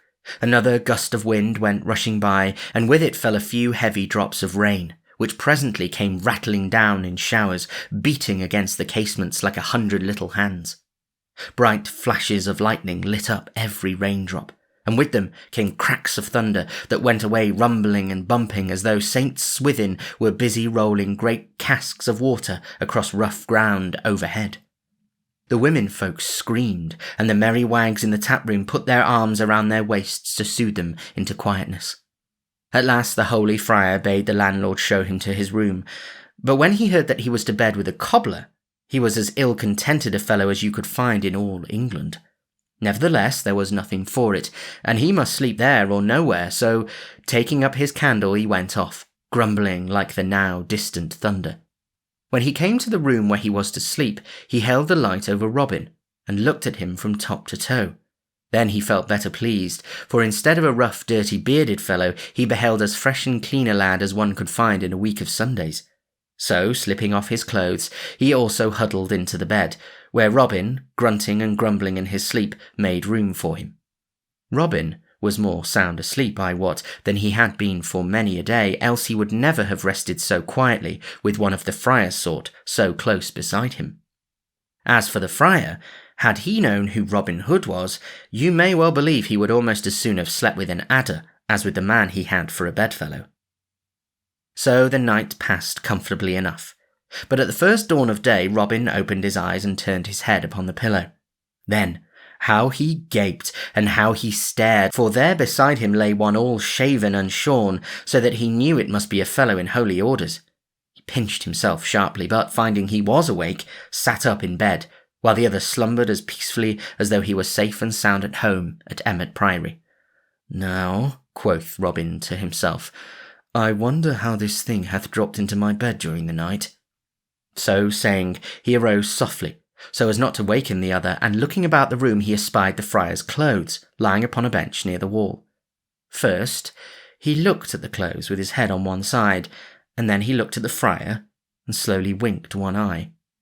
Quoth he, "Good brother, whate'er thy name may be, as thou hast borrowed my bed, so freely I'll even borrow thy clothes in return." So saying, he straightway donned the holy man's garb, but kindly left the cobbler's clothes in the place of it. Then he went forth into the freshness of the morning, and the stableman that was up and about the stables opened his eyes as though he saw a green mouse before him, for such men as the friars of Emmet were not wont to be early risers. But the man bottled his thoughts, and only asked Robin whether he wanted his mule brought from the stable. "Yea, my son," quoth Robin, albeit he knew naught of the mule, "and bring it forth quickly, I prithee, for I am late and must be jogging." So presently the stableman brought forth the mule, and Robin mounted it and went on his way, rejoicing. As for the holy friar, when he arose he was in as pretty a stew as any man in all the world, for his rich soft robes were gone, likewise his purse with 10 golden pounds in it, and naught was left but patched clothes and a leathern apron. He raged and swore like any layman, but as his swearing mended nothing and the landlord could not aid him, and as, moreover, he was forced to be at Emmet Priory that very morning upon matters of business, he was fain either to don the cobbler's clothes or travel the road in nakedness. So he put on the clothes, and, still raging and swearing vengeance against all the cobblers in Derbyshire, he set forth upon his way afoot. But his ills had not yet done with him, for he had not gone far ere he fell into the hands of the king's men, who marched with him off, willy-nilly, to Tutbury town and the Bishop of Hereford. In vain he swore he was a holy man, and showed his shaven crown. Off he must go, for nothing would do but that he was Robin Hood. Meanwhile merry Robin rode contentedly, passing safely by 2 bands of the king's men, until his heart began to dance within him, because of the nearness of Sherwood. So he travelled ever on to the eastward, till of a sudden he met a noble knight in a shady lane. Then Robin checked his mule quickly, and leapt from off its back, "Now, well met, Sir Richard of the Lee," cried he, "for rather than any other man in England would I see thy good face this day." Then he told Sir Richard all the happenings that had befallen him, and that now at last he felt himself safe, being so nigh to Sherwood again. But when Robin had done, Sir Richard shook his head sadly. "Thou art in greater danger now, Robin, than thou hast yet been," said he, "for before thee lie bands of the sheriff's men blocking every road, and letting none pass through the lines without examining them closely. I myself know this, having passed them but now. Before thee lie the sheriff's men, and behind thee the king's men, and thou canst not hope to pass either way, for by this time they will know of thy disguise and will be waiting to seize upon thee. My castle, and everything within it are thine, but naught could be gained there, for I could not hope to hold it against such a force as is now in Nottingham, of the king's and the sheriff's men." Having so spoken, Sir Richard bent his head in thought, and Robin felt his heart sink within him, like that of the fox that hears the hounds at his heels and finds his den blocked with earth, so that there is no hiding for him. But presently Sir Richard spoke again, saying, "One thing thou canst do, Robin, and one only. Go back to London, and throw thyself upon the mercy of our good Queen Eleanor. Come with me, straightway to my castle, doff these clothes and put on such as my retainers wear. Then I will hie me to London town with a troop of men behind me, and thou shalt mingle with them, and thus will I bring thee to where thou mayest see and speak with the Queen. Thy only hope is to get to Sherwood, for there none can reach thee, and thou wilt never get to Sherwood but in this way." So Robin went with Sir Richard of the Lee, and did as he said, for he saw the wisdom of that which the knight advised, and that this was his only chance of safety. Queen Eleanor walked in her royal garden, amid the roses that bloomed sweetly, and with her walked 6 of her ladies in waiting, chattering blithely together. Of a sudden a man leapt up to the top of the wall from the other side, and then, hanging for a moment, dropped lightly upon the grass within. All the ladies in waiting shrieked at the suddenness of his coming, but the man ran to the Queen and kneeled at her feet, and she saw that it was Robin Hood. "Why, how now, Robin?" cried she. "Dost thou dare to come into the very jaws of the raging lion? Alas, poor fellow, thou art lost indeed if the king finds thee here. Dost thou not know that he is seeking thee through all the land?" "Yea," quoth Robin, "I do know right well that the king seeks me, and therefore I have come, for surely no ill can befall me when he hath pledged his royal word to your majesty for my safety. Moreover, I know your majesty's kindness and gentleness of heart, and so I lay my life freely in your gracious hands." "I take thy meaning, Robin Hood," said the Queen, "and that thou dost convey reproach to me, as well thou mayest, for I know that I have not done by thee as I ought to have done. I know right well that thou must have been hard pressed by peril to leap so boldly into one danger to escape another. Once more I promise thee mine aid, and will do all I can to send thee back in safety to Sherwood Forest. Bide thou here till I return." So saying, she left Robin in the garden of roses, and was gone a long time.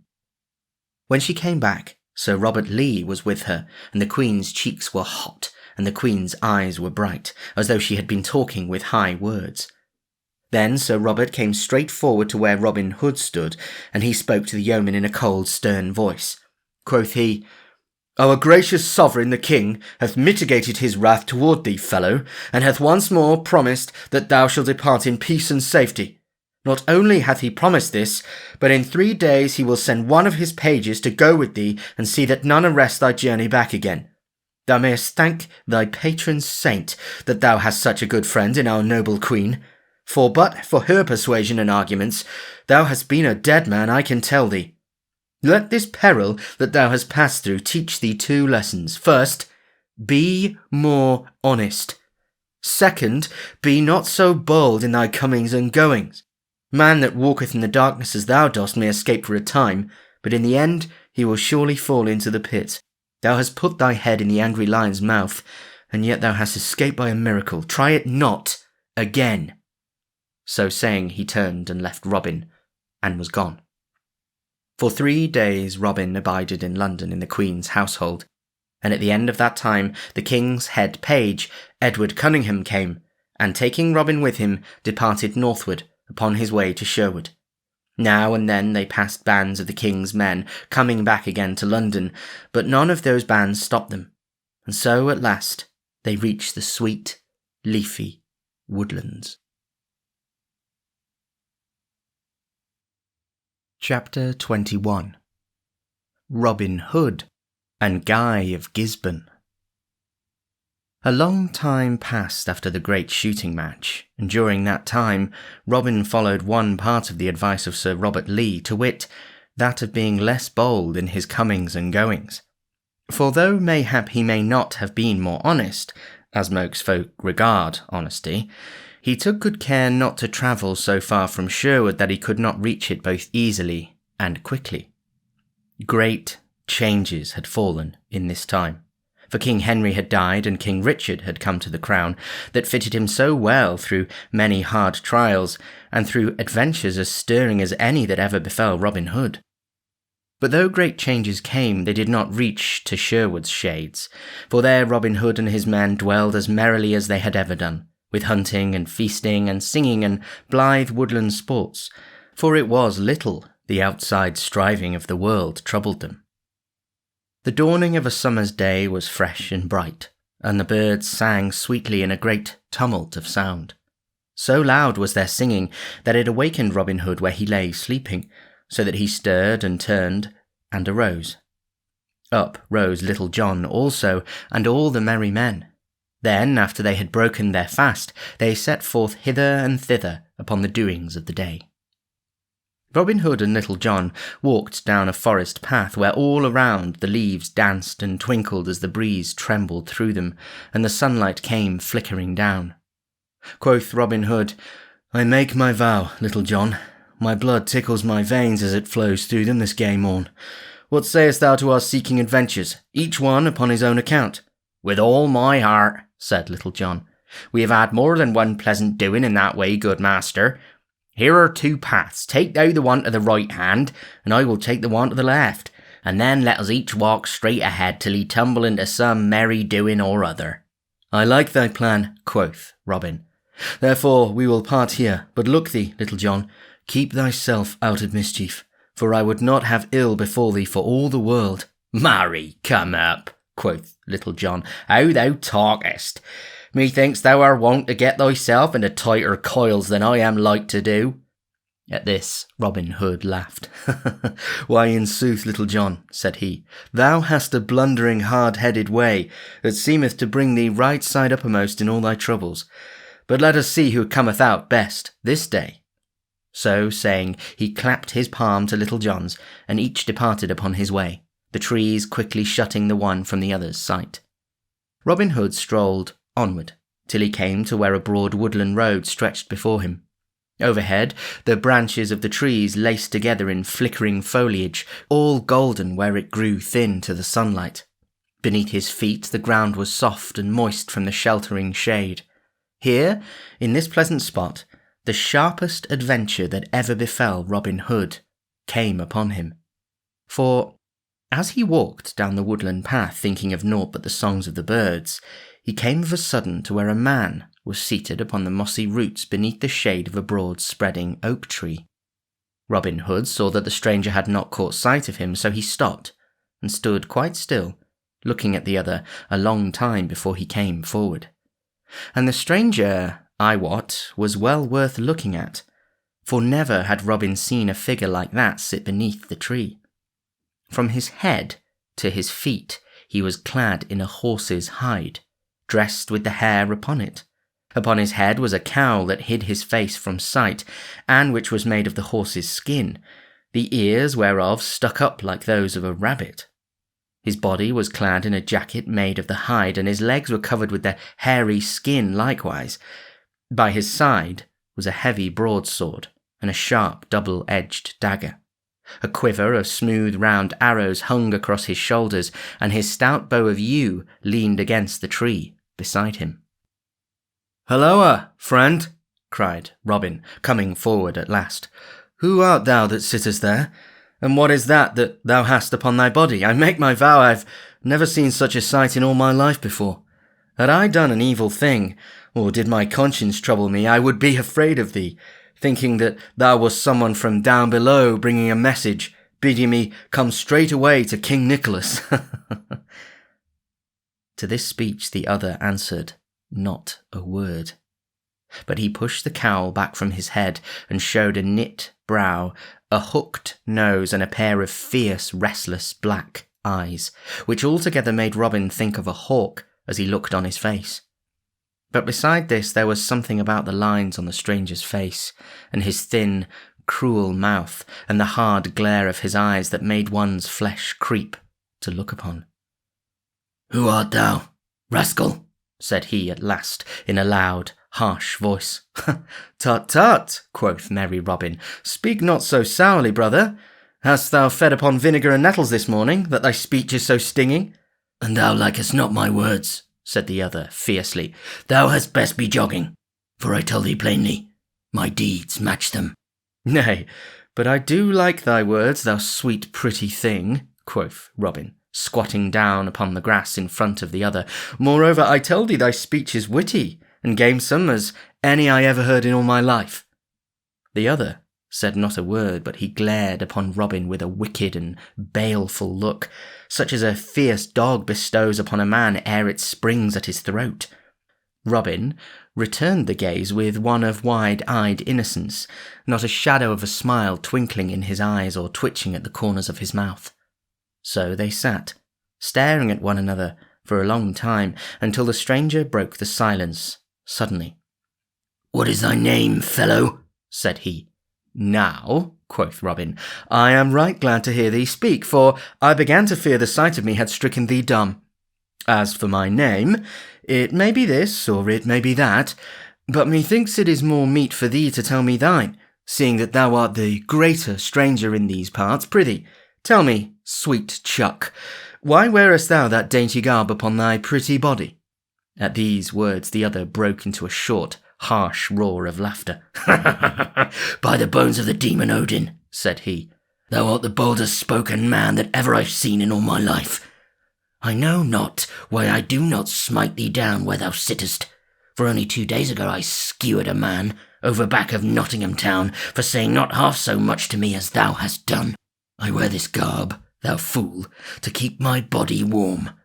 Likewise, it is near as good a coat of steel against a common sword thrust. As for my name, I care not who knoweth it. It is Guy of Gisborne, and thou mayest have heard it before. I come from the woodlands over in Herefordshire, upon the lands of the bishop of that ilk. I am an outlaw, and get my living by hook and by crook, in a manner it boots not now to tell of. Not long since the bishop sent for me, and said that if I would do a certain thing that the sheriff of Nottingham would ask of me, he would get me a free pardon, and give me 10 score pounds to boot. So straight away I came to Nottingham town and found my sweet sheriff. And what thinkest thou he wanted of me? Why, forsooth, to come here to Sherwood to hunt up one Robin Hood, also an outlaw, and to take him alive or dead. It seemeth that they have no one here to face that bold fellow, and so sent all the way to Herefordshire unto me. For thou knowest the old saying, send a thief to catch a thief. As for the slaying of this fellow, it galleth me not a whit, as I would shed the blood of my own brother for half of the 200 pounds. To all this Robin listened, and as he listened his gorge rose. Well he knew of this Guy of Gisborne, and of all the bloody and murderous deeds that he had done in Herefordshire, for his doings were famous throughout all the land. Yet although he loathed the very presence of the man, he held his peace, for he had an end to serve. "Truly," quoth he, "I have heard of thy gentle doings. Methinks there is none in all the world that Robin Hood would rather meet than thee." At this, Guy of Gisborne gave another harsh laugh. "Why," quoth he, "it is a merry thing to think of one stout outlaw like Robin Hood meeting another stout outlaw like Guy of Gisborne. Only in this case, it will be an ill happening for Robin Hood, for the day he meets Guy of Gisborne, he shall die." "But thou gentle merry spirit," quoth Robin, "dost thou not think that mayhap this same Robin Hood may be the better man of the two? I know him right well, and many think he is one of the stoutest men hereabouts." "He may be the stoutest of men hereabouts," quoth Guy of Gisborne, "yet I tell thee, fellow, this sty of yours is not the wide world. I lay my life upon it I am the better man of the two. He an outlaw, forsooth. Why, I hear that he hath never let blood in all his life, saving when he first came to the forest. Some call him a great archer. Marry, I would not be afraid to stand against him all the days of the year with a bow in my hand. Why, truly some folk do call him a great archer, said Robin Hood, but we of Nottinghamshire are famous hands with a longbow. Even I, though but a simple hand at the craft, would not fear to try a bout with thee. At these words, Guy of Gisborne looked upon Robin with wondering eyes, and then gave another roar of laughter till the woods rang. Ha, ha, ha, ha! Now, quoth he, thou art a bold fellow to talk to me in this way. I like thy spirit, in so speaking up to me, for few men have dared to do so. Put up a garland, lad, and I will try a bout with thee. Tut, tut, quoth Robin, only babes shoot at garlands hereabouts. I will put up a good Nottingham mark for thee. So saying, he arose, and going to a hazel thicket not far off, he cut a wand about twice the thickness of a man's thumb. From this he peeled the bark, and, sharpening the point, stuck it up in the ground in front of a great oak tree. Thence he measured off 80 paces, which brought him beside the tree where the other sat. There, quoth he, is the kind of mark that Nottingham yeomen shoot at. Now let me see thee split thy wand if thou art an archer. Then Guy of Gisborne arose. Now out upon it, cried he. The devil himself could not hit such a mark as that. Mayhap he could, and mayhap he could not, quoth merry Robin. But that we shall never know till thou hast shot thereat. At these words Guy of Gisborne looked upon Robin with knit brows, but, as the yeoman still looked innocent of any ill meaning, he bottled his words, and strung his bow in silence. Twice he shot, but neither time did he hit the wand, missing it the first time by a span, and the second time by a good palm's breadth. Robin laughed and laughed. I see now, quoth he, that the devil himself could not hit that mark. Good fellow, if thou art no better with the broadsword than thou art with the bow and arrow, thou wilt never overcome Robin Hood. At these words Guy of Gisborne glared savagely upon Robin. Quoth he, Thou hast a merry tongue, thou villain, but take care that thou makest not too free with it, or I may cut it out from thy throat for thee. Robin Hood strung his bow and took his place with never a word, albeit his heartstrings quivered with anger and loathing. Twice he shot, the first time hitting within an inch of the wand, the second time splitting it fairly in the middle. Then, without giving the other a chance for speech, he flung his bow upon the ground. There, thou bloody villain, cried he fiercely. Let that show thee how little thou knowest of manly sports. And now, look thy last upon the daylight, for the good earth has been befouled long enough by thee, thou vile beast. This day, Our Lady willing, thou diest. I am Robin Hood. So saying, he flashed forth his bright sword in the sunlight. For a time, Guy of Gisborne stared upon Robin Hood as though bereft of wits, but his wonder quickly passed to a wild rage. Art thou indeed Robin Hood? Cried he. Now I am glad to meet thee, thou poor wretch. Strive thyself, for thou wilt have no time for shriving when I am done with thee. So saying, he also drew his sword. And now came the fiercest fight that ever Sherwood saw, for each man knew that either he or the other must die, and that no mercy was to be had in this battle. Up and down they fought, till all the sweet green grass was crushed and ground beneath the trampling of their heels. More than once the point of Robin Hood's sword felt the softness of flesh, and presently the ground began to be sprinkled with bright red drops, albeit none of them came from Robin's veins. At last Guy of Gisborne made a fierce and deadly thrust at Robin Hood, from which he leapt back lightly, but in so leaping he caught his heel in a root and fell heavily upon his back. Now, Holy Mary, aid me, muttered he, as the other leapt at him with a grin of rage upon his face. Fiercely Guy of Gisborne stabbed at the other with his great sword, but Robin caught the blade in his naked hand, and, though it cut his palm, he turned the point away so that it plunged deep into the ground close beside him. Then, ere a blow could be struck again, he leapt to his feet with his good sword in his hand. And now despair fell upon Guy of Gisborne's heart in a black cloud, and he looked around him wildly like a wounded hawk. Seeing that his strength was going from him, Robin leapt forward and, quick as a flash, struck a back-handed blow beneath the sword arm. Down fell the sword from Guy of Gisborne's grasp, and back he staggered at the stroke, and ere he could regain himself, Robin's sword passed through and through his body. Round he spun upon his heel, and flinging his hands aloft with a shrill, wild cry, fell prone upon his face upon the green sod. Then Robin Hood wiped his sword, and thrust it back into the scabbard, and coming to where Guy of Gisborne lay, he stood over him with folded arms, talking to himself the while.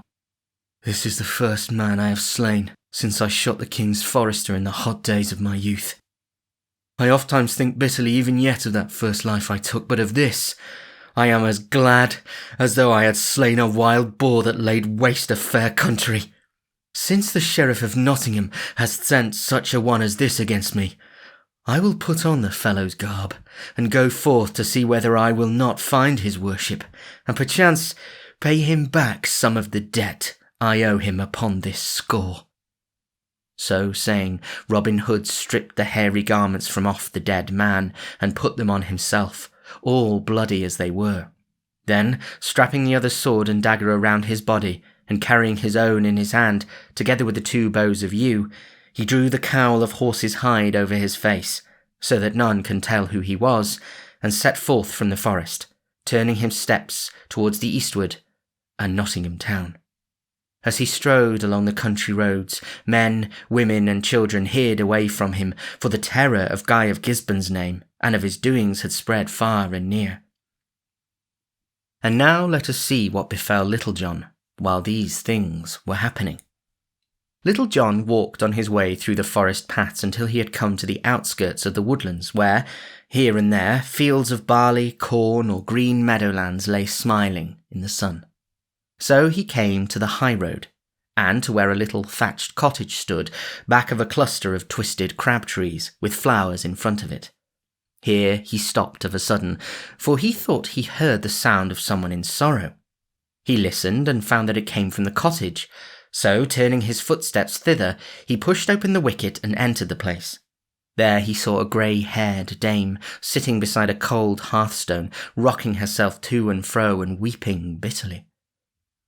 Now Little John had a tender heart for the sorrows of other folk, so coming to the old woman and patting her kindly upon the shoulder, he spoke comforting words to her, bidding her to cheer up and tell him her troubles, for that mayhap he might do something to ease them. At all this the good dame shook her head, but all the same his kind words did soothe her somewhat, so after a while she told him all that bore upon her mind. That morning she had 3 as fair tall sons beside her as one could find in all Nottinghamshire, but that they were now taken from her, and were like to be hanged straight away. That, want having come upon them, her eldest boy had gone out the night before into the forest, and had slain a hind in the moonlight, that the king's rangers had followed the blood upon the grass until they came to her cottage, and had there found the deer's meat in the cupboard. That as neither of the younger sons would betray their brother, the foresters had taken all 3 away, in spite of the oldest saying that he alone had slain the deer. That, as they went, she had heard the rangers talking among themselves, saying that the sheriff had sworn that he would put a check upon the great slaughter of deer that had been going on of late, by hanging the very first rogue caught thereat upon the nearest tree, and that they would take the 3 youths to the King's Head Inn, near Nottingham town, where the sheriff was abiding that day, there to await the return of a certain fellow he had sent into Sherwood to seek for Robin Hood. To all this Little John listened, shaking his head sadly now and then. "Alas," quoth he, when the good dame had finished her speech, "this is indeed an ill case. But who is this that goeth into Sherwood after Robin Hood, and why doth he go to seek him? No matter for that now, only that I would that Robin were here to advise us. Nevertheless, no time may be lost in sending for him at this hour, if we would save the lives of thy 3 sons. Tell me, hast thou any clothes hereabouts that I may put on in place of these of Lincoln Green? Marry, if our stout sheriff catches me without disguise, I'm like to be run up more quickly than thy sons. Let me tell thee, dame." Then the old woman told him that she had in the house some of the clothes of her good husband, who had died only 2 years before. These she brought to Little John, who, doffing his garb of Lincoln green, put them on in its stead. Then, making a wig and a false beard of uncarded wool, he covered his own brown hair and beard, and, putting on a great tall hat that had belonged to the old peasant, he took his staff in one hand and his bow in the other, and set forth with all speed to where the sheriff had taken up his inn. A mile or more from Nottingham town, and not far from the southern borders of Sherwood Forest, stood the cosy inn bearing the sign of the King's Head. Here was a great bustle and stir on this bright morning, for the sheriff and a score of his men had come to stop there and await Guy of Gisborne's return from the forest. Great hiss and fuss of cooking was going on in the kitchen, and great rapping and tapping of wine kegs and beer barrels was going on in the cellar. The sheriff sat within, feasting merrily of the best the place afforded, and the sheriff's men sat upon the bench before the door, quaffing ale or lay beneath the shade of the broad spreading oak trees, talking and jesting and laughing. All around stood the horses of the band, with a great noise of stamping feet and a great switching of tails. To this inn came the king's rangers, driving the widow's 3 sons before them. The hands of the 3 youths were tied tightly behind their backs, and a cord from neck to neck fastened them all together. So they were marched to the room where the sheriff sat at meat, and stood trembling before him as he scowled sternly upon them. "So," quoth he in a great loud, angry voice, "ye have been poaching upon the king's deer, have you? Now I will make short work of you this day, for I will hang all 3 of you as a farmer would hang up 3 crows to scare others of the kind from the field. Our fair country of Nottingham hath been too long a breeding place for such naughty knaves as ye are. I have put up with these things for many years, but now I will stamp them out, once and for all, and with you I will begin."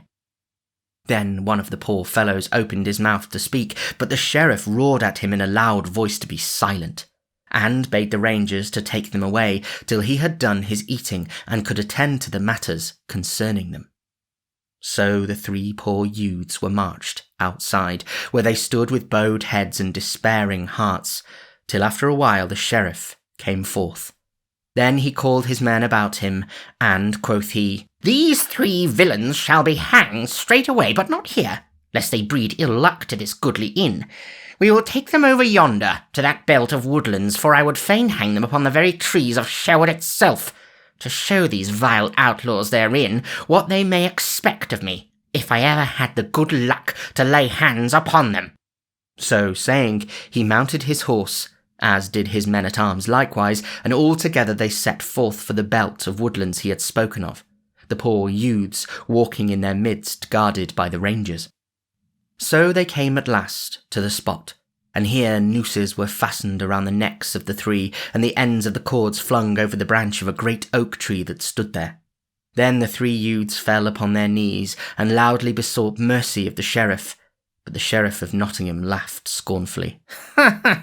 "Now," quoth he, "I would that I had a priest here to shrive you, but as none is nigh, you must e'en travel your road with all your sins packed upon your backs, and trust to St. Peter to let you in through the gates of paradise, like 3 pedlars in the town."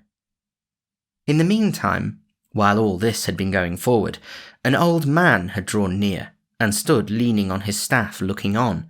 His hair and beard were all curly and white, and across his back was a bow of yew that looked much too strong for him to draw.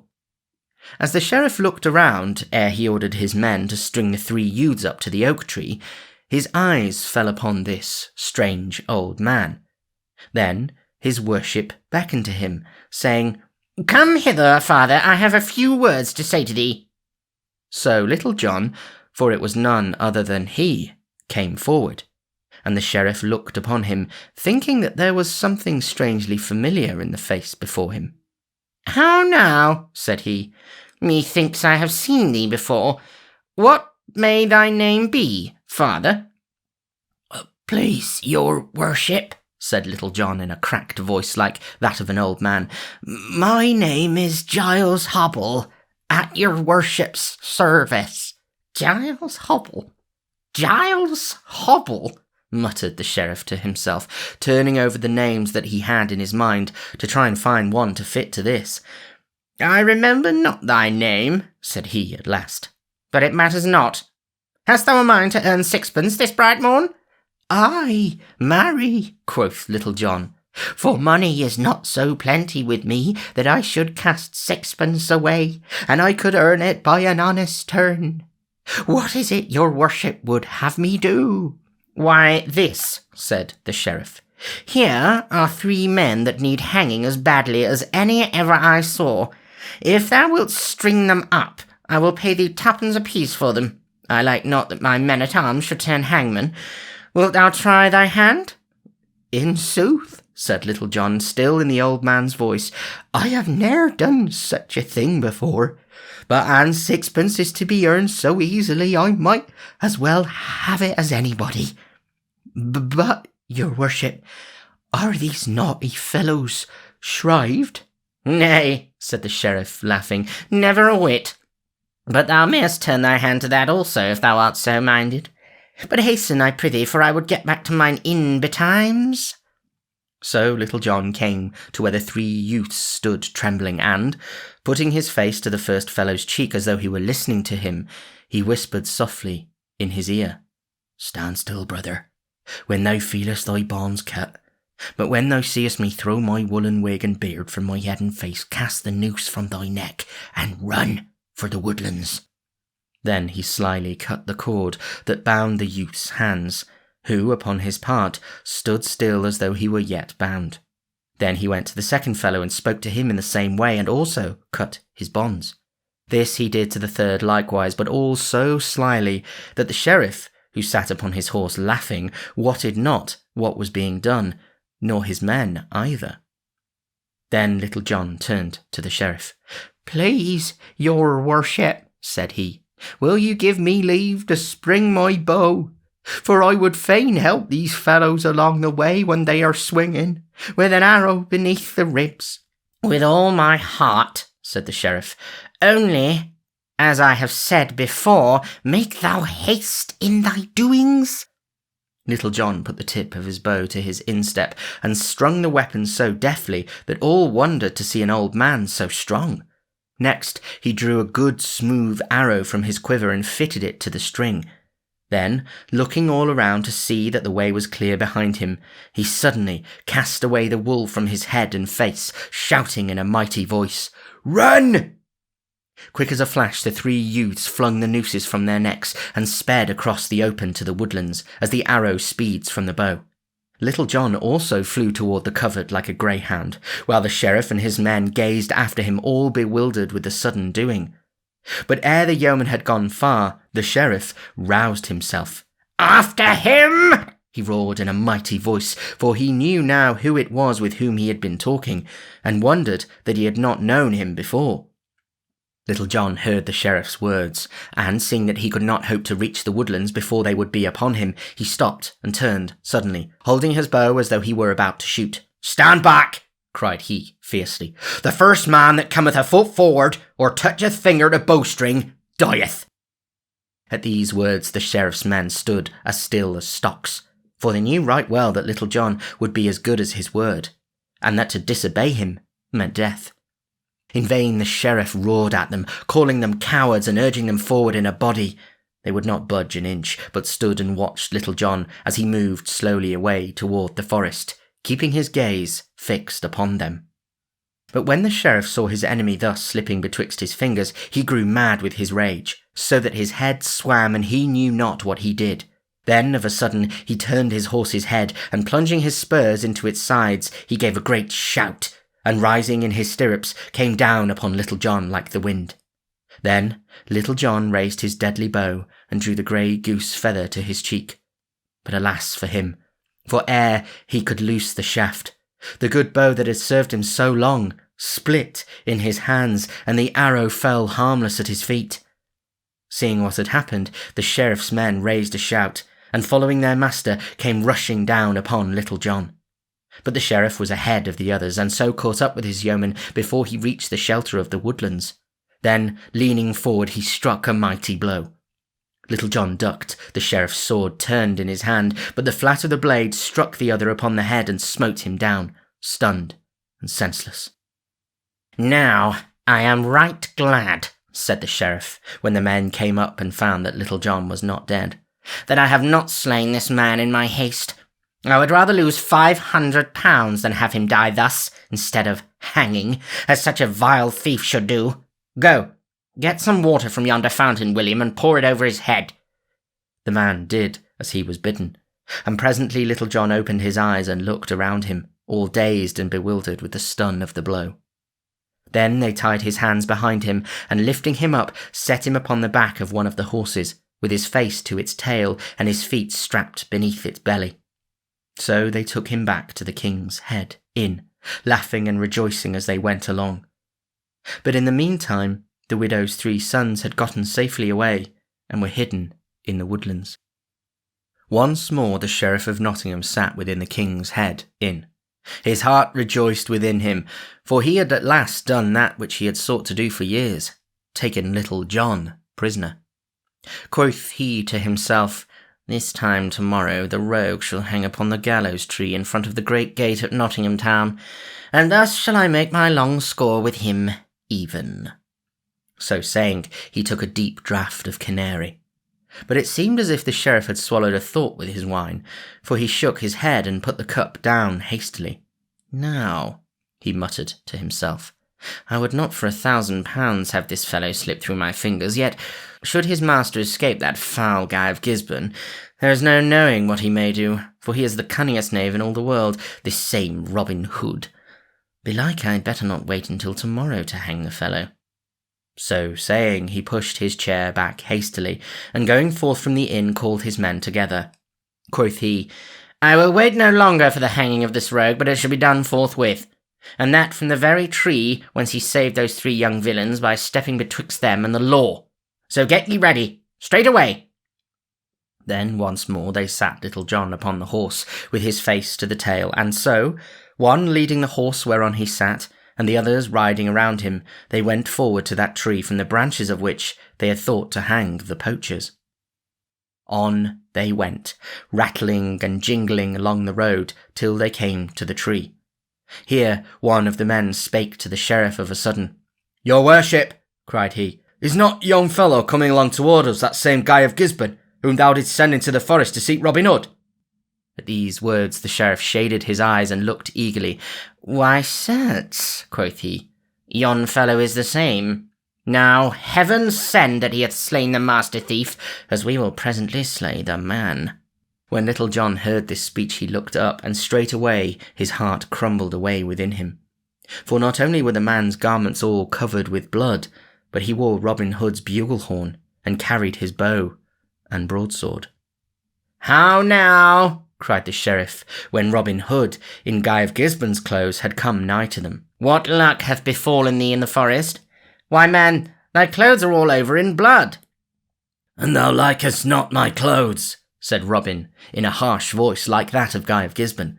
"Thou mayest shut thine eyes. Marry, the blood upon me is that of the vilest outlaw that ever trod the woodlands, and one whom I have slain this day, albeit not without wound, to myself." Then out spake Little John, for the first time since he had fallen into the sheriff's hands. "O thou vile bloody wretch! I know thee, Guy of Gisborne, for who is there that hath not heard of thee and cursed thee for thy vile deeds of blood and rapine? Is it by such a hand as thine that the gentlest heart that ever beat is stilled in death? Truly, thou art a fit tool for this coward Sheriff of Nottingham. Now I die joyfully, nor do I care how I die, for life is naught to me." So spake Little John, the salt tears rolling down his brown cheeks. But the Sheriff of Nottingham clapped his hands for joy. "Now, Guy of Gisborne," cried he, "if what thou tellest me is true, it will be the best day's doings for thee that ever thou hast done in all thy life." "What I have told thee is sooth, and I lie not," said Robin, still in Guy of Gisborne's voice. "Look, is not this Robin Hood's sword? And is not this good bow of yew, and this not his bugle horn? Thinkest thou he would have given them to Guy of Gisborne of his own free will? Then the sheriff laughed aloud for joy. "This is a good day," cried he. "The great outlaw dead, and his right-hand man in my hands. Ask what thou wilt of me, Guy of Gisborne, and it is thine." Then this I ask of thee," said Robin. "As I have slain the master, I would now kill the man. Give this fellow's life into my hands, Sir Sheriff." "Now, thou art a fool," cried the sheriff. "Thou mightest have had money enough for a night's ransom if thou hadst asked for it. I like ill to let this fellow pass from my hands, but as I have promised, thou shalt have him." "I thank thee right heartily for thy gift," cried Robin. "Take the rogue down from the horse, men, and lean him against yonder tree, while I show you how we stick a porker whence I come." At these words, some of the sheriff's men shook their heads, for, though they cared not a whit whether Little John were hanged or not, they hated to see him butchered in cold blood. But the sheriff called to them in a loud voice, ordering them to take the yeoman down from the horse and lean him against the tree, as the other bade. While they were doing this, Robin Hood strung both his bow and that of Guy of Gisborne, albeit none of them took notice of his doing so. Then, when Little John stood against the tree, he drew Guy of Gisborne's sharp double-edged dagger. Fall back! Fall back! Cried he. "Would ye crowd so on my pleasure, ye unmannerly knaves? Back, I say! Farther, yet!" So they crowded back, as he ordered many of them, turning their faces away, that they might not see what was about to happen. "Come," cried Little John, "here is my breast. It is meet that the same man that slew my dear master should butcher me also. I know thee, Guy of Gisborne." "Peace, Little John," said Robin, in a low voice. "Twice thou hast said thou knowest me, and yet thou knowest me not at all. Could thou not tell me beneath this wild beast's hide? Yonder, just in front of thee, lie my bow and arrows, likewise my broadsword. Take them while I cut thy bonds. Now, get them quickly." So saying, he cut the bonds, and Little John, quick as a wink, leapt forward and caught up the bow and arrows and the broadsword. At the same time, Robin Hood threw back the cowl of horse's hide from his face, and bent Guy of Gisborne's bow with a keen barbed arrow fitted to the string. "Stand back," cried he sternly. "The first man that toucheth finger to bowstring dieth. As I have slain thy man, Sheriff, take heed that it is not thy turn next." Then, seeing that Little John had armed himself, he clapped his bugle horn to his lips and blew 3 blasts, both loud and shrill. Now when the Sheriff of Nottingham saw whose face it was beneath Guy of Gisborne's hood, and when he heard those bugle notes ring in his ear, he felt as if his hour had come. "Robin Hood!" roared he, and without another word he wheeled his horse in the road and went off in a cloud of dust. The sheriff's men, seeing their master thus fleeing for his life, thought that it was not their business to tarry longer. So, clapping spurs to their horses, they also dashed away after him. But though the Sheriff of Nottingham went fast, he could not outstrip a cloth-yard arrow. Little John twanged his bowstring with a shout, and when the sheriff dashed in through the gates of Nottingham town at full speed, a grey goose shaft stuck out behind him like a moulting sparrow with one feather in its tail. For a month afterward, the poor sheriff could sit upon naught but the softest cushions that could be gotten for him. Thus the sheriff and a score of men ran away from Robin Hood and Little John, so that when Will Stutely and a dozen or more of stout yeomen burst out from the covert, they saw naught of their master's enemies, for the sheriff and his men were scurrying away in the distance, hidden within a cloud of dust like a little thunderstorm. Then they all went back into the forest once more, where they found the widow's 3 sons, who ran to Little John and kissed his hands. But it would not do for them to roam the forest at large any more, so they promised that, after they had gone and told their mother of their escape, they would come that night to the greenwood tree, and thenceforth become men of the band.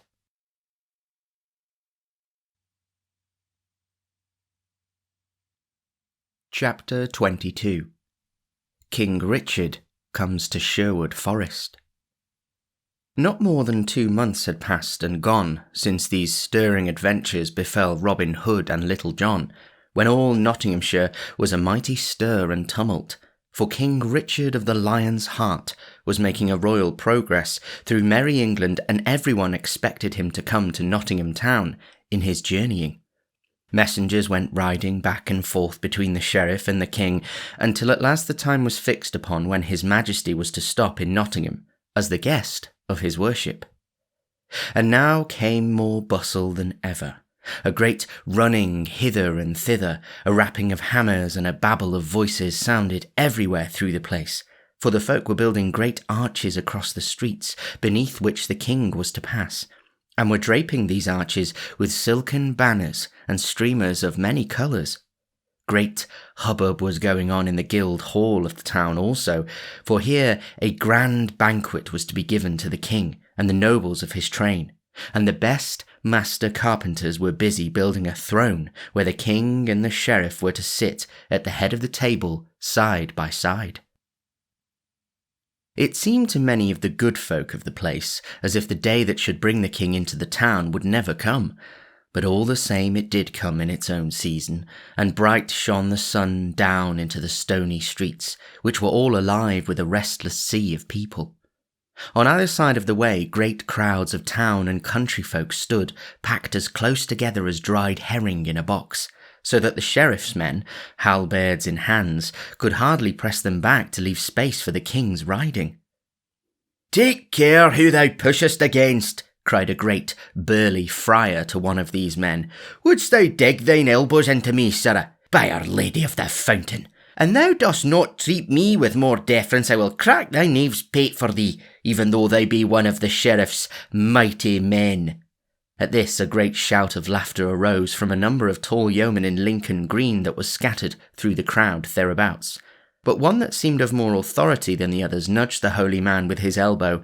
"Peace, Tuck," said he. "Didst thou not promise me, ere thou camest here, that thou wouldst put a check upon thy tongue?"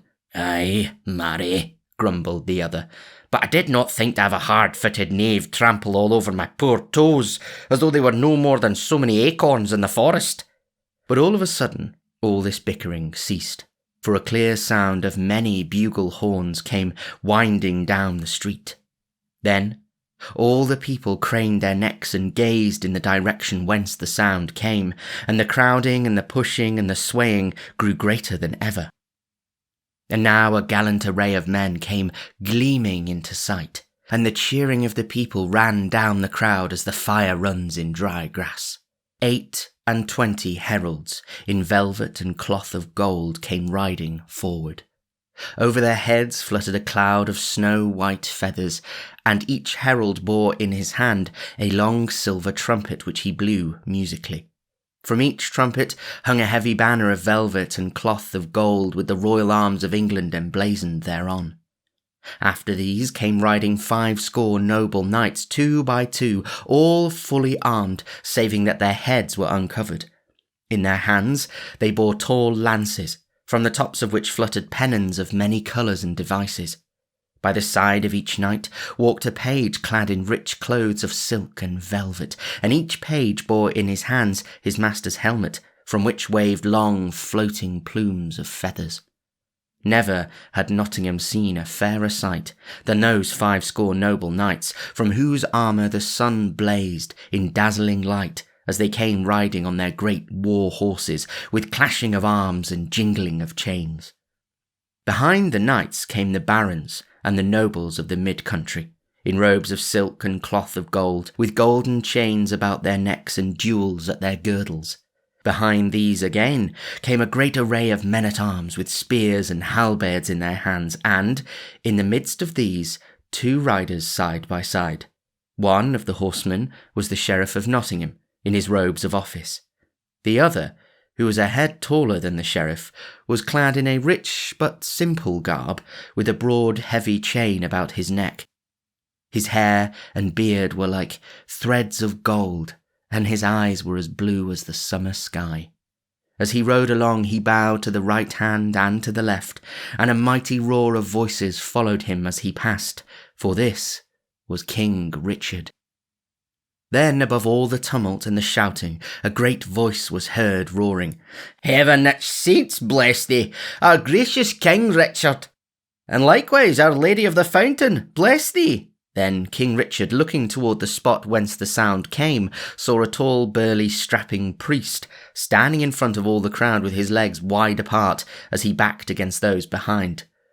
"By my soul, Sheriff," said the king, laughing, "ye have the tallest priests in Nottinghamshire that e'er I saw in all my life. If heaven never answered prayers because of deafness, methinks I would nevertheless have blessings bestowed upon me. For that man yonder would make the great stone image of St. Peter rub its ears and hearken unto him. I would that I had an army as such as he." To this the sheriff answered never a word, but all the blood left his cheeks, and he caught at the pommel of his saddle to keep himself from falling. For he also saw the fellow that so shouted, and knew him to be Friar Tuck. And, moreover, behind Friar Tuck he saw the faces of Robin Hood, and Little John, and Will Scarlet, and Will Stutely, and Allan a Dale, and others of the band. "How now," said the king, hastily, "art thou ill, Sheriff, that thou growest so white?" "Nay, your majesty," said the sheriff, "it was naught but a sudden pain that will soon pass by." Thus he spake, for he was ashamed that the king should know that Robin Hood feared him so little, that he thus dared to come within the very gates of Nottingham town. Thus rode the king into Nottingham town on that bright afternoon in the early fall season, and none rejoiced more than Robin Hood and his merry men to see him come so royally unto his own. Eventide had come. The great feast in the Guildhall at Nottingham town was done, and the wine passed freely. 1,000 waxen lights gleamed along the board, at which sat lord and noble and knight and squire in goodly array.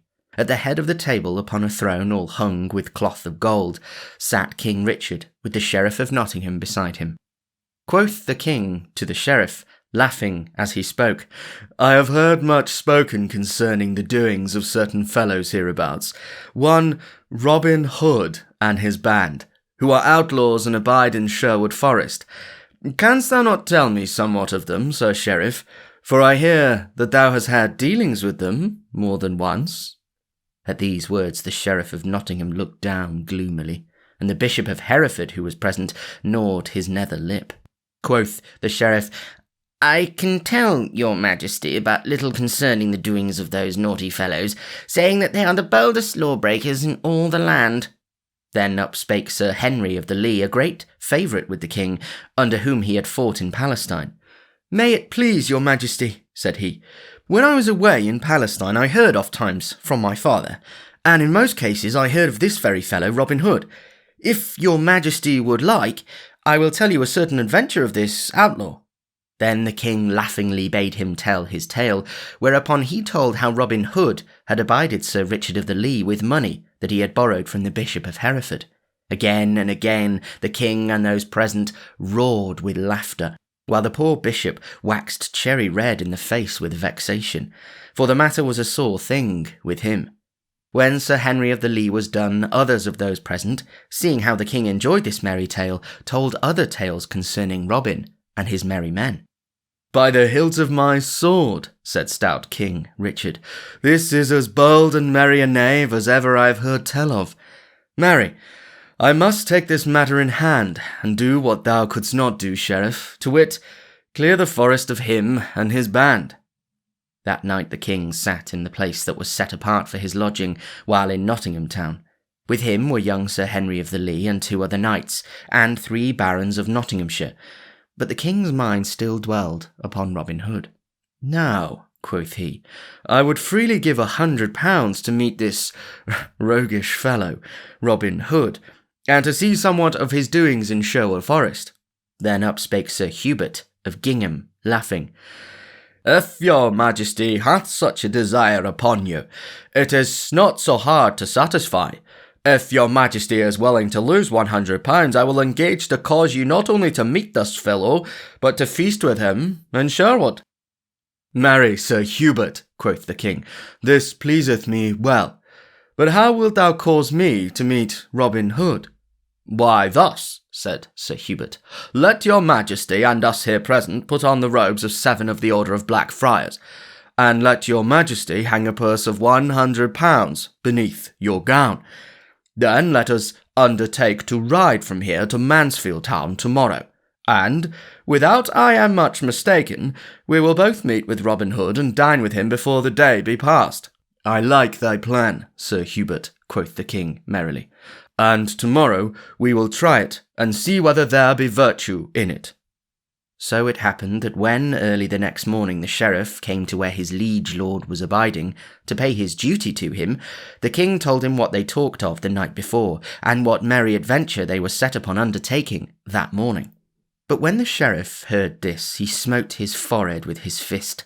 "Alas," said he, "what evil counsel is this that hath been given thee? O my gracious lord and king, you know not what you do. This villain that you go thus to speak hath no reverence either for king or king's laws." "But did I not hear aright, when I was told that this Robin Hood hath shed no blood since he was outlawed, saving only that vile Guy of Gisborne, for whose death all honest men should thank him?" "Yea, your majesty," said the sheriff, "you have heard aright. Nevertheless—" "Then," quoth the king, breaking in on the sheriff's speech, "what have I to fear in meeting him, having done him no harm? Truly there is no danger in this, but mayhap thou wilt go with us, Sir Sheriff." "Nay," quoth the sheriff hastily, "heaven forbid!" But now 7 habits such as black friars wear were bought, and the king and those about him having clad themselves therein, and his majesty having hung a purse with 100 golden pounds in it beneath his robes, they all went forth and mounted the mules that had been brought to the door for them. Then the king bade the sheriff be silent as to their doings, and so they set forth upon their way. Onward they travelled, laughing and jesting, until they passed to the open country, between bare harvest fields whence the harvest had been gathered home, through scattered glades that began to thicken as they went farther along, till they came within the heavy shade of the forest itself. They travelled in the forest for several miles, without meeting anyone such as they sought, until they had come to that part of the road that lay nearest to Newstead Abbey. "By the holy Saint Martin," quoth the king, "I would that I had better head for remembering things of great need. Here have we come away and brought never so much as a drop of anything to drink with us. Now I would give £50 for somewhat to quench my thirst withal." No sooner had the king so spoken, than out from the covert at the roadside stepped a tall fellow with yellow beard and hair and a pair of merry blue eyes. "Truly, holy brother," said he, laying his hand upon the king's bridle rein, "it were an unchristian thing not to give a fitting answer to so fair a bargain. We keep an inn hereabouts, and for £50 we will not only give thee good draught of wine, but will give thee as noble a feast as ever thou didst tickle thy gullet withal." So saying, he put his fingers to his lips and blew a shrill whistle. Then straightway the bushes and branches on either side of the road swayed and crackled, and 60 broad-shouldered yeomen in Lincoln green burst out of the covert. "Why, how now, fellow?" quoth the king. "Who art thou, thou naughty rogue? Hast thou no regard for such holy men as we are?" "Not a whit," quoth merry Robin Hood, for the fellow was he. "For in sooth, all the holiness belonging to rich friars such as ye are, one could drop into the thimble and the goodwife would never feel it with the tip of her finger. As for my name, it is Robin Hood, and thou mayest have heard it before." "Now, out upon thee," quoth King Richard. "Thou art a bold and naughty fellow, and a lawless one withal, as I have often heard tell. Now, prithee, let me and these brethren of mine travel forward in peace and quietness." "It may not be," said Robin, "for it would look but ill of us to let such holy men travel onward with empty stomachs. But I doubt not that thou hast a fat purse to pay thy score at our inn, since thou offerest freely so much for a poor draught of wine. Show me thy purse, reverend brother, or I may perchance have to strip thy robes from thee to search it for myself." "Nay, use no force," said the king sternly. "Here is my purse, but lay not thy lawless hands upon our person." "Hut, tut," quoth merry Robin, "what proud words are these? Art thou the King of England to talk so to me? Here, Will, take this purse and see what there is within." Will Scarlet took the purse and counted out the money. Then Robin bade him keep £50 for themselves and put 50 back into the purse. This he handed to the king. "Here, brother," quoth he, take this half of thy money, and thank Saint Martin, on whom thou didst call before, that thou hast fallen into the hands of such gentle rogues, that will not strip thee bare as they might do. But wilt thou not put back thy cowl? For I would fain see thy face. Nay, said the king, drawing back, I may not pull back my cowl, for we 7 have vowed that we shall not show our faces for 24 hours. Then keep them covered in peace, said Robin, and far be it from me to make you break your vows. So he called 7 of his yeomen, and bade them each one take a mule by the bridle. Then, turning their faces toward the depths of the woodlands, they journeyed onward until they came to the open glade and the greenwood tree. Little John, with 80 yeomen at his heels, had also gone forth that morning to wait along the roads and bring a rich guest to Sherwood Glade, if such might be his luck. For many with fat purses must travel the roads at this time, when such great doings were going on in Nottinghamshire. But though Little John and so many others were gone, Friar Tuck and 20 or more stout yeomen were seated or lying around beneath the great tree. And when Robin and the others came, they leapt to their feet to meet him. By my soul, quoth merry King Richard, when he had gotten down from his mule and stood looking about him, thou hast in truth a fine lot of young men about thee, Robin. Methinks King Richard himself would be glad of such a bodyguard. They are not all of my fellows, said Robin proudly, for 80 more of them are away on business with my good right-hand man, Little John. But, as for King Richard, I tell thee, brother, there is not a man of us all but would pour out our blood like water for him. Ye churchmen cannot rightly understand our king, but we yeomen love him right loyally, for the sake of his brave doings, which are so like our own. But now Friar Tuck came bustling up. Gie good den, brothers, said he. I am right to welcome some of my cloth in this naughty place. Truly methinks these rogues of outlaws would stand but an ill chance were it not for the prayers of Holy Tuck, who laboureth so hard for their well-being. Here he winked one eye slyly and stuck his tongue into his cheek. Who art thou, mad priest? Said the king in a serious voice, albeit he smiled beneath his cowl. At this Friar Tuck looked all around with a slow gaze. Look you now, quoth he. Never let me hear you say again that I am no patient man. Here is a knave of a friar calleth me a mad priest, and yet I smite him not. My name is Friar Tuck, fellow, the holy Friar Tuck. There, Tuck, said Robin, thou hast said enough. Prithee, cease thy talk and bring some wine. These reverend men are athirst, and sin they have paid so richly for their score, they must e'en have the best. Friar Tuck bridled at being so checked in his speech. Nevertheless, he went straight away to do Robin's bidding. So presently a great crock was brought, and wine was poured out for all the guests and for Robin Hood. Then Robin held his cup aloft. Stay, cried he, tarry in your drinking, till I give you a pledge. Here is to good King Richard, of great renown, and may all enemies to him be confounded. Then all drank the king's health, even the king himself. Methinks, good fellow, said he, thou hast drunk to thine own confusion. Never a whit, quoth merry Robin, for I tell thee that we of Sherwood are more loyal to our lord, the king, than those of thine order.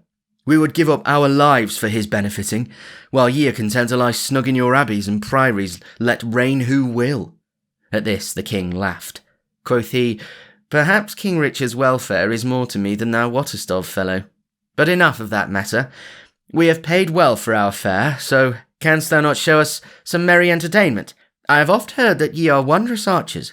Wilt thou not show us somewhat of your skill? With all my heart, said Robin. We're always pleased to show our guests all the sport that is to be seen. As Gaffer Swanthole saith, 'tis a hard heart that will not give a caged starling of the best. And caged starlings ye are with us. Ho, lads, set up a garland at the end of the glade. Then, as the yeomen ran to do their master's bidding, Tuck turned to one of the mock friars. Hearest thou our master? Quoth he with a sly wink.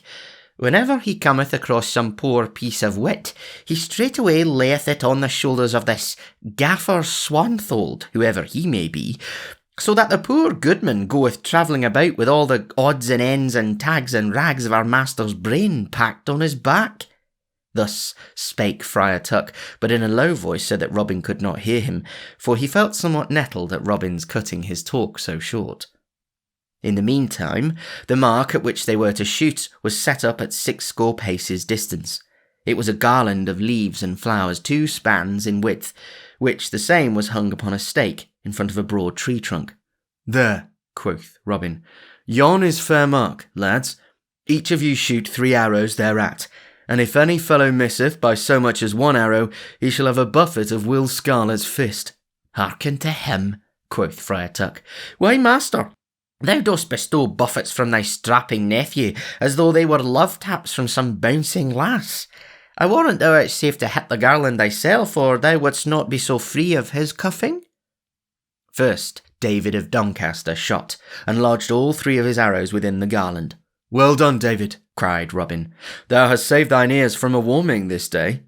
Next, Midge the miller shot, and he also lodged his arrows in the garland. Then followed Wat the tinker, but alas for him, for one of his shafts missed the mark by the breadth of 2 fingers. "Come hither, fellow," said Will Scarlet in his soft, gentle voice. "I owe thee somewhat that I would pay forthwith." Then Wat the tinker came forward and stood in front of Will Scarlet, screwing up his face and shutting his eyes tightly, as though he already felt his ears ringing with the buffet. Will Scarlet rolled up his sleeve and, standing on tiptoe to give the greater swing to his arm, he struck with might and main. Woof! Came his palm against the tinker's head, and down went stout Wat to the grass, heels over head, as the wooden image at the fair goes down when the skilful player throws a cudgel at it. Then, as the tinker sat up upon the grass, rubbing his ear and winking and blinking at the bright stars that danced before his eyes, the yeoman roared with mirth till the forest rang. As for King Richard, he laughed till the tears ran down his cheeks.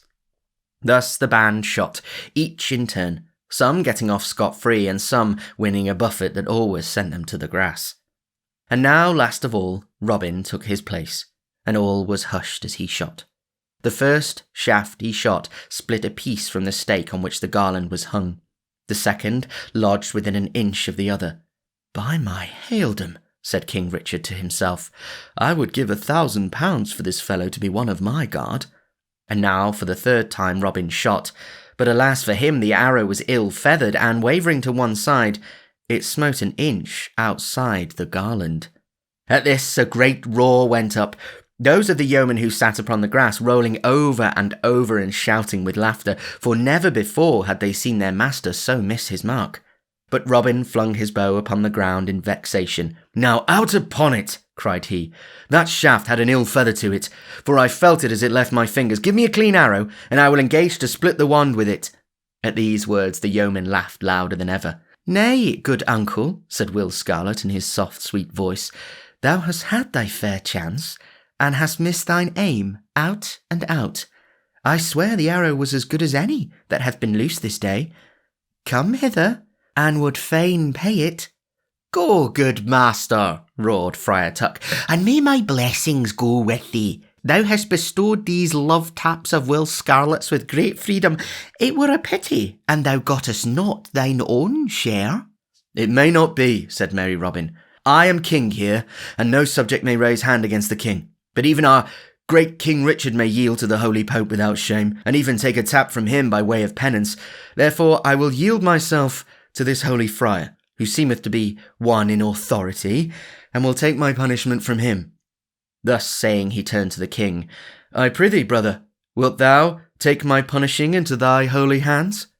"With all my heart," quoth merry King Richard, rising from where he was sitting. "I owe thee somewhat for having lifted a heavy weight of £50 from my purse. So make room for him on the green, lads." "And thou makest me tumble," quoth Robin.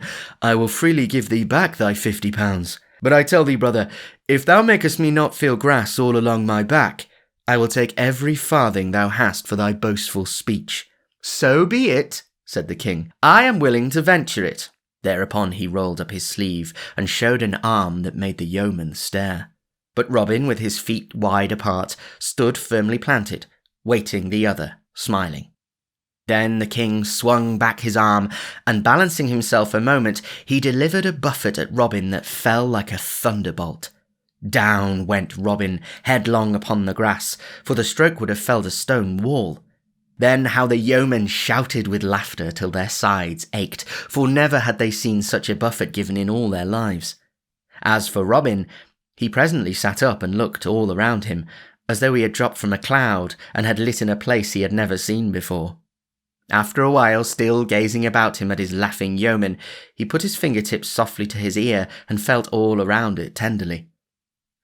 "Will Scarlet," said he, "count this fellow out £50. I want nothing more either of his money or of him. A murrain seize him and his buffeting. I would that I had taken my dues from thee, for I verily believe he hath deafened mine ear from ever hearing again." Then, while gusts of laughter still broke from the band, Will Scarlet counted out the £50, and the king dropped it back into his purse again. "I give thee thanks, fellow," said he, "and if ever thou shouldst wish for another box of the ear to match the one thou hast, come to me, and I will fit thee with it for naught." So spake the merry king, but even as he ended, there came suddenly the sound of many voices, and out from the covert burst Little John and 60 men, with Sir Richard of the Lee in the midst. Across the glade they came running, and as they came, Sir Richard shouted to Robin, "Make haste, dear friend. Gather thy band together and come with me.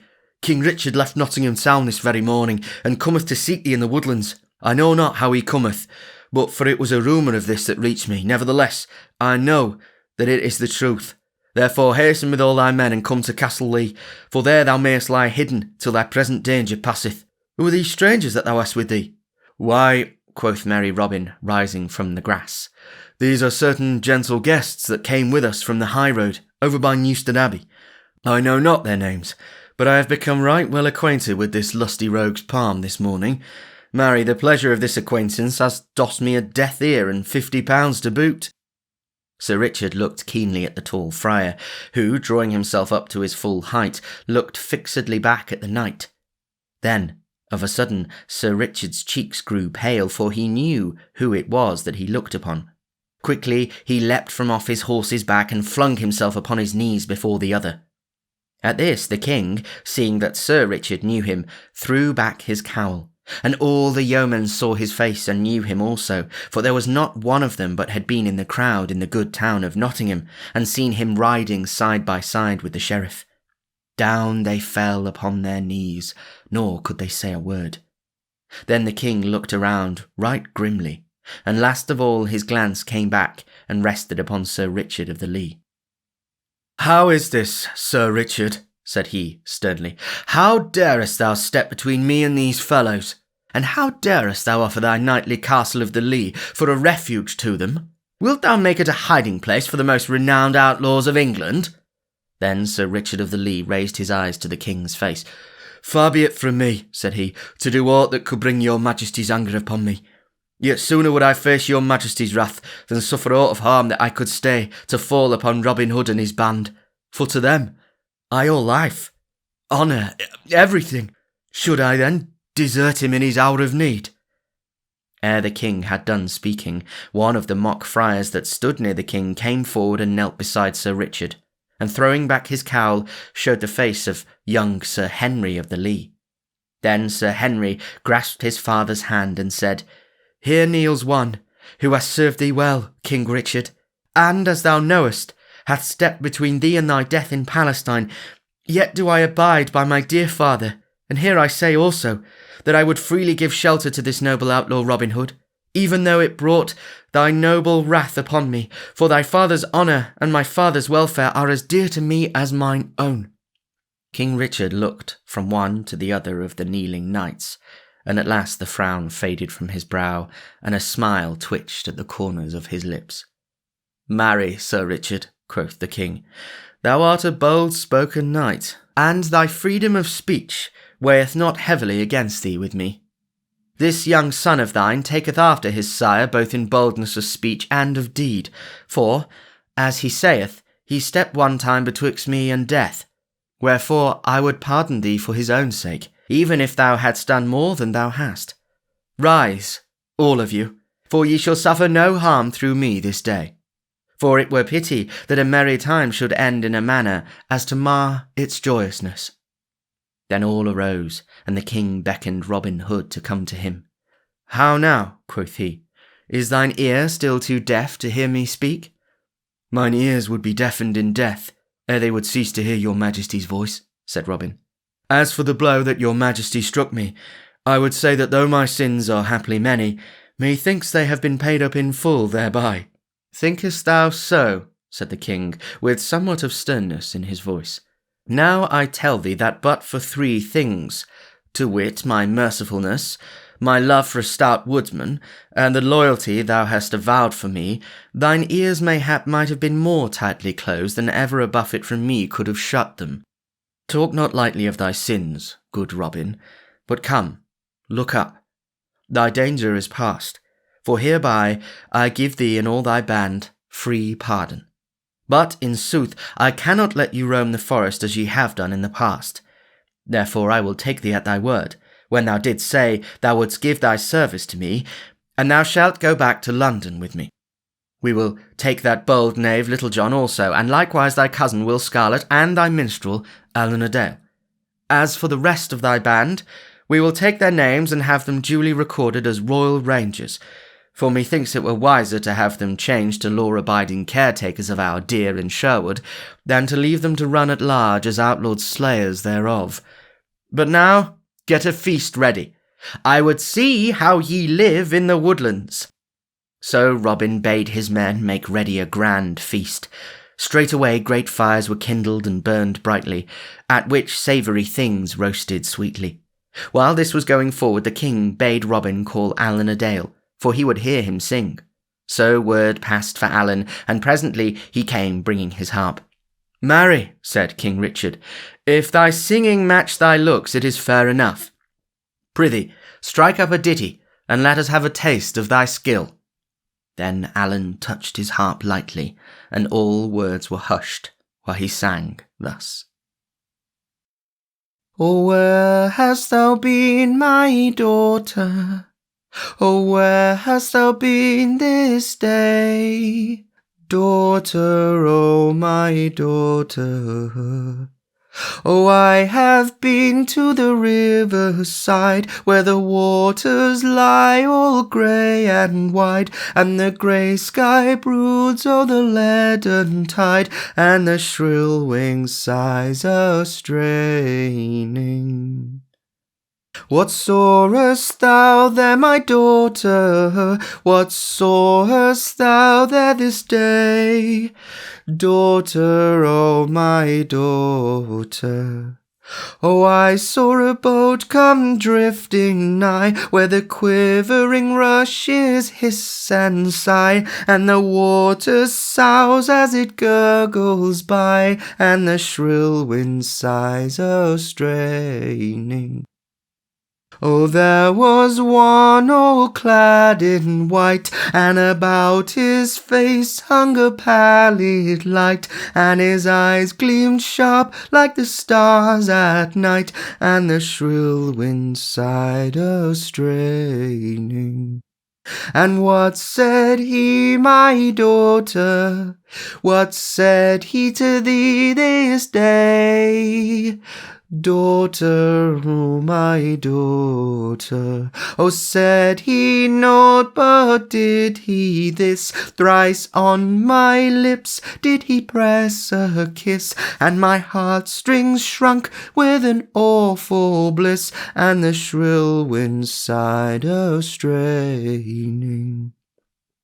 Why growest thou so cold, my daughter? Why growest thou so cold and white? Daughter, oh, my daughter. Oh, never a word the daughter said, but she sat all straight with a drooping head, for her heart was stilled and her face was dead, and the shrill wind sighed a straining. All listened in silence, and when Allen a Dale had done, King Richard heaved a sigh. By the breath of my body, Allen, quoth he, thou hast such a wondrous sweet voice that it strangely moves my heart. But what doleful ditty is this for the lips of a stout yeoman? I would rather hear thee sing a song of love and battle than a sad thing like that. Moreover, I understand it not. What meanest thou by the words?" "I know not, your majesty," said Allen, shaking his head, "for oft-times I sing that which I do not clearly understand mine own self." "Very well," quoth the king, "let it pass. Only I tell thee this, Allen, thou shouldst turn thy songs to such matters as I spoke of, to wit, love or war, for in sooth thou hast a sweeter voice than Blondel, and methought he was the best minstrel that ever I heard." But now one came forward and said that the feast was ready. So Robin brought King Richard and those with him to where it lay all spread out on fair white linen cloths, which lay upon the soft green grass. Then King Richard sat down and feasted and drank, and when he was done he swore roundly that he had never sat at such a lusty repast in all his life before. That night he lay in Sherwood Forest upon a bed of sweet green leaves, and early the next morning he set forth from the woodlands for Nottingham town, Robin Hood and all of his band going with him. You may guess what a stir there was in the good town when all these famous outlaws came marching into the streets. As for the sheriff, he knew not what to say nor where to look when he saw Robin Hood in such high favour with the king, while all his heart was filled with gall because of the vexation that lay upon him.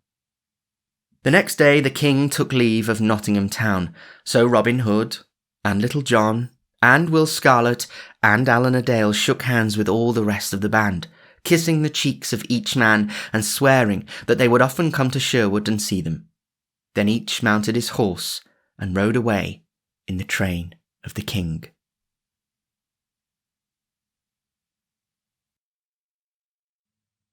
Chapter 23. Epilogue. Thus end the merry adventures of Robin Hood. For in spite of his promise, it was many a year ere he saw Sherwood again. After a year or two at court, Little John came back to Nottinghamshire, where he lived in an orderly way, though within sight of Sherwood, and where he achieved great fame as the champion of all England with the quarterstaff. Will Scarlet, after a time, came back to his own home, whence he had been driven by his unlucky killing of his father's steward. The rest of the band did their duty as royal rangers right well. But Robin Hood and Allen a Dale did not come again to Sherwood so quickly, for thus it was. Robin, through his great fame as an archer, became a favourite with the king, so that he speedily rose in rank to be the chief of all the yeomen. At last the king, seeing how faithful and loyal he was, created him Earl of Huntingdon. So Robin followed the king to the wars, and found his time so full that he had no chance to come back to Sherwood for even so much as a day. As for Allen a Dale and his wife, the fair Ellen, they followed Robin Hood and shared in all his ups and downs of life. And now, dear friend, you who have journeyed with me in all these merry doings, I will not bid you follow me further, but will drop your hand here with a good den, if you wish it, for that which cometh hereafter speaks of the breaking up of things, and shows how joys and pleasures that are dead and gone can never be set upon their feet to walk again. I will not dwell upon the matter over long, but will tell as speedily as may be of how that stout fellow Robin Hood died as he had lived, not at court as Earl of Huntingdon, but with bow in hand, his heart in the greenwood, and he himself a right yeoman. King Richard died upon the battlefield, in such a way as properly became a lion-hearted king, as you yourself no doubt know. So after a time the Earl of Huntingdon, or Robin Hood as we still call him as of old, finding nothing for his doing abroad, came back to merry England again. With him came Allen a Dale and his wife the fair Ellen, for these two had been chief of Robin's household ever since he had left Sherwood Forest. It was in the springtime when they landed once more on the shores of England. The leaves were green, and the small birds sang blithely, just as they used to do in fair Sherwood when Robin Hood roamed the woodland shades with a free heart and a light heel. All the sweetness of the time, and the joyousness of everything, brought back to Robin's mind his forest life, so that a great longing came upon him to behold the woodlands once more. So he went straight away to King John, and besought leave of him to visit Nottingham for a short season. The king gave him leave to come and to go, but bade him not stay longer than 3 days at Sherwood. So Robin Hood and Allen a Dale set forth without delay to Nottinghamshire and Sherwood Forest. The first night they took up their inn at Nottingham town, yet they did not go to pay their duty to the sheriff, for his worship bore many a bitter grudge against Robin Hood, which grudges had not been lessened by Robin's rise in the world. The next day, at an early hour, they mounted their horses and set forth for the woodlands.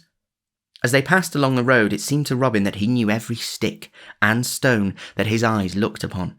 Yonder was a path that he had oft-times trod of a mellow evening, with little John beside him. Here was one, now nigh choked with brambles, along which he and a little band had walked when they went forth to seek a certain curtal friar. Thus they rode slowly onward, talking about these old familiar things, old and yet new, for they found more in them than they had ever thought of before. Thus at last they came to the open glade and the broad, wide-spreading greenwood tree, which was their home for so many years. Neither of the two spoke when they stood beneath that tree. Robin looked all about him at the well-known things, so like what they used to be and yet so different. For where once was the bustle of many busy fellows, was now the quietness of solitude. And as he looked, the woodlands, the greensward, and the sky all blurred together in his sight through salt tears, for such a great yearning came upon him as he looked on these things, as well known to him as the fingers of his right hand, that he could not keep back the water from his eyes. That morning he had slung his good old bugle horn over his shoulder, and now, with the yearning, came a great longing to sound his bugle once more. He raised it to his lips and blew a blast. Tirra-la, tirra-la.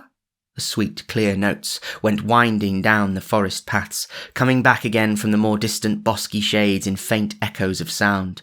Tirra-la, tirra-la, tirra-la, tirra-la, until it faded away and was lost.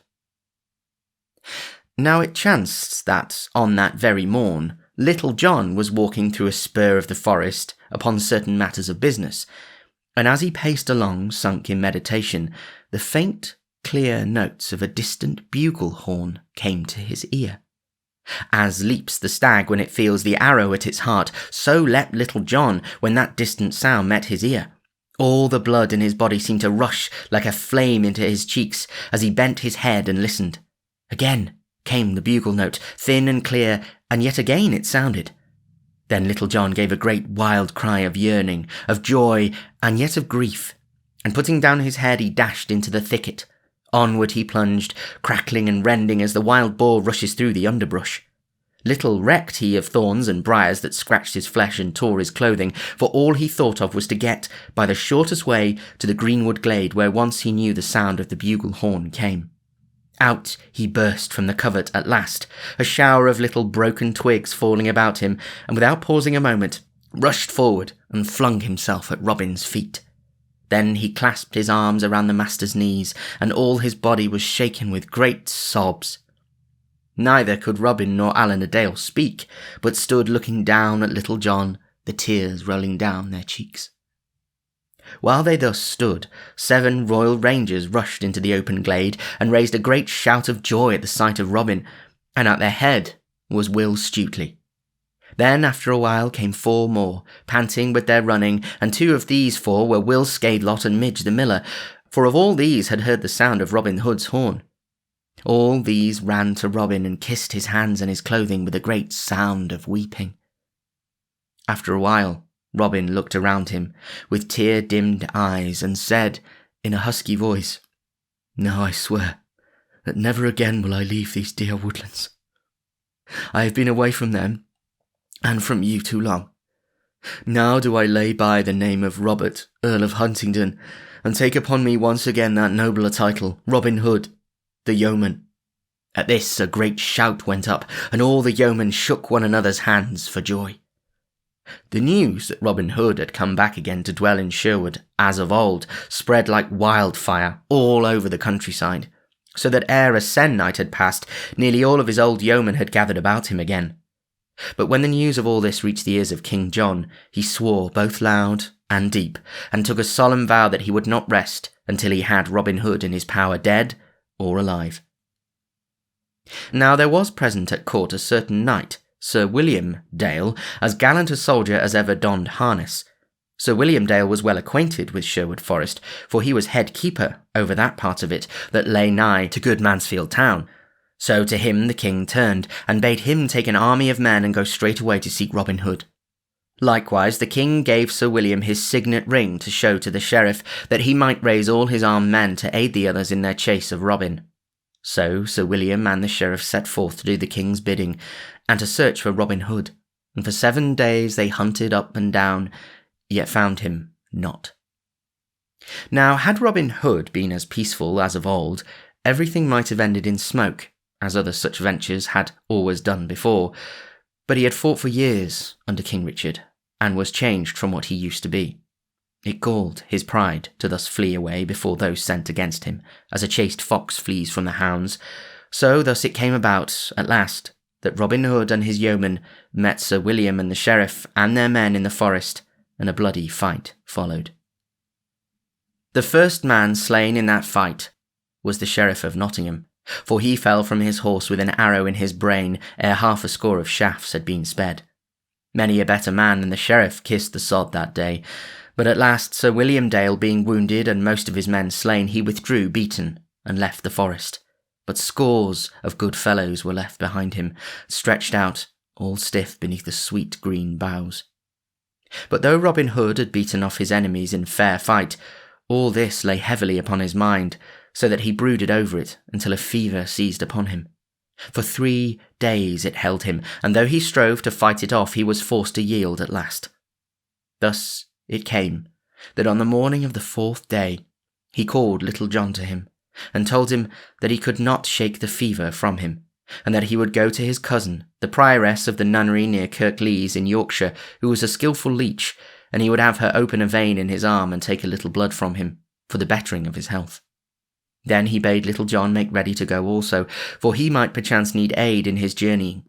So Little John and he took their leave of the others, and Robin Hood bade Will Stutely be the captain of the band until they come back. Thus they came by easy stages and slow journeying, until they reached the nunnery of Kirklees. Now Robin had done much to aid this cousin of his, for it was through King Richard's love of him that she had been made prioress of the place.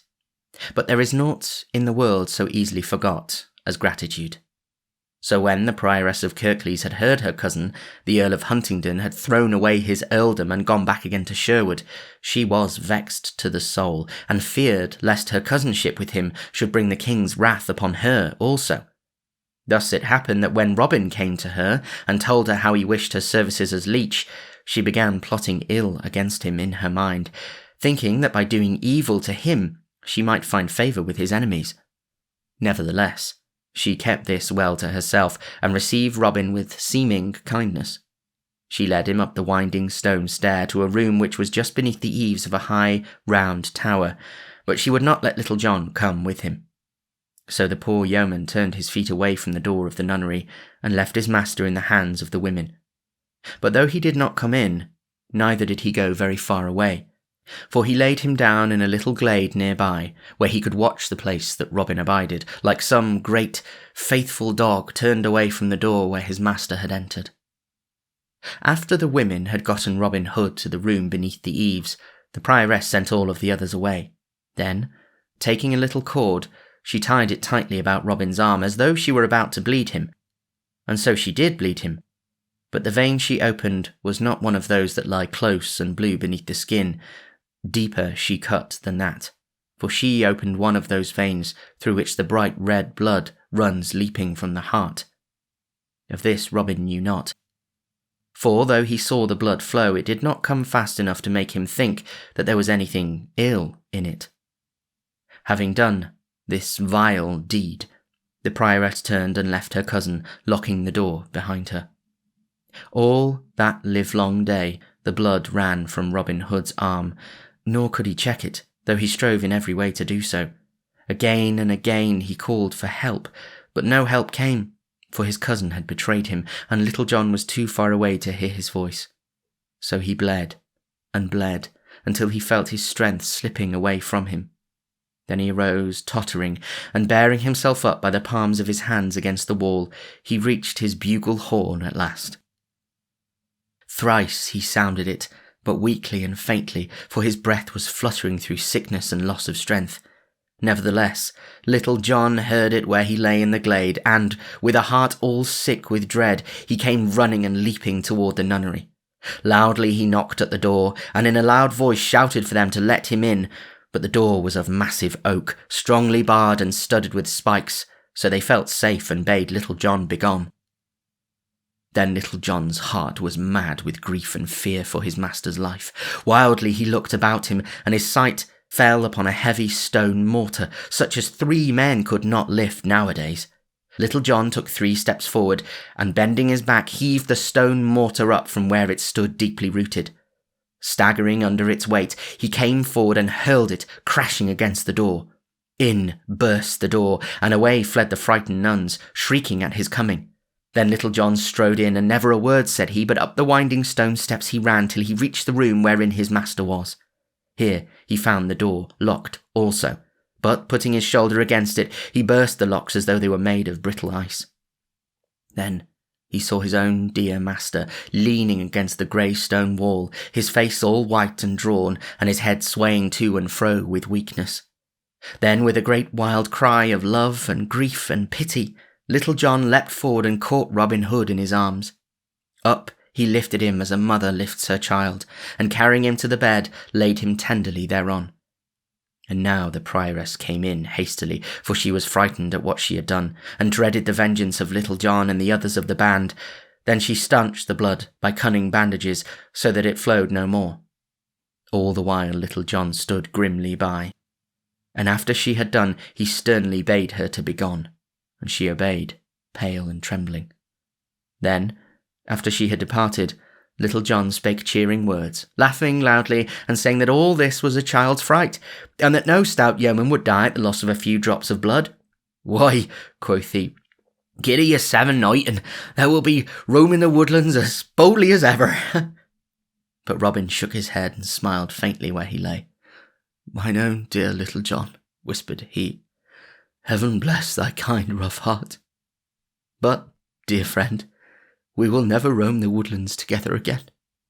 "Aye, but we will," quoth Little John loudly. "I say again, aye, out upon it. Who dares say that any more harm shall come upon thee? Am I not, boy? Let me see who dares to—" Here he stopped of a sudden, for his words choked him. At last he said in a deep, husky voice, "Now if aught of harm befalls thee because of this day's doings, I swear by St. George that the red cock shall crow over the roof tree of this house, for the hot flames shall lick every crack and cranny thereof. As for these women," here he ground his teeth, "it will be an ill day for them." But Robin Hood took Little John's rough brown fist in his white hands, and chid him softly in his low, weak voice, asking him since what time Little John had thought of doing harm to women, even in vengeance. Thus he talked, till at last the other promised in a choking voice that no ill should fall upon the place, no matter what happened. Then a silence fell, and Little John sat with Robin Hood's hand in his, gazing out of the open window, ever and anon swallowing a great lump that came in his throat. Meantime the sun dropped slowly to the west, till all the sky was ablaze with red glory. Then Robin Hood, in a weak, faltering voice, bade Little John raise him, that he might look out once more upon the woodlands. So the yeoman lifted him in his arms as he bade, and Robin Hood's head lay on his friend's shoulder. Long he gazed, with a wide, lingering look, while the other sat with bowed head, the hot tears rolling one after another from his eyes and dripping upon his bosom, for he felt that the time of parting was near at hand. Then, presently, Robin Hood bade him string his stout bow for him, and choose a smooth fair arrow from his quiver. This Little John did, though without disturbing his master or rising from where he sat. Robin Hood's fingers wrapped lovingly around his good bow, and he smiled faintly when he felt it in his grasp. Then he knocked the arrow on that part of the string that the tips of his fingers knew so well. "Little John," said he, Little John, mine own dear friend, and him I love better than all the others in the world, mark, I prithee, where this arrow lodges, and there let my grave be digged. Lay me with my face towards the east, Little John, and see that my resting place be kept green, and that my weary bones not be disturbed. As he finished speaking, he raised himself of a sudden and sat upright.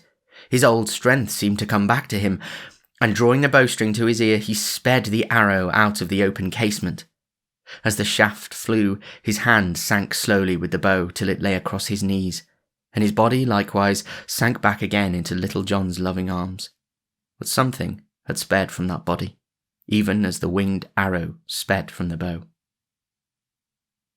For some minutes, Little John sat motionless. But presently he laid that which he held gently down. Then, folding the hands upon the breast and covering up the face, he turned upon his heel and left the room, without a word or a sound. Upon the steep stairway he met the prioress and some of the chief among the sisters. To them he spoke in a deep, quivering voice, and said he, "An ye go within a score of feet of yonder room, I will tear down your rookery over your heads, so that not one stone shall be left upon another. Bear my words well in mind, for I mean them." So saying, he turned and left them, and they presently saw him running rapidly across the open, through the falling of the dusk, until he was swallowed up by the forest. The early grey of coming morn was just beginning to lighten the black sky toward the eastward, when Little John and 6 more of the band came rapidly across the open toward the nunnery. They saw no one, for the sisters were all hidden away from sight, having been frightened by Little John's words. Up the stone stair they ran, and a great sound of weeping was presently heard. After a while this ceased, and then came the scuffling and shuffling of men's feet, as they carried a heavy weight down the steep and winding stairs. So they went forth from the nunnery, and as they passed through the doors thereof, a great loud sound of wailing arose from the glade, that lay all dark in the dawning, as though many men, hidden in the shadows, had lifted up their voices in sorrow. Thus died Robin Hood, at Kirklees Nunnery, in fair Yorkshire, with mercy in his heart towards those that had been his undoing. For thus he showed mercy for the erring, and pity for the weak, through all the time of his living. His yeomen were scattered henceforth, but no great ill befell them thereafter, for a more merciful sheriff, and one who knew them not so well, succeeding the one that had gone, and they being separated here and there throughout the countryside, they abided in peace and quietness, so that many lived to hand down these tales to their children, and their children's children. A certain one saith that upon a stone at Kirklees is an old inscription. This I give in the ancient English in which it was written, and thus it runs. Here underneath dis lattle Stean Lace, Robert, Earl of Huntingdon, nee archer, ver as he see, gude and people called him Robin Hood, sick outlaws, as he and his men vil England nede seen, agin obit 24 cal Decembris 1247. And now, dear friend, we must also part, for our merry journeyings have ended, and here, at the grave of Robin Hood, we turn, each going his own way. The end.